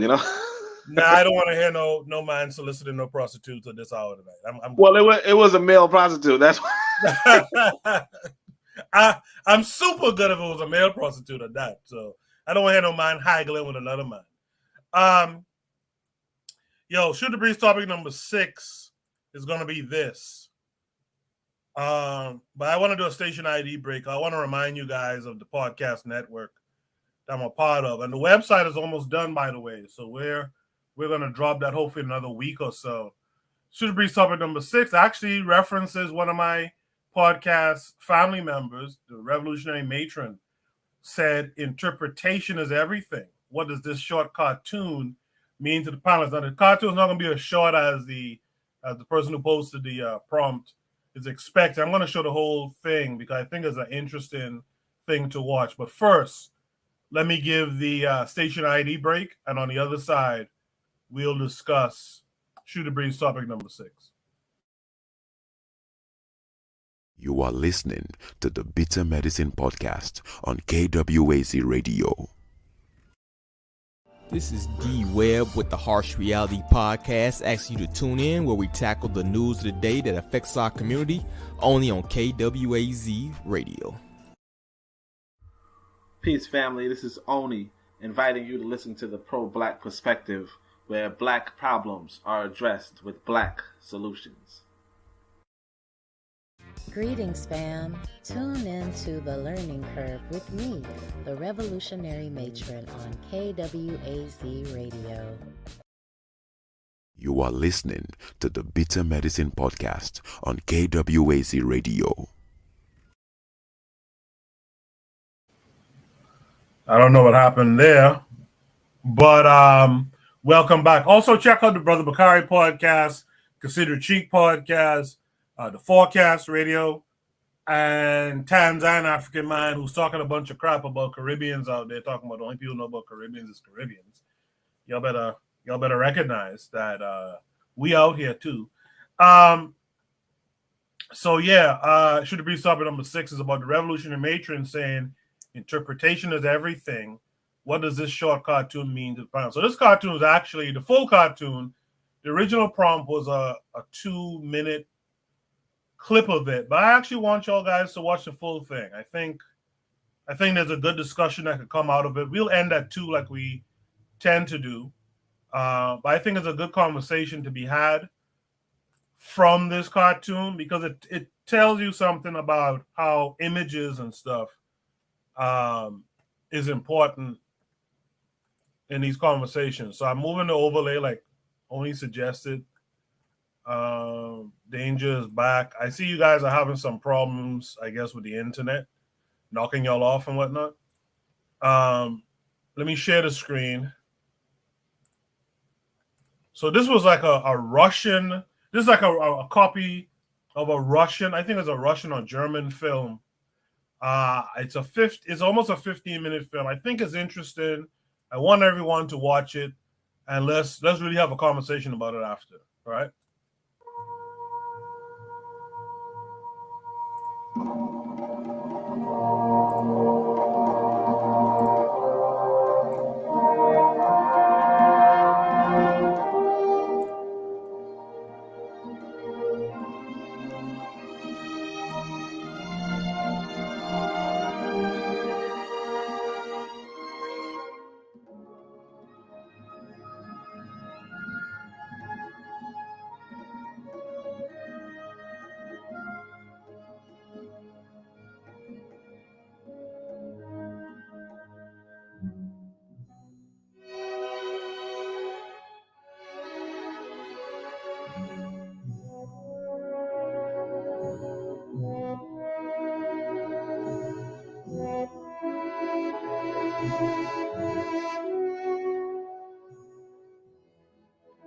Жил черный человек на своей земле.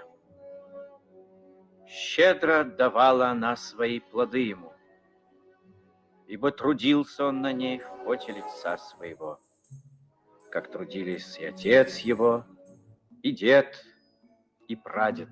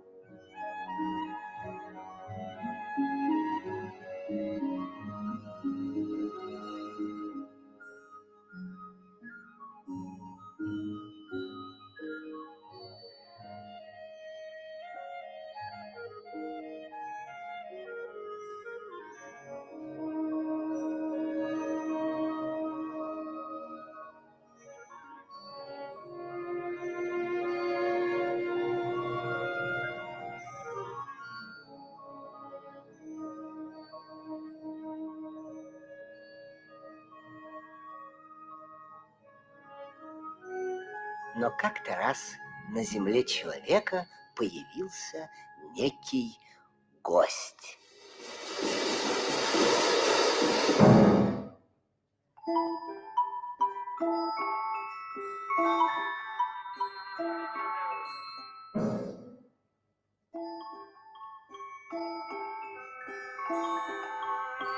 Гость растрогался. Какая богатая земля.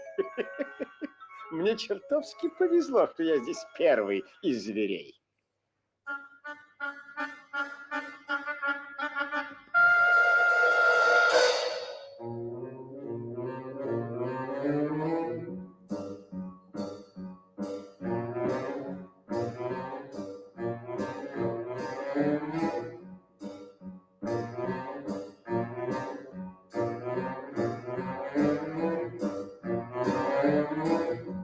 Посмотри, человек, не слишком ли бесцеремонен твой гость?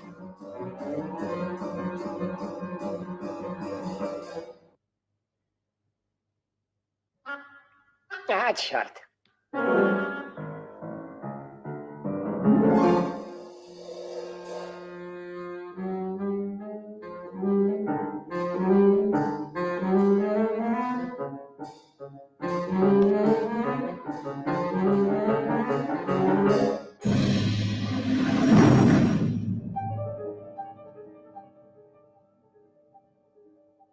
Пока человек увлеченно приобщался к высокой цивилизации, слон сожрал все, что мог. А так как пошел дождь, то настала очередь хижины. Человек обрадовался, что высокий гость лично посетил его скромное жилище. Но у слона были свои планы.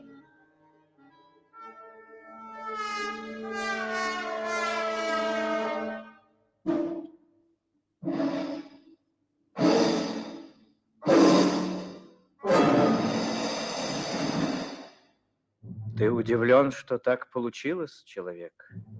Погоди. Господин слон сейчас тебе все объяснит. Видишь ли, парень, твоя черная кожа покрепче моей, да и здесь нет места для двоих, так что оставайся там, а я тут. Не скучай.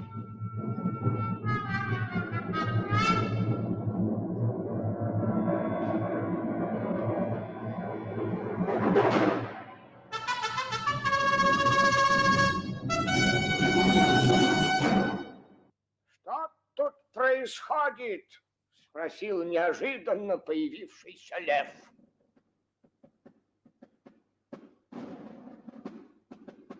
Он отнял у меня хижину.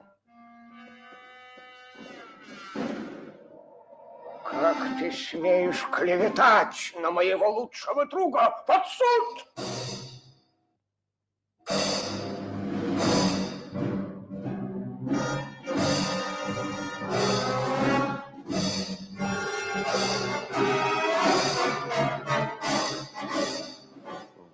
ты уже и под судом, человек. Слово потерпевшему, объявил председатель Лев. Господин председатель, уважаемые господа, я глубоко тронут вашим горячим желанием защитить меня от грубых нападок моего отсталого черного друга. Благодарю вас. Благодарю.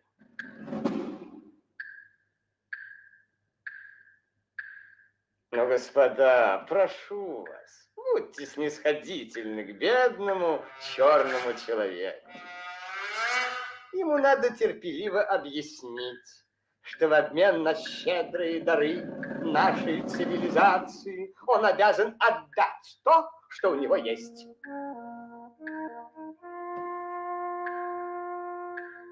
Плоды, хижину, землю, а не вызывать возбуждение безответственными протестами.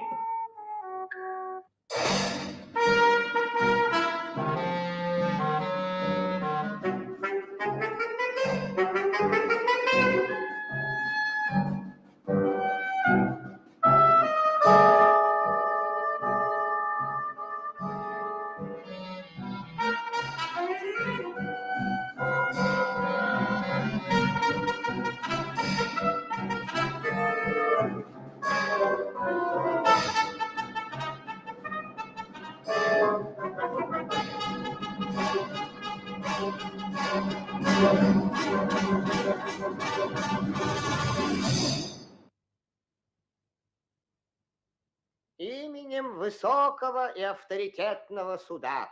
Обвинение. Человек, слушай же решение суда. Умышленное нападение на господина слона. Присвоение имущества господина слона. Сигарет и журналов. Виновен. Решение наверняка будет справедливым. Попытка вломиться в хижину. Ведь господа звери известны как беспристрастные джентльмены, издавна самим Богом призваны охранять интересы низших рас. Виновен по всем пунктам и заслуживает самого строгого наказания.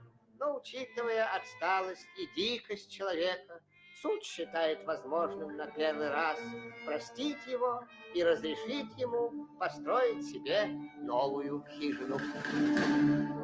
Вот видишь, какие доброжелательные судьи.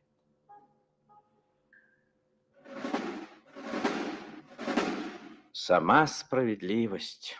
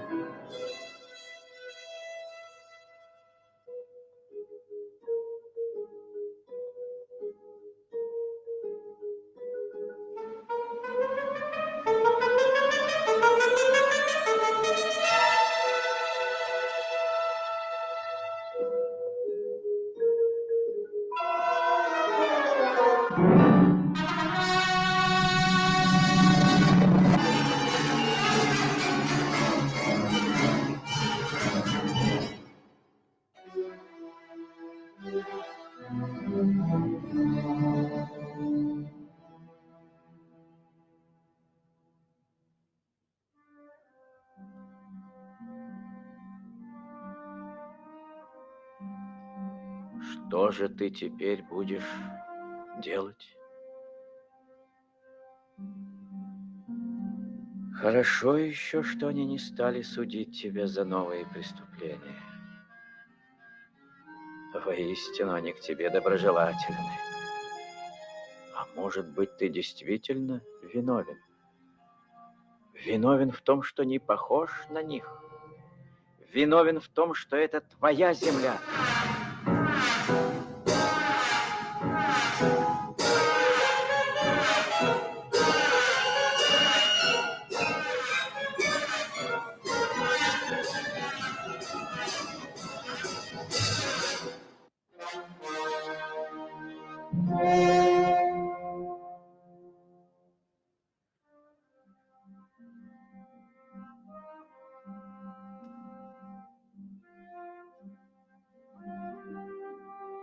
Ведь надо же что-то делать. И человек решил действовать.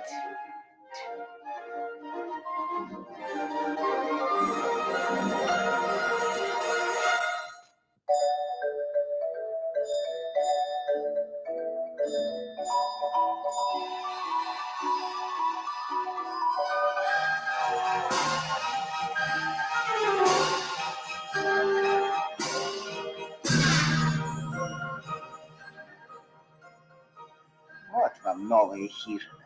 Одна на всех.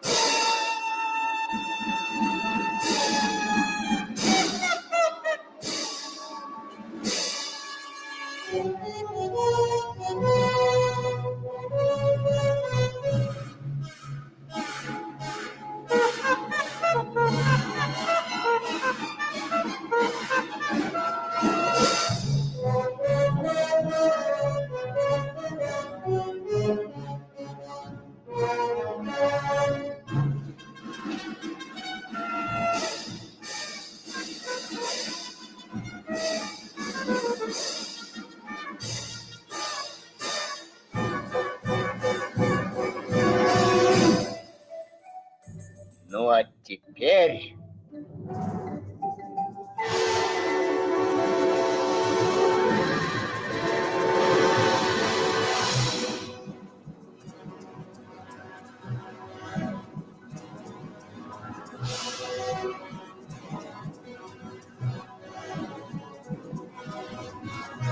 Дорого обошлось человеку знакомство со звериной цивилизацией.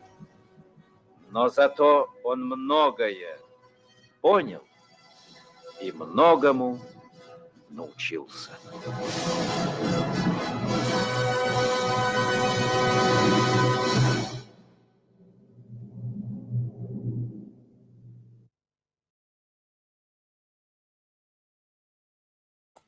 So, like I said, the original post had like a 2-minute clip of that short film, but I kind of wanted to, not kind of, I wanted to show the full film. I think it was something to get out of that.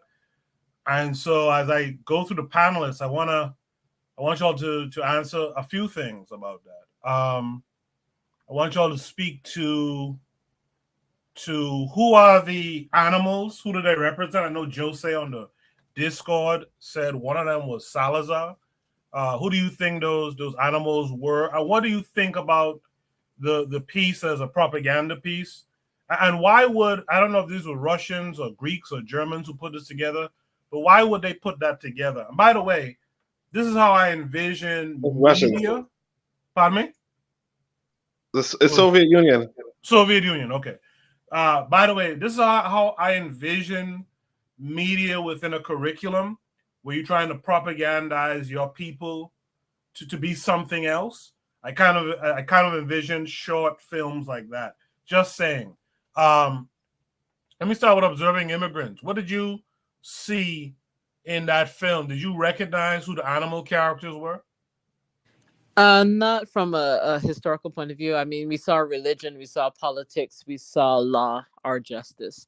I'm not really, and I don't know what the other ones were, except the elephant maybe being a white man or Europeans. I don't know, but outside of that, I thought it was very interesting. The whole theme that the black man has to, be clever and not be exploited. And to take himself out of the predicament of being exploited by Europeans. And he allowed them to let their greed basically destroy them. And when they were at their weakest point, like, what I saw like after the pandemic, I thought that was the weakest point for the Europeans that we should have as a diaspora and as Africa to make our step towards making Africa stronger. Instead, Black Americans decide to separate themselves and become xenophobic. So in this case, I like that he saw their weakness and then understood that it had to be manipulated to get rid of them once and for all, because under their system he was never going to win, you know. And I think as people, we should know by now, under this system, when you try to do something in the law, they'll change the law, especially here in America. I think America especially plays the game of cat and mouse with Black people and rights and human rights and all that stuff. Um, once there's a law and you can get by the law, they'll simply change the law. You know, they'll just do the things to make themselves always come on top. And I think it was Bukhari maybe that says, the Europeans just doing what they do. I mean, they're creating a world where they benefit from it completely. So it was a beautiful film. It's interesting. I liked it. Yeah, I thought it was interesting as well. Gas them up. I'm curious to hear from you what you saw in this. I know you have an interesting outlook on these things. What did you see in that film? It just kind of shows a lot of the history of the Black man in terms of engaging with the Western system. I really see Kanye West in this of recent. Talk about it. He thinks he's free, and they let him know you can't build an empire within our empire. So, I mean, I think the video is self-explanatory. So I don't have much I'm hoping if you get a chance, if you can email it to me, I'd really like to have it. Yeah, no problem. I can do that. Yeah, I can do that. Let's hear from Danger Daring. Danger Daring, what did you see in that video? Could you recognize who the animals, like what nations or peoples the animals represented? I'll be honest, no, actually I didn't. But I do. I want to say something off what the young lady has said prior. But for what I have seen is the first thing is that in the dialogue he's spoken as him observing the African man, and this is what I see a lot even today, even at the job I work at, where white people watch me and see how I move and see how I do things like white people. I mean, not Black people. Always watching the ways of Black people, and I think TikTok is the biggest way they watch how we eat, how we drink, how we talk. And this further shows that the person was observing this person in order to figure out how to maneuver around what this man had. And the second thing is that even with this film, they did not show the characters as like who they truly are. They show them as animals to still make it feel like, or I'm sure this is a white audience, for so they won't have no guiltiness or anything like that. And I would say like the third thing was that once it's all figured out, he actually did something about it instead of just talking about it. And absolutely, yep. Yeah, and that's what Black people too afraid to die, and Black people too afraid to get a confrontation because they just are scared of just dying. I think I'm gonna be honest with this. I think a lot of Black people are I would say a lot of Black people are mentally weak, so they don't take any type of progressive type of action to anything. But as this example, this African man, he took a progressive way, and he ended up still having his home. Oh, and the fourth thing I should have mentioned this. Yes, but white people always giving vices to us. Okay, oh, let me get you porn. Oh, let me give you some drugs. Oh, you know what? Let me give you this TV. Oh, let me give you this dice game. Like they always giving vices. Oh, let me set this casino right here. Let me set this liquor store in your neighborhood. Let me set this Popeyes up here. I do love Popeyes, but let me set this Popeyes up in your neighborhood. They always giving us vices to distract us and just to distract and conquer. So that was another thing too I seen. And that's all I seen. That's all I observed like from watching this. It's actually really nice, even though they don't really speak that much. I like it a lot.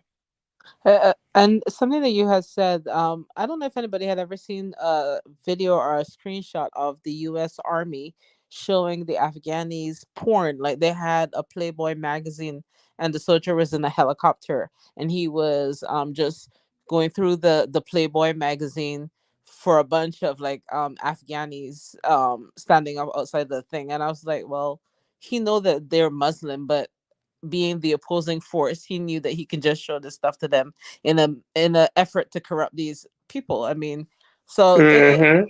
yeah, Exactly. it's a war tactic, and they know Exactly. weakness. Yeah, they know the weaknesses. Yeah. Yeah, that's why they use the vices like of anybody, the weakness of anybody and their vices, and that's what they play on. So you're right about that. Yeah, I Yeah. think black folks are susceptible to feel good type stuff, and Yes. they always come with the feel good. They come with, I mean, they literally went to Africa with magic, right? Pulling coins out of people's ears True. and wowing the Africans and all that old shit, right? Very true. They like to come with that kind of stuff to people who are not on the same level of development with them. They like to do it, and they still do this kind of stuff. They still give us that feel good stuff. They make us feel like we make Twitter hot, right? Exactly. Sure do. Meanwhile, Twitter is selling for billions of dollars and all kind of stuff, and we ain't get a dime of it, right? They like that feel good type of stuff. With that said, let me go to let me welcome in the lovely revolutionary matron this week. Matron, how are you? I'm good. How's everybody doing this week? I'm good. I'm good as well too. Thank you for asking. How are you? I'm doing great. I'm with Good. my niece and my nephews, and so I had to put them down to come get on because I'm glad you guys decided to talk about this week because it really caught my attention. I hope you didn't kill them when you say put them down. No, I'm just kidding. Matron. Wait, he kidding? He don't hope you ain't kill him. Interpretation is everything. Yum. Interpretation is everything. What does this short cartoon mean to you? It had, and it still has, so many messages. I feel like I got them up, I've just been looking at and analyzing it. But on a surface level, for an African understanding, is that we are the only true man because everybody else, all the other nations represented, were some type of animal, whether it was a predatory animal, a powerful animal, an animal that we've dominated, whatever other kind of nations that came to do business with us that we were hospitable to, we were the only true man with moral conscience and a sense of right and wrong. We were hospitable and kind, and they came and they thought that their consumable trinkets entitled them to our full resource. And they then used laws and their ingenuity in an attempt to completely co-opt and consume everything we built. We build a house, they take over. I mean, like, this was our story, Yeah. right? And what it represented for me is that their civilization, or having a civilization organized by them that they run and control, will not serve us. We have to come into the knowledge and full understanding that we are the only man and that only we can do this. And that sometimes you have to burn down something that you have built that might be beautiful, just so that you can catch all your enemies and totally purge them from the land. And I'll land it there. Girl, you better speak. Yeah, you speaking the truth. I appreciate that for sure. I also want to point out something too in that video. When the African had a chance to sit down and study his story, that's when he came up with a plan, right? Not partying and bullshit. That didn't get him the plan. He sat down somewhere, he reflected on his situation, and he came up with a plan. The plan he came up with, to me, was the Haitian plan. So I'm going to throw it to Azuli next. To me, the Haitian plan was get your enemies fighting amongst each other. Azuli, what say you to all that? Unmute your mic, brother. Yeah. Have a good night, bro. Yeah. This guy's still soliciting out here? God damn. Yo,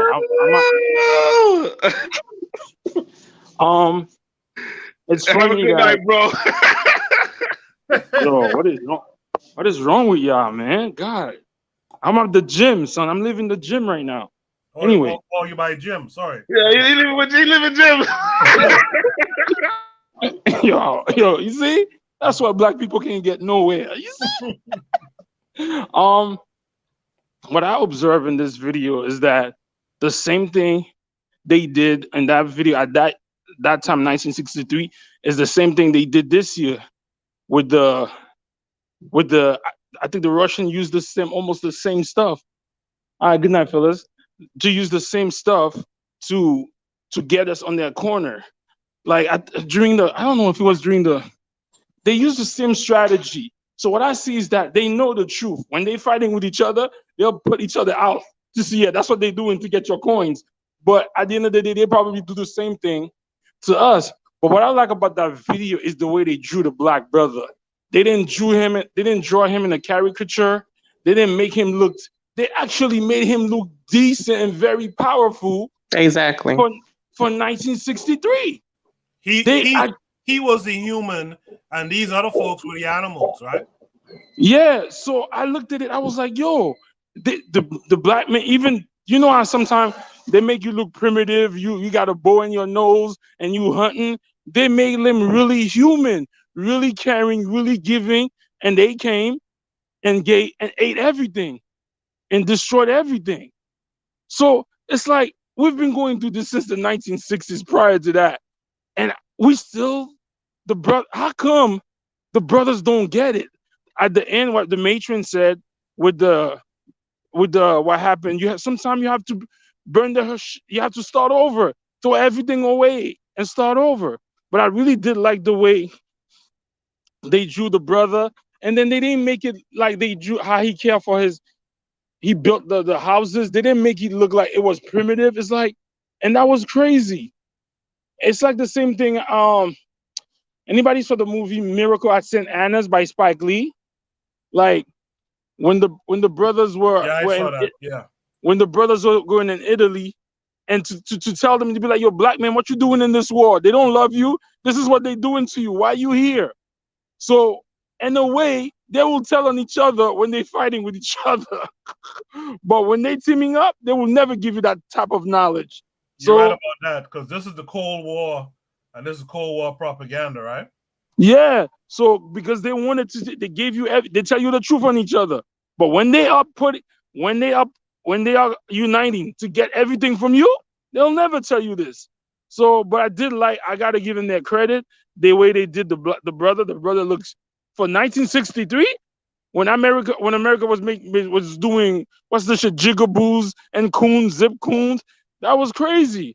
I really like that. So, yeah, that's all I have to say. So Zuli was propagandized by the Soviets here, just so y'all know. What? Well, you say you really loved it. So you were the target audience by the Russians, by the Soviets, and you liked it. So it worked, right? So no, I'm trying to say, are you saying that in a good, positive way, or are you saying that I got suckered? Well, I'm kind of saying both in a sense.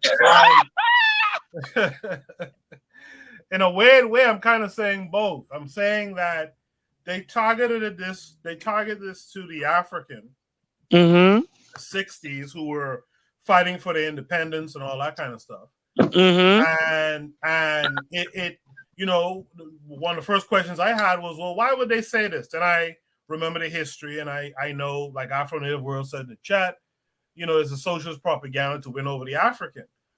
And, you know, we're looking at this, you know, 60 years later, and some of us like it. But it means that their juju, their propaganda juju was strong, right? But Goku, they didn't really win any African, because most African then goes toward them. But was there a lie in what they were saying? Because the only Caribbean country that went communist was Cuba, and I think did Grenada was about to, or Guyana with Maurice Bishop. Which country was that? Grenada. Grenada. They stopped that shit cold in the west side of the earth. So did it work? Did these Africans buy into this? Did they believe they were this? Well, a Actually, it lot of did work. African leaders were socialists, though. How many, Coco? I mean, I don't know the raw number, but seemingly many were socialist leaning, at least. I mean, even Kwame Ture and them was talking about socialism. So what happened? So what Did Yeah, people they was have talking about TVs? socialism. You have propaganda, but in the 60s, how many people had televisions? And at that time, most of the Caribbean was now getting independent. So, who saw this video and how many people did? So, yo, this is crazy. Let's then hear you from. all. Oh, sorry. Go ahead.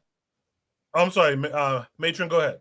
I was just going to also say that even if they were internally socialists and understood that they too were a man or that they were the only man, which is one of my main conclusions, that they still need a tool to be able to do business with other nations that is equitable. So this is a good starting point, but then there's that next step. That's why us being able to think for ourselves is so important. Well, go ahead. Matron, should we take from the old saying, chew the meat, spit out the bones? Should we take from this that the strategy is to is like what Haiti did, get these powers to fight amongst themselves, right? And you get from under them while they're squabbling. Should we take that at least from the film? Absolutely, we should, because they're going to fight amongst themselves. Right. We have been there. We have consistently and historically been their pressure valve, and we're the ones that actually hold all the resources. They only get strong against us because they come together against us. White is an inclusionary status to the exclusion of the African. Always has, always will be. Thank you for that, Matron. Who am I missing? Buana, what say you? I thought it was an interesting video. I thought it was a very, very good video.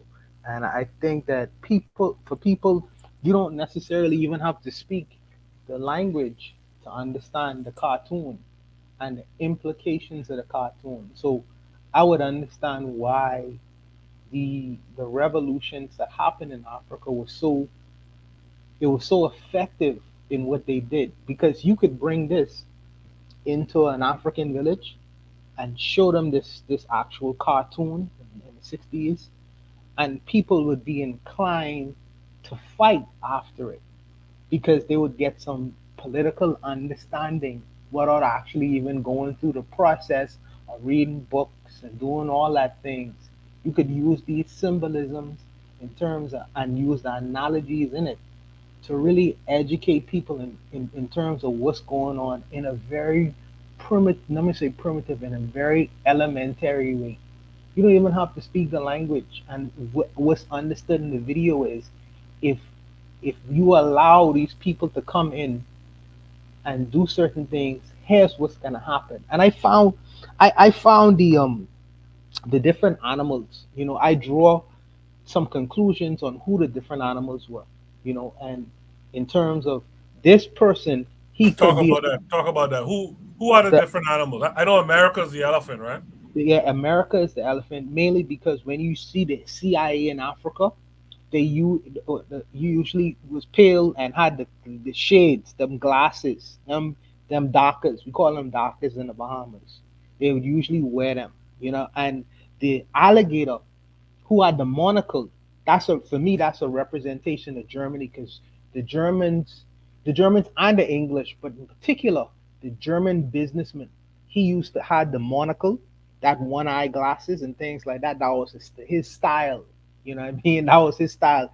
The British, I had a problem with really finding out whether the alligator was the British or the I or the think the lion. eagle was the British. No, the weasel was the French. Oh, yeah, right. The French, yeah. Right, because he was wearing a hat.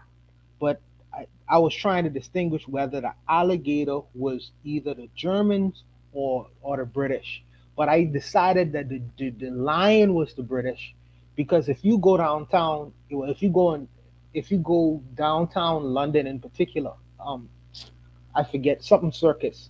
you would see the representation of all the lines that was around in that square area, as far as the Yeah, that's Piccadilly. Piccadilly Circle, and then also the stogie. The stogie is a representation of Churchill. Churchill used to like to walk around with that British cigar.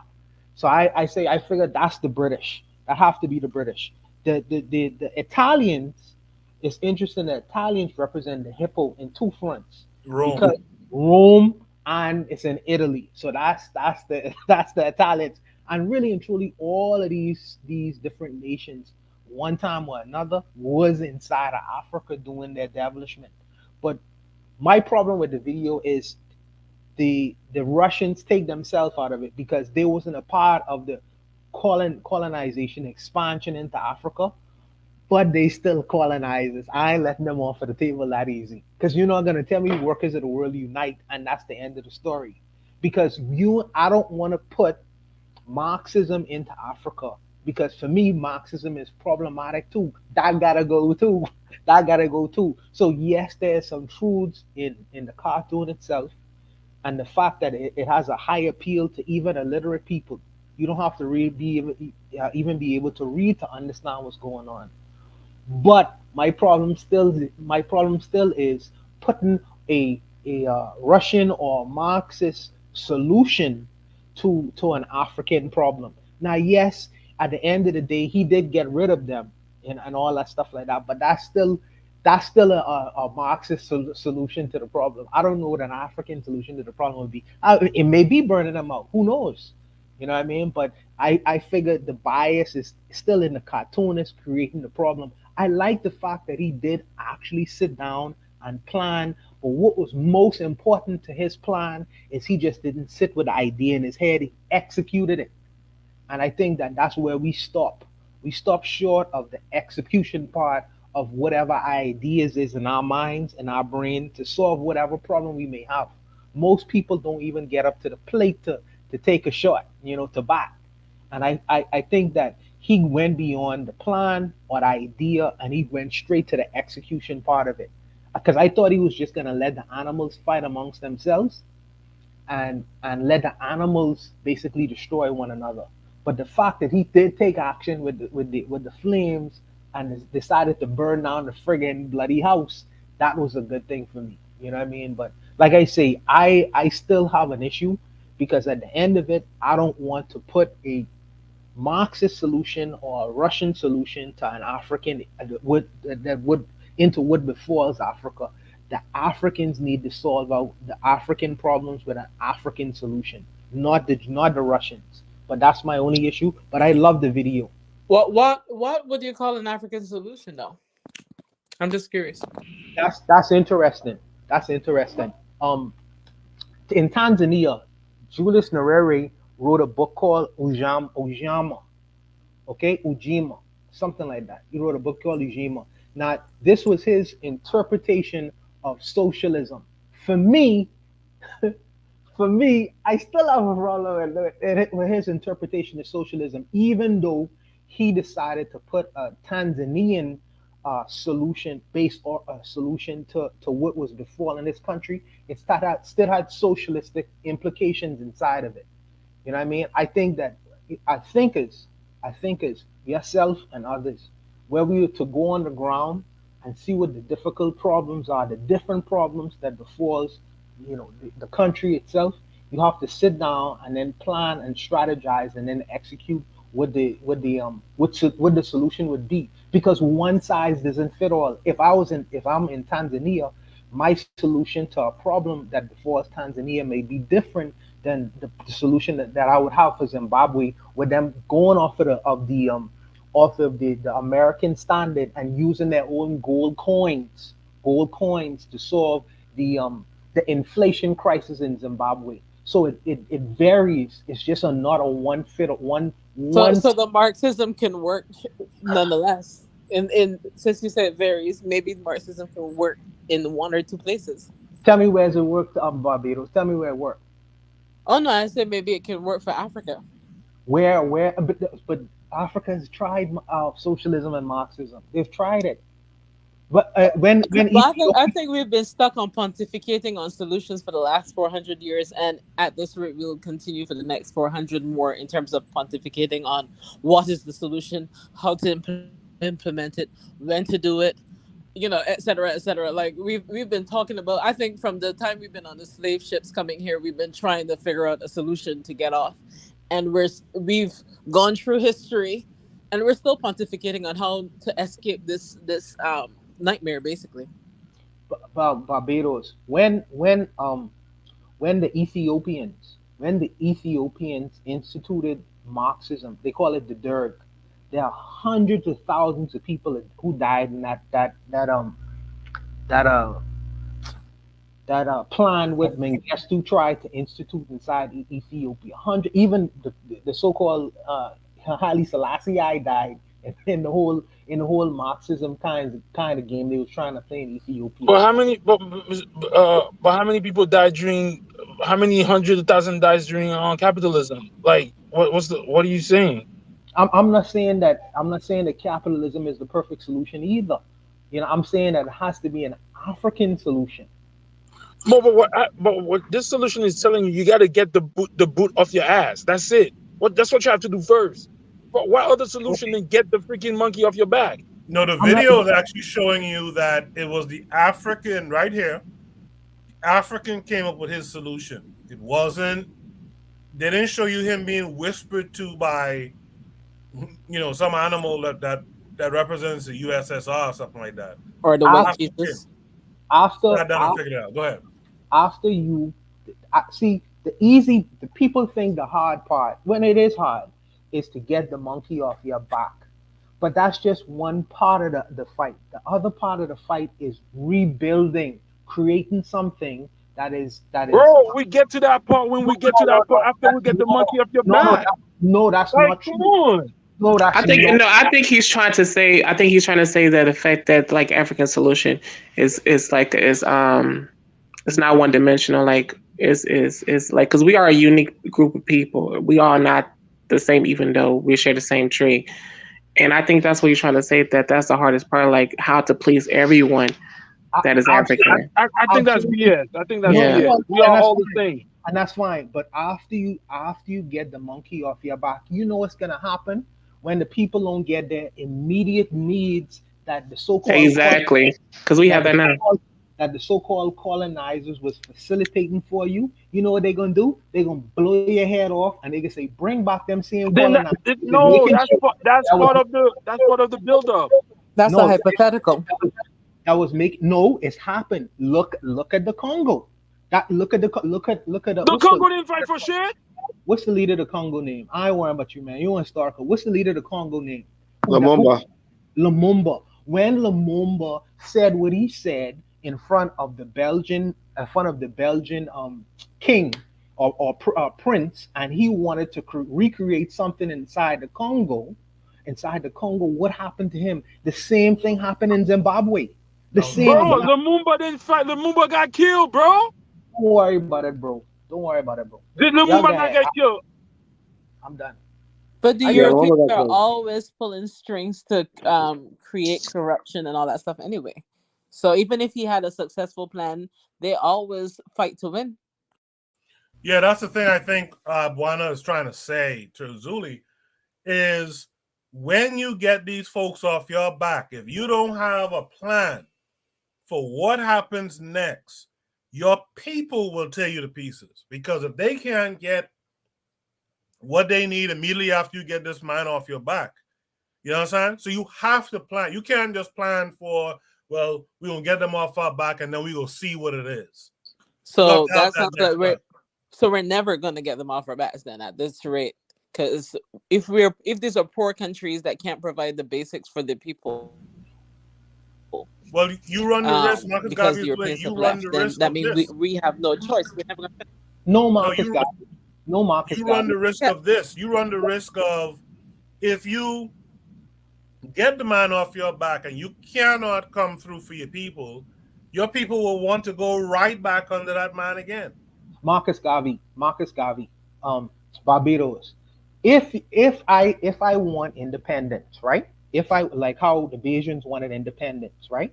I have to prepare my people for independence. That means I must have enough doctors, I must have enough teachers, I must have enough engineers, etc., etc., etc., to ensure that if these so-called cocksuckers who I've been relying on for years and years and years goes, I can have enough people to fill that void and facilitate a country in functioning correctly to meet the needs of my people. But if I don't prepare in advance and I let them go, what is going to happen to my country is going to fall into disrepute.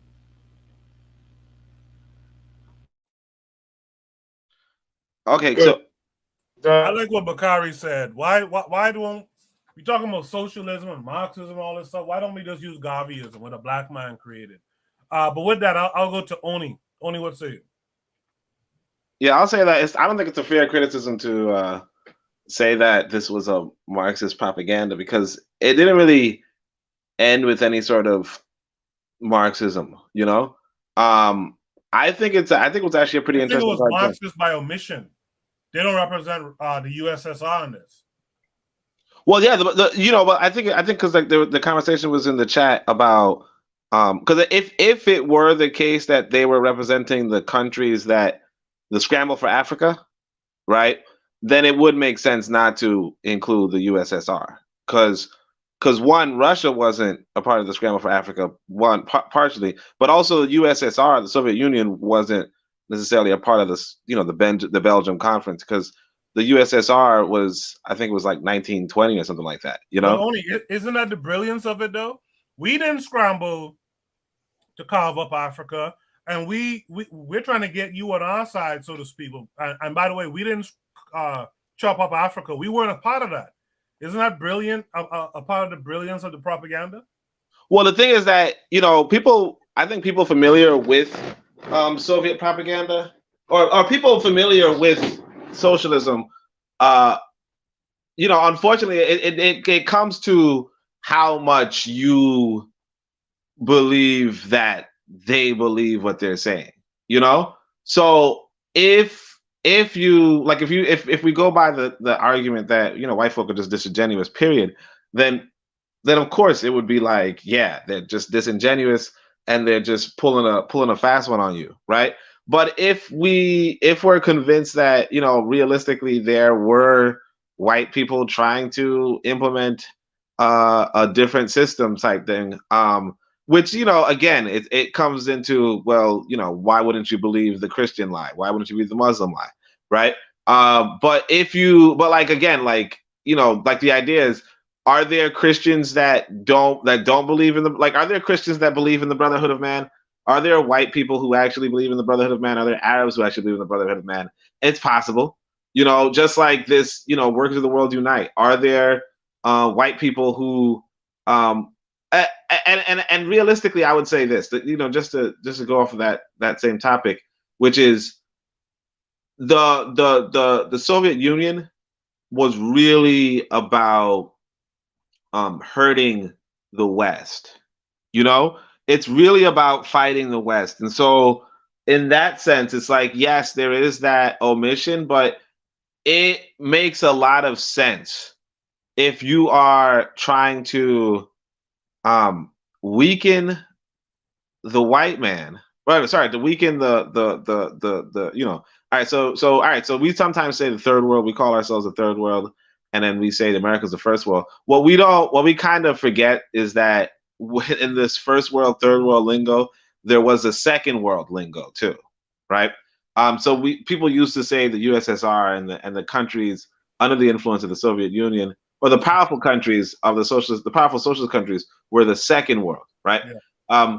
And so in that sense, right, the second world had a very, really wanted to turn the third world against the first world, because the first world and the third world, and the first world wanted to turn the third world against the second world. So the propaganda, it's not like you're not supposed to, if you're making propaganda, you're not supposed to turn it like the idea that they should be like, oh no, third world, the second world's bad too, and they're the second world. Like, it would just be like, it wouldn't pass it wouldn't pass. Like they wouldn't finance it, and that's another thing that I wanted to like point out, because I was like, this cartoon's cool. I'm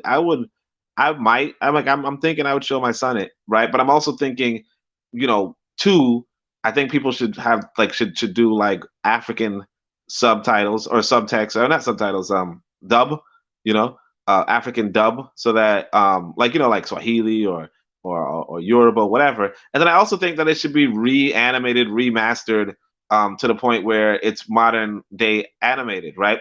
But what and to that note, I would say that is a costly enterprise, and it's probably costed a lot more, honestly, if we're being honest, back in those days. So when we're asking people, hey, your propaganda is not making you look like the bad guy, it's like, well, yeah, because I'm spending how many, like, it might not look like much, this animation style. We could do this for cheap, this same animation style pretty cheaply, right? But probably back then it kind of could have been like $1 million, in today's value, to make something like this bad, obviously, right? That said, yeah, nobody's gonna spend $1 million, or not, maybe not $1 million, but still, no one's gonna spend that much money to tell you, oh, I'm the bad guy, and it's like, yeah, you omitted it because partially, like I said, they weren't even involved per se in the scramble for Africa. But even if they were, you still, if you're making propaganda to turn people against the first world,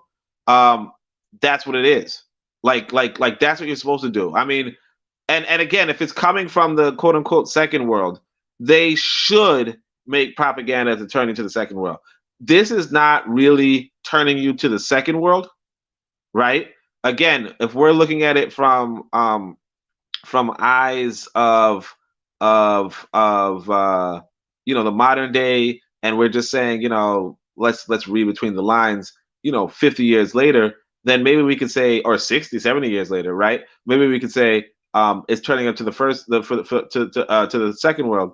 But a lot of times, this is kind of like sophisticated propaganda that's really just turning you away from the first world. The only real the real turning you to the second world thing is the fact that the language is in Russian, because you're not going to speak Russian normally if you're like a villager, and the only way you'll speak Russian is if you, so on and so forth.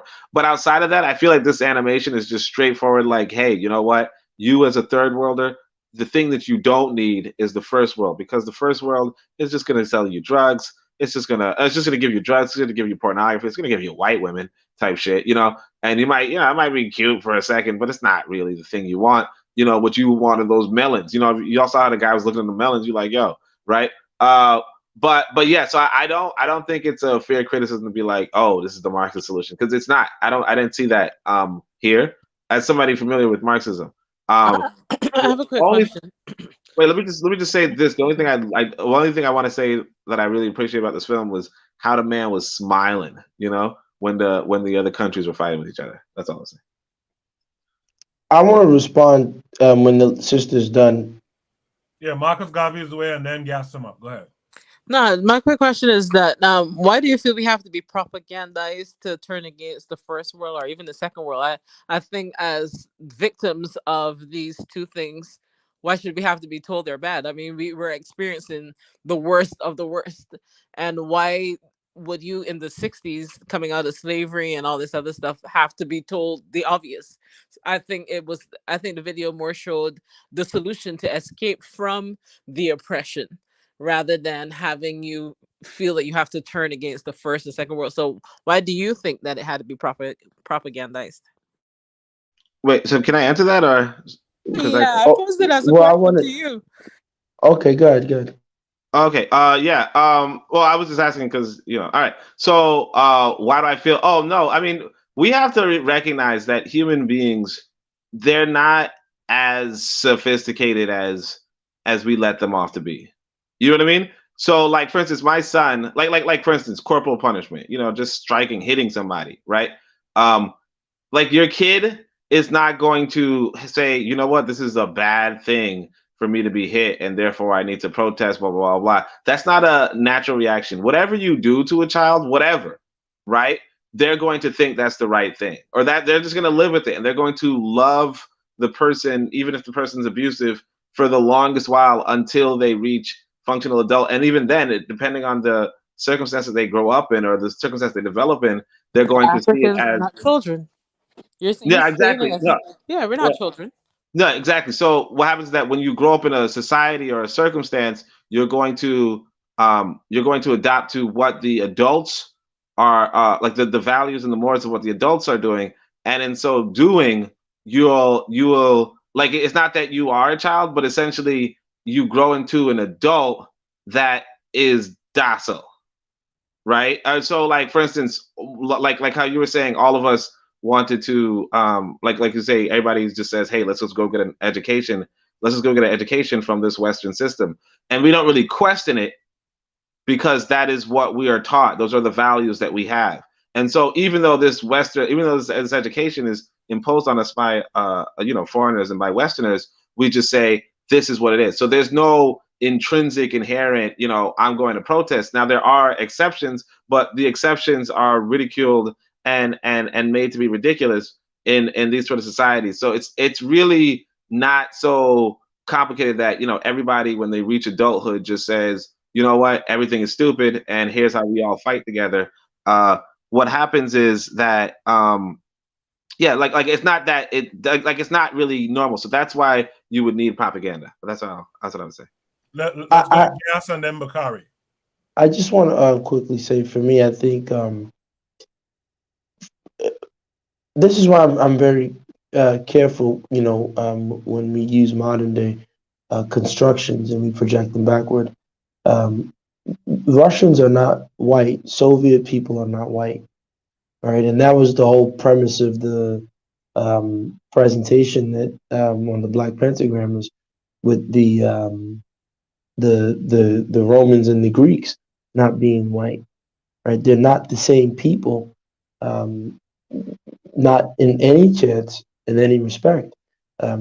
So we have to be very careful, because I think we end up, throwing out a lot of babies with bathwaters if we take that approach that, all white is white and blackity black and all this other stuff that we hold on to.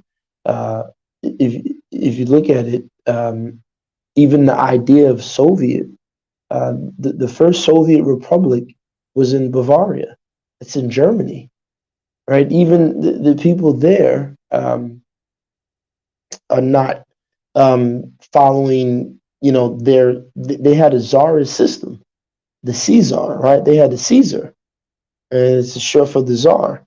And they destroyed that bloodline. That bloodline was killed with Anastasia. I mean, I can get deep, right? It goes into that Moorish bloodline. There's you guys can look into the African presence. I can send you. I might even do a show on this on the Black Pentagrams. The African presence, or in the Byzantine side, all the way into what we call Russia today. A lot of Moors were in that region, and a lot of them, have a mixed bloodline, and it's not a coincidence that they were murdered. And the people who murdered them all came from Germany, because this idea of Marxism. Remember, Marx is a German. What the hell is a German ideology being used in Russia? How is that possible? No one ever stops to question this. So even what we think of as the so-called Soviet or whatever we're assuming is right, that's not even their ideology. It's a German playbook, and it failed in Germany. And these extremists, who were, in many senses of words, they were terrorists. They were blowing up things, attacking the Tsar. There were numerous attacks on his life before they finally, these psychos, killed and destroyed the bloodline of that Tsar family. So, me, I'm always thinking a cult. We have to be very, very, in my opinion, very, very careful when we're just, assuming, oh, they're just white people. No, that's a lie. That they're not just white people, and there's a lot of things that are going on. Like I said, for me, I'm always looking at that occult angle. When we talked about industrialism and sacrifice.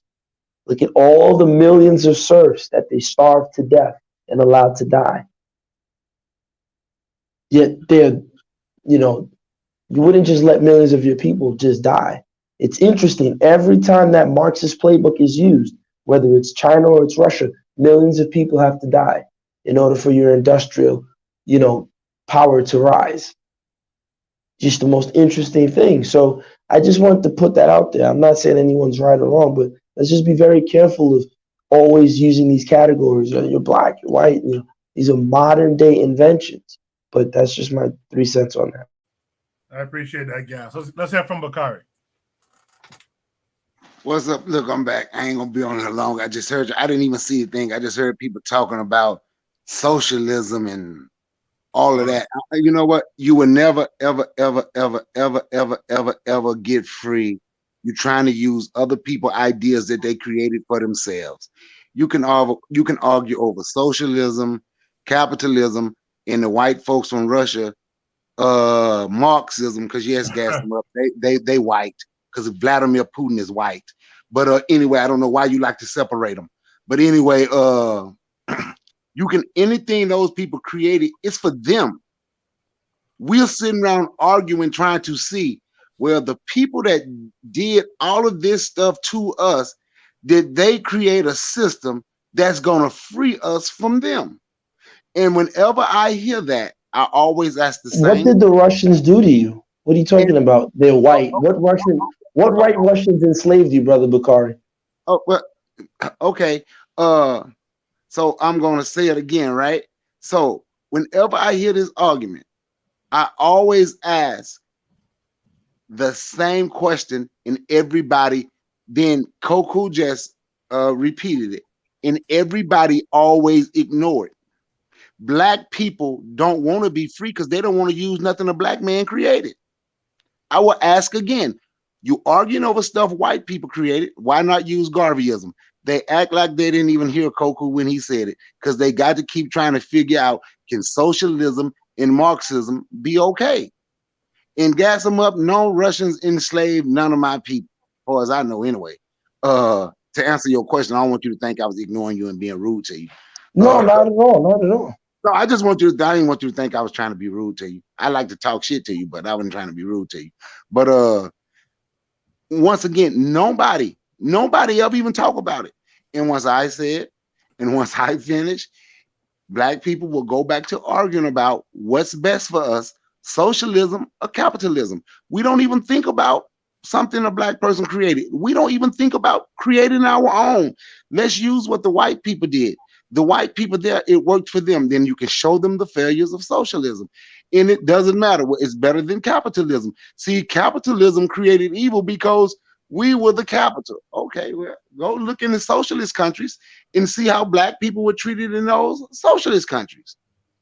So what's the difference? So now let's think of something that black people can do. Black people were treated way, in terms of advancement, black people advanced way better in Russia.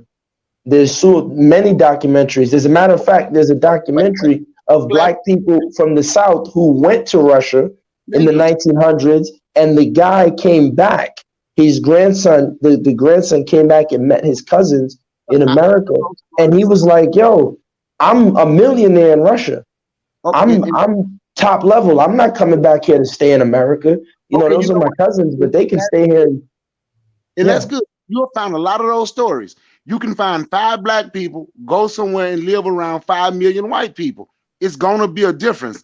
But watch this. But I can't ever remember this professional boxer name. Roy Jones Jr. was his promoter. And he was from Russia, but he was black. And they thought he was going to be good, but he couldn't take a punch. But anyway, they talked to him. And when he was interviewing, he always spoke on how bad black people was treated in Russia. He was born and raised there. He always talked about that. See, we're always looking to say, this set of white people is just a little different. But Russians are not white people. Okay, that's what you say. They got this European DNA, Neanderthal DNA. They white. See, you say that. Vladimir Putin is white. That's just a fact. He's not white. That's not a fact. YouTube Vasily have Lomachenko. videos of Black Why? Americans, generations going to Russia and benefiting from Russia. Okay, I never. As Gasmup said, there are. Okay. You can go on YouTube and see videos of it. I don't. And guess what? And that is okay. And I'm going to say it again. You can probably find some Black people that went to the white utopia in the United States, Washington State, and Oregon, and benefited. It's easier to go when it's 10 of you and 10 million of them because you're not a threat. And once again, like I said, we're going to figure out a way to say their system is better than anything that we can do. Black people don't want to be from under these people. That's the problem. Black people don't want to be. We don't want, the majority of Black people don't want to be. The majority of Black people is trying to find some white people that can treat them nice. Because white people invented the nation state. Garveyism is not going to run a nation state, Brother Bakari. I'm no disrespect to Marcus Garvey, but Garveyism is a theory that's not going to run a nation state.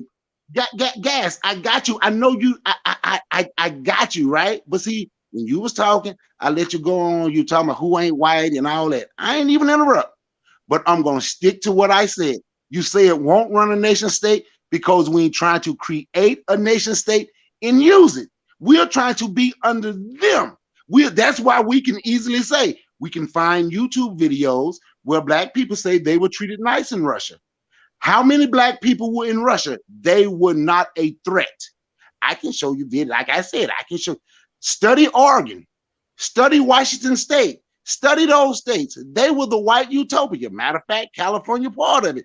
And you will find the few Black people that went out there and they would say they did okay because they were not a threat. But once you become, and enough of you come there, fool around and let 5 million, 10 million Black people go to Russia. All those people with those nice fantasy videos, all of that gonna change because you become a threat. No, that's not true. I'm not telling nobody what to do. The only thing I'm saying is Black people don't want to get from under these people. Black people is happy in their position. All you got to do is just listen to them talk. And I hear the mic.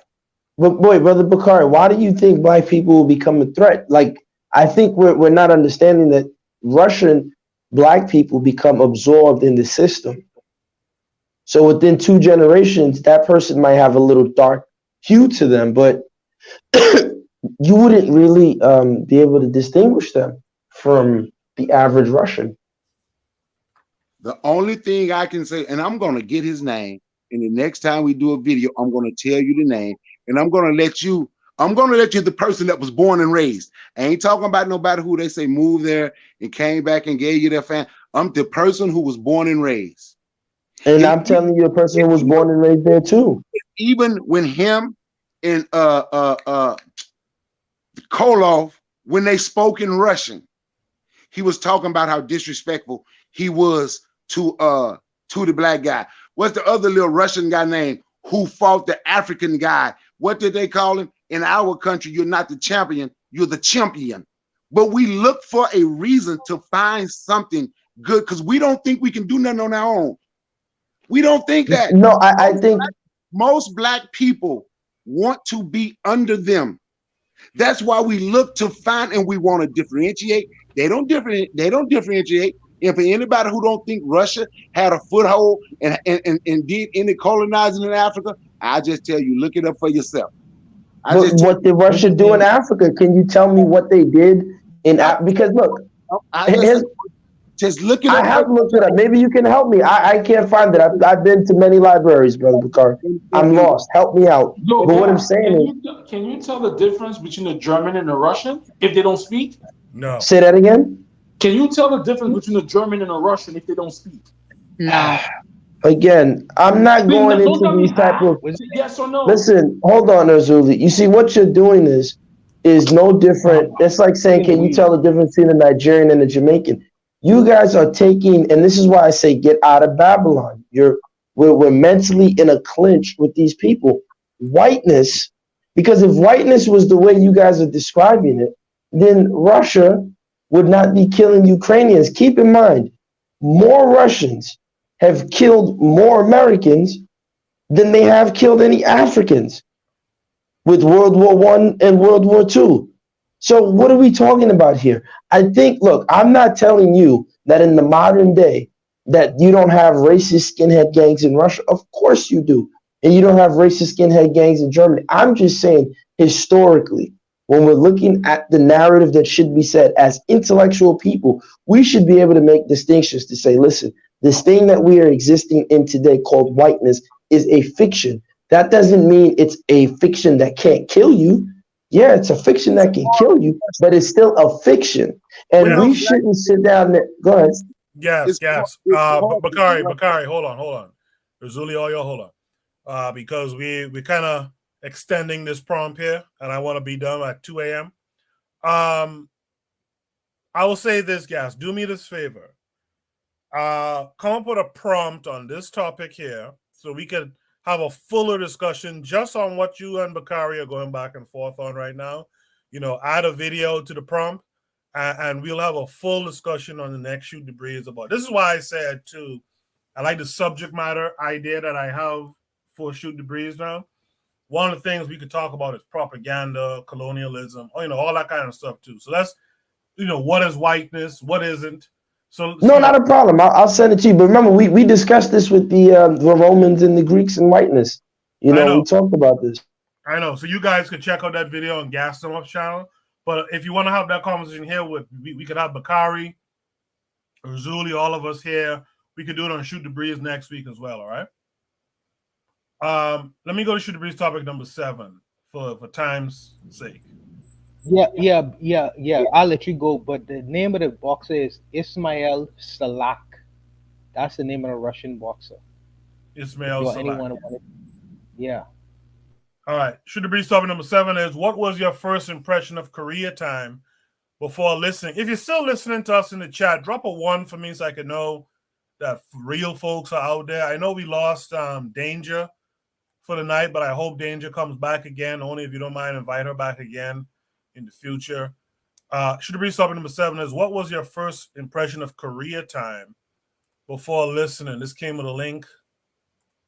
Let's check it out. And again, Gas, I'm not trying to cut your wisdom or Bakari's or anything. It's just time constraint. Let's do a whole Shoot the Breeze topic. It's because they have improved sanitation. Being landlocked, yes, Switzerland and Austria, 2 of the richest countries in the world, are landlocked. Resource curves, the US, Canada, Australia, they are very well endowed with natural resources. Actually, most African countries do not have a lot of natural resources. They seem like that being richly endowed with natural resources only because their economy is underdeveloped and they rely on natural resource exports. But when you actually look at the data on deposits, these countries are not that well endowed except for DRC and South Africa. Switzerland, Belgium, and Taiwan have wrong degrees of ethnic divisions. Switzerland has basically 3 groups. German, French, Italian, and a small group that speaks Romansh. And indeed, in the 18th and 19th century, Switzerland had like 4 civil wars. It was never that peaceful. The original people of Taiwan are Polynesians. A tiny number of them still exist, called Kaoshan people. But the so-called Taiwanese are descendants of people who migrated from Southeast China in the 16th, 17th century, especially from Fujian province. But then superimposed on this group was the so-called mainlanders, the northerners who came with the Nationalist Party government when they were kicked out of mainland China by the communists. So once again, it's not as if rich countries do not have these ethnic divisions. They somehow built the political system, made economic arrangements to make these containable. It's not that they don't have them. In the early days of development, today's rich countries had institutions that are far worse than the African ones today. In terms of culture, before their economic successes, the Germans, the Japanese, and the Koreans, they were all described as lazy, overly emotional, uncooperative, and much worse. Yeah, so this is a comment by an English traveler in Germany in the early part of 19th century. Basically, he's saying the Germans are stupid. Yeah? Mary Shelley, the author of Frankenstein novel, in her travel journal, once wrote that Germans never hurry. They have no sense of time. Yeah? And then this is a comment that Beatrice Webb, one of the founders of Fabian socialism in this country, made when she went to Korea and met my ancestors. And I think this is one of the rudest things that anyone has ever said about anyone. 12 millions of dirty, degraded, sullen, lazy, and religionless savages.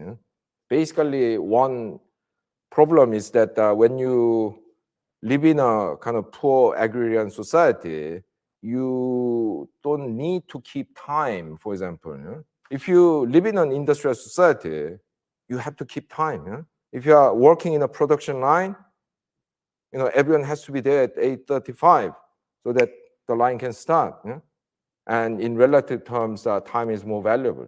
So people's behavior changed. So in addition to this the inevitable prejudice that people from rich countries have towards poor people in poor countries, we have this the fundamental differences in the organization of societies that are due to the differences in economic structure. Even in Korea, I mean, until say 20 years ago, we had this expression called Korea time, which means that you can be up late for an appointment up to maybe 1.5 hours. You don't have to apologize. That's what people do. Today, the expression doesn't even exist. Everyone's that working to the clock. Everyone's that busy. Societies are highly organized. I mean, people keep time. So all these so-called meta-structural factors, when you look at them closely, are very flimsy ones. The argument based on them are usually based on factual mistakes and blindness to history. More importantly, these meta-structure arguments fail to recognize that the rich countries appear not to suffer from those meta-structural factors, not because they don't have them, but because they have developed sufficient technological and organizational capabilities to deal with their harmful effects.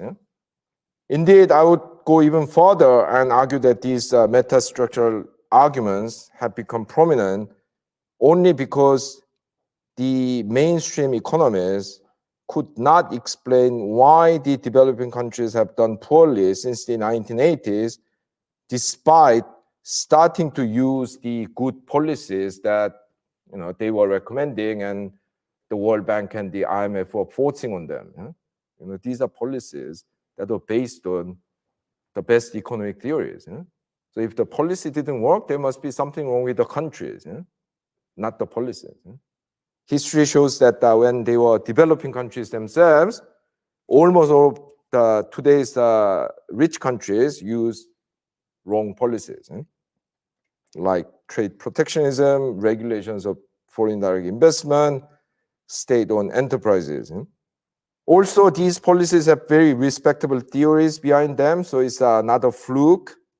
Another important consideration is that these countries apply those theories in very pragmatic rather than dogmatic ways. So you get to see a lot of the totally unexpected combinations like Singapore or Sweden. Recognizing these basic facts is the starting point of our quest for the answer to the question that I started the lecture with: why are some countries rich and others poor? All right. I don't know whose mic that is that's on fidgeting around in the background. Please mute that. But Korea time, like I never heard of the term per se. But it's interesting that Korea time sounds like CP time, right? Let's make our responses pretty brief. I have one more topic I want to deal with before 2 a.m.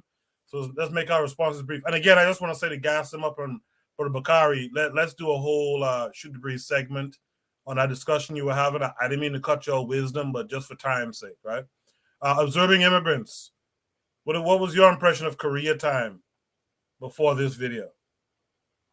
I don't know what is Korea time. What is it? Well, these dudes said they could reach to a place up to an hour and a half late, and it's cool. I think looking at other cultures, that only Europeans are sticklers for being on time, like every other culture that I've come across, from in terms of time. But I didn't get that was what he was talking about, so I don't know what the connection is.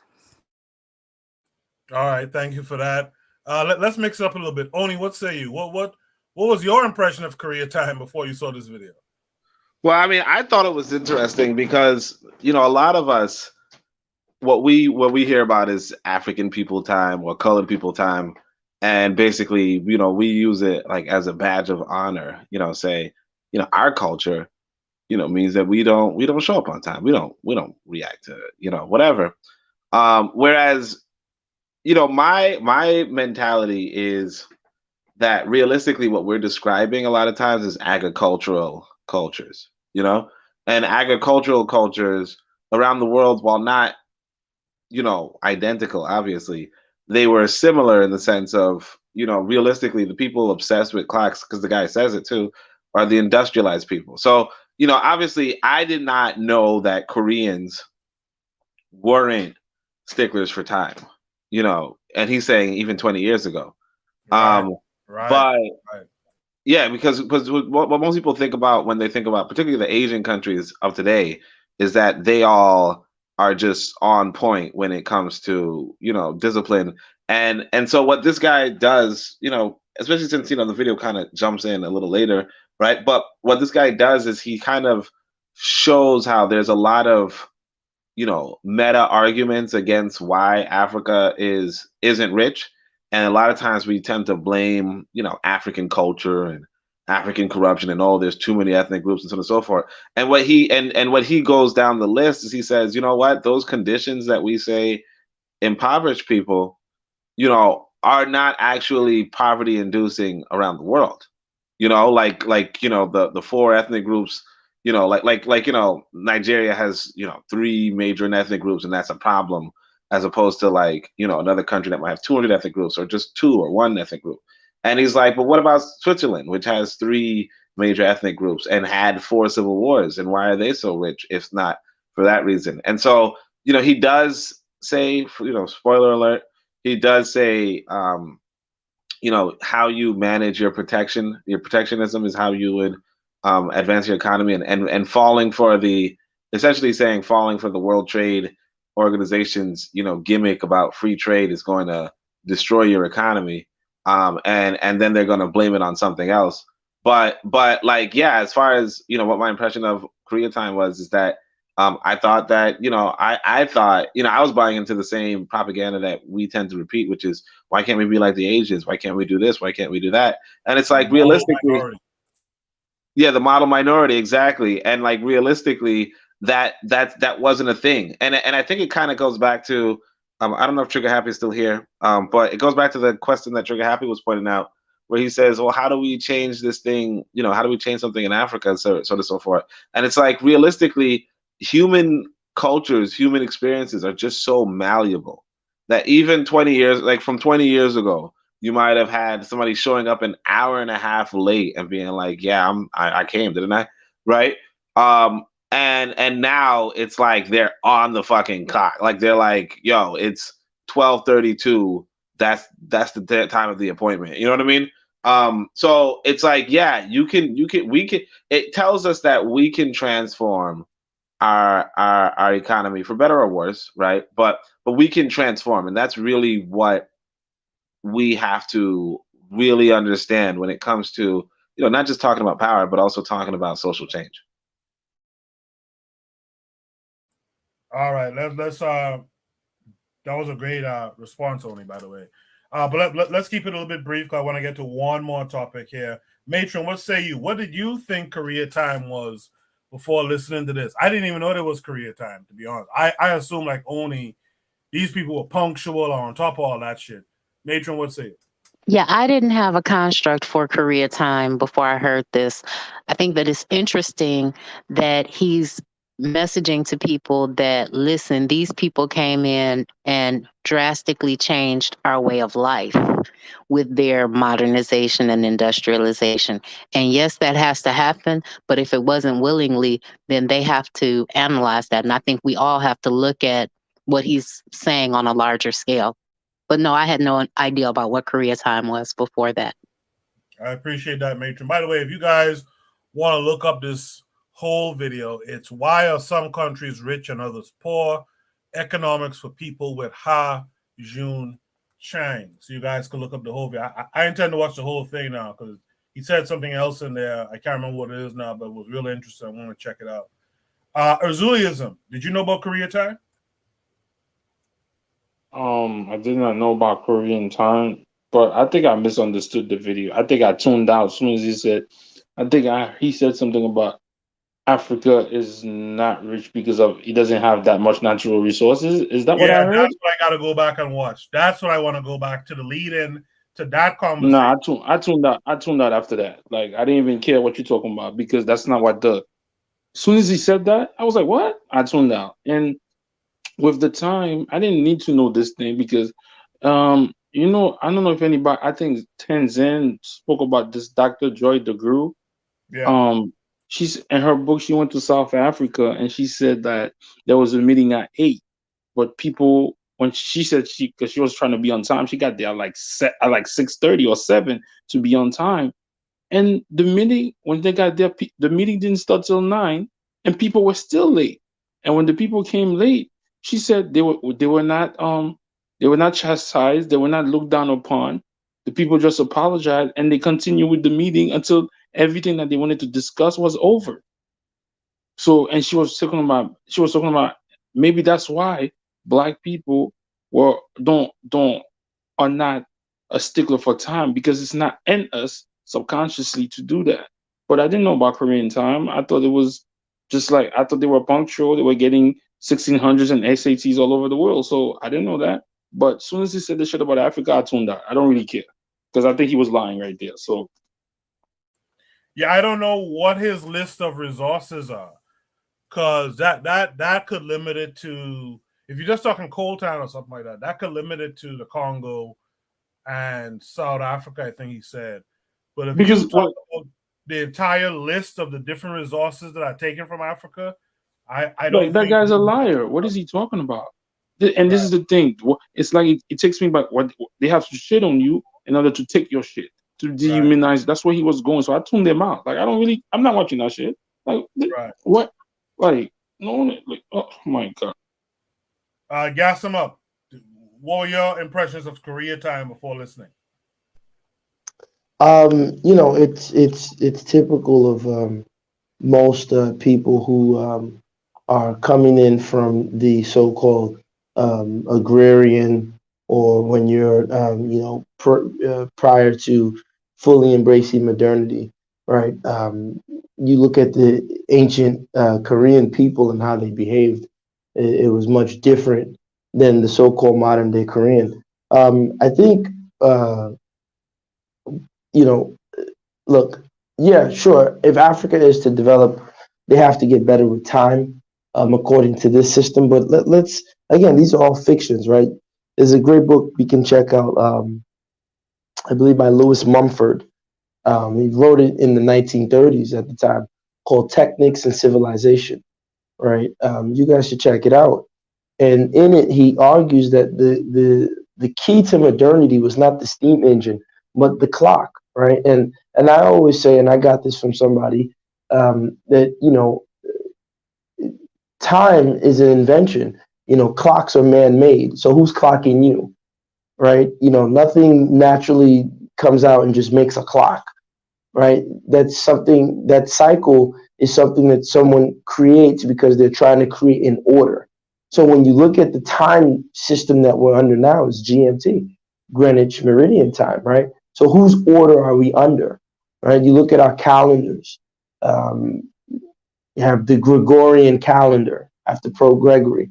And they have August after August, and July after Julius Caesar, and all these things. So whose time are we under, right? In certain African societies, you had an 8-day week. In some, you had a 4-day week, right? They were still on the same earth, but they had different interpretations of cycles.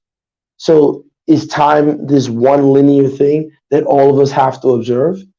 Right. And so I think, again, if we're going to develop according to the parameters of the West, yeah, sure, we have to be on point with time. But I'll end with this, and I put it in the chat. I said that, this factory time model that we're under in the world is really equivalent to Pavlov, right? Pavlov would give the dog, I think, a treat and click a bell and watch the dog salivate. And then it got so good, so much to the point that you could just click the bell and you would see the dog salivate without a treat being present. And that's what we're under. So, we get up at 4 and rush to this place, get to the meeting and do this and do this and do this. And that's the order that we're under. So, for better or worse, at least if we recognize that we're under an order, we can be able to take a step back and dial back from that techniques and civilization control. So I'll say this last sentence. If we're really going to be revolutionary, it's not only just removing ourselves from, the church or Abrahamic faiths. It's also removing ourselves from Western conceptions of time as well. But that's a whole nother conversation. But go ahead. No, that's a great point, Gad. That sounds like a pentagram conversation. That's a great conversation. That could also be a prompt too. Just FYI. Bakari, Korea time. Did you know about Korea time before watching this video? I had never heard of it, and I lived in Korea for 365 days. I did a whole year straight. But you know what? I never heard nobody say Korea time. But they were never on time at work because they used to work with us. They was our KPs in the kitchen. They were always at least 30 minutes late. And when they came to work there, and when they finally got there, they would always sit down for about an hour before they do anything. But I never heard nobody call it Korea time, though.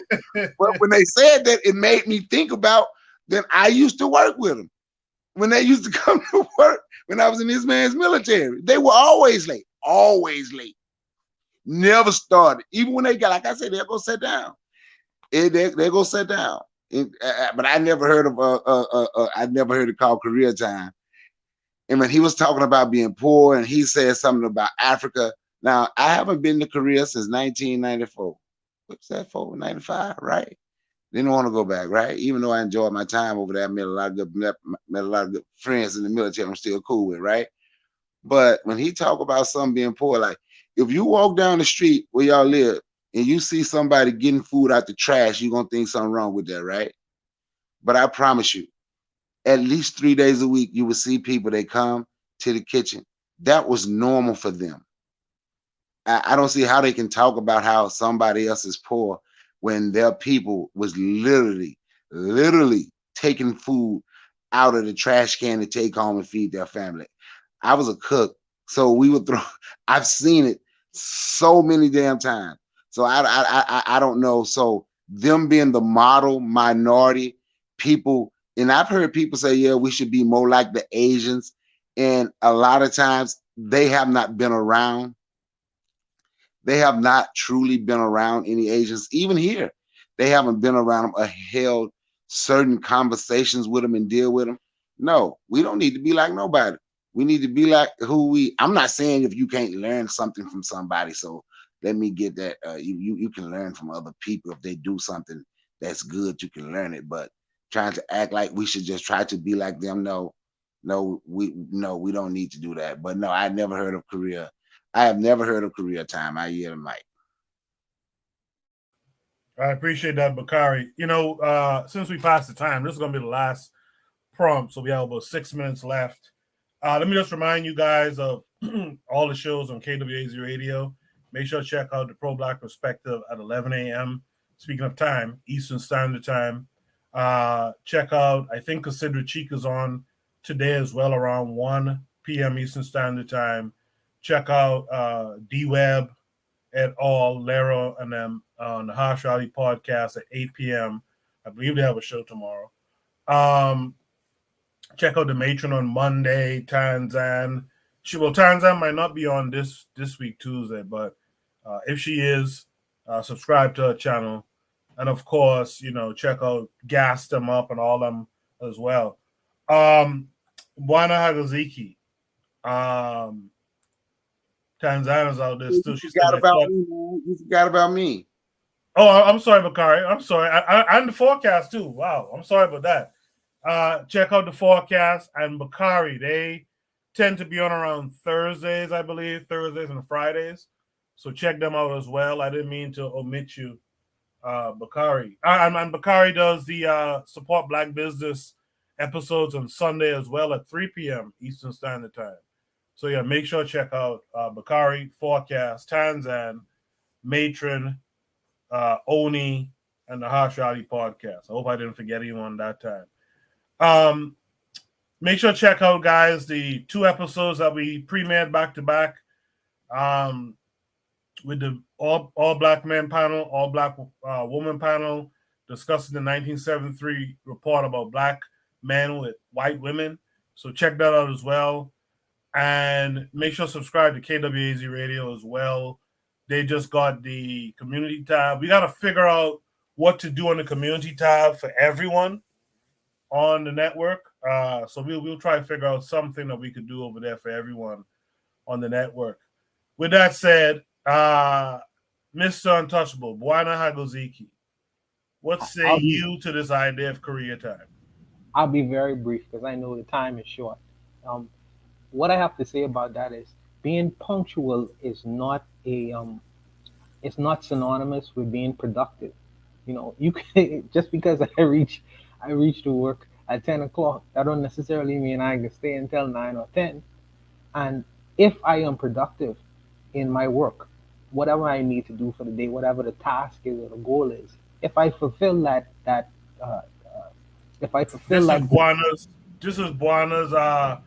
is Buana's elevator pitch to his bosses, right? If I fulfill what I'm supposed to fulfill for the day, then it's no problem. I shouldn't find no problems. But let me also say, and this is going to be very brief. Let me also say this. When if a person is in front of me, whether he's from Asia Town or Korea or even a European person, I halfway listen to them. I find that for me, I do the extraction. I extract what information that I need that is necessary for either if I was in school to pass an exam, or what information I need that I could use to advance either my career or my business. And I stop there. All these anecdotal things that it really leading up to I'm inferior because of these reasons, and he puts them on the board. I halfway listen to these guys and I ignore them because some of these guys are degenerates anyway. So I halfway listen to these guys called professors and so on and so forth. So, but I'll stop there just to be brief. I appreciate that one. I appreciate all you guys who tuned in tonight. Oni, is there any interesting enemies within tomorrow or today? Is Oni there? Unmute your mic if you're there. Maybe Oni left. Gas, you say you guys are on this week? That's Friday? Yes, sir. Yes, sir. Is it 5:30 or 7:30? 5:30. 5:30 Yes, p.m. sir. Eastern Standard Time. Yes, sir. So I want to thank you for having me, and I know you guys got to end the show. Shout out to all of you, and it's always a pleasure. Don't go yet, guys. I got something I want to say to you. Bakari, go ahead. Hey, guys, I want to let you know, man, when I be messing with you, I like to talk noise to you because you come with a little fire. But I mess with you because you come with that fire, and I do like the stuff that you say. I don't want you to think I got no beef or nothing with you because I know it sounds like that sometimes, and I do it like that intent, but I don't have no beef with you. I enjoy I enjoy when we go back and forth. I'm just letting you know that. I don't want you to think there's no problem. No, not at all, brother. I appreciate that. Not at all. See, that's what I like right there. That's the kind of stuff I like right there. Yeah, Yo, it's all love. gassed us today, man. With that shit, don't like dick women. Shut up, Don't gas. don't see the station guy. Coco, I gotta run, but can you explain to them what I was saying? Because I don't think they understood what I was saying. Yeah. Gas, thanks again. I'll see you on your stream this week, all right? Yeah, so Gas was just saying he wants them he doesn't want them who's thick in the brain, meaning that they're dumb. So I just want to clarify. People thought he meant thick in the brain as a good thing. No, he didn't mean that. Matron, what are we to look forward to this coming Monday? This coming Monday, we're going to continue our reading of The Rebirth of African Civilization by Chancellor Williams. We're on chapter 9, I believe, and we're just going in deep, talking about the things that he observed when he was there and how we can birth out a new African within ourselves based on his recipe. Yes. Chapter 9 is the one I've been looking forward to because that's where he talks about the African economy, the economics in Africa. Quickly, Coco. Yeah. Barbados asked me a question. She said that what system should we put in place, or what system would I use in particular? I would respond to that. Just the rebirth of African civilizations. What Matron is reading, it gives you almost like a chapter and verse over the solutions to solve the ills and the problems that Africa faces. So I think that's a very good start or grounding point for point in what you could do as in correcting the problems that exist not only in Africa but in our countries as well. So I'll stop there though. Thank you. You know, the thing that I have to say about that is in the forward and in the opening chapter, he says that the shortest distance to the African mind is through his religion. And what we have to understand is twofold. In the Western mind, they see religion as economics and commerce, but some of the less developed ones, the white people, they see religion as about something that we can't see. And our African conception is that we can see, touch, feel, be, and experience that. And the only way they're going to let people move about more freely, because they don't want their ability to do business trampled upon, is to engage as a religious entity or institution when you're talking about worldwide African connections. And we really have to get to a point where we embrace that. And I'm trying to walk in it, y'all. I'm working through it. But that, just looking at where we are, what we're doing, and some of the things we're dealing with, that's my analysis. Thank you for that, Matron. Bobby Wright says that Rebirth of African Civilization reading is very informative. I've learned a lot from it. So Matron is doing the work. Quickly, observing immigrants. You want to shout anything out this week?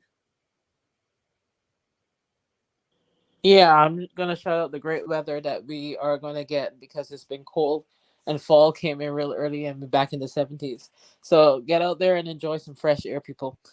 That's it. Where are you? In Missouri. Oh, you're in Missouri. Okay. Yeah, we had fall when fall started, and this week we're gonna have some 70s because we've had some 30s and 40s, 60s. So get out there and enjoy the weather before we get stuck in winter. Thank you for that. Urzuli, you want to shout something out? Yeah, I want to shout out to all the thick women with small waists and nice hips. Shout out to my skinny women. Shout out to my big girls too. Get in the gym, and that's it. Shout out, but take hating your on big me. ass to the gym. Okay. Bakari, what should we look forward to? Are we gonna get the Black business? Yeah, I'm gonna do it tomorrow. I have a sister from the UK that I talked to for a couple minutes. She's gonna plug her business. I have a couple more business. The one I think that's special to me. I told you, I know y'all heard me talk about how me and my oldest son used to didn't get along. For a long time, we was like Floyd Mayweather Jr. and Floyd Mayweather Sr., right? But we father and son again. And I got to show him. I recorded him. I went to work with him. He needed some help. he demo home. So I'm glad I got my son. Then I'm gonna carry it on into something else on mine now, black business. But I have to give a shout out to the black businesses that I come out here and that I talk to, and hopefully, you know, that we support them more so people come through and check me out at 3-ish. See, I'm gonna get back on CP time. I'm gonna be on the 3-ish. At least that's better than Korean time. Yeah, Korean 3-ish. And yo, Tanzan, and when I get gas them up, Tan, you better come on there because I'm doing this for you. All right, so you better come and join. Oh, Bakari professing. No, I'm just kidding. With that said, Oni, what should we look forward to tomorrow? Simping. Well, definitely ain't Jim. You know what I'm saying? You know what I'm saying? Only I'm gonna fight Enemy you, within. man. No, this dude's jumping. You know, he jumping. What you doing? Hey, good night, honey. What the fuck? Anyway, yeah, no, just your regular enemies within. Obviously, you know, the dudes making connections at 1 a.m. that type of shit. Right. Yeah, you know. No. I actually didn't. I forgot to organize the list. So I'll just do it. You know, tomorrow. All right, that's it. Though. It's hot, dude. Summer in New York. Well, shut up. All right, guys. I had a good time. Hope I got to everyone just now. Real Black Gentleman was on the panel. He hopped off early. I hope everything's cool there. We just making jokes, Real Black Gentleman, but finish up that pork pie eating there. Shout out to everyone who was in the chat tonight, Yana B and all them who was here earlier. Shout out to Bobby Wright and Tanzan and Marcus McGee and them who are still in the chat. Thank you guys for being here. Shout out to the matron and all of KWAZ Radio. I'll see you guys again next week, Saturday, but don't be surprised if I pop up during the week, this coming week too, all right? So I'll see you guys soon. You guys take care. Peace.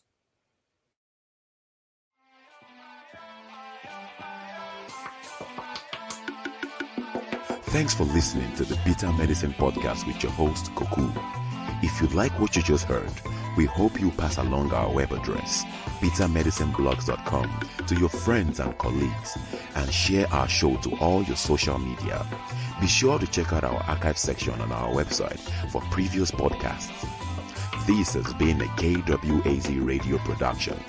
Join us next time for another session of the Bitter Medicine Podcast. Follow us on Facebook at Bitter Medicine Show, Twitter, Bitter Meds, Tumblr, Bitter Meds, Instagram, Bitter Medicine.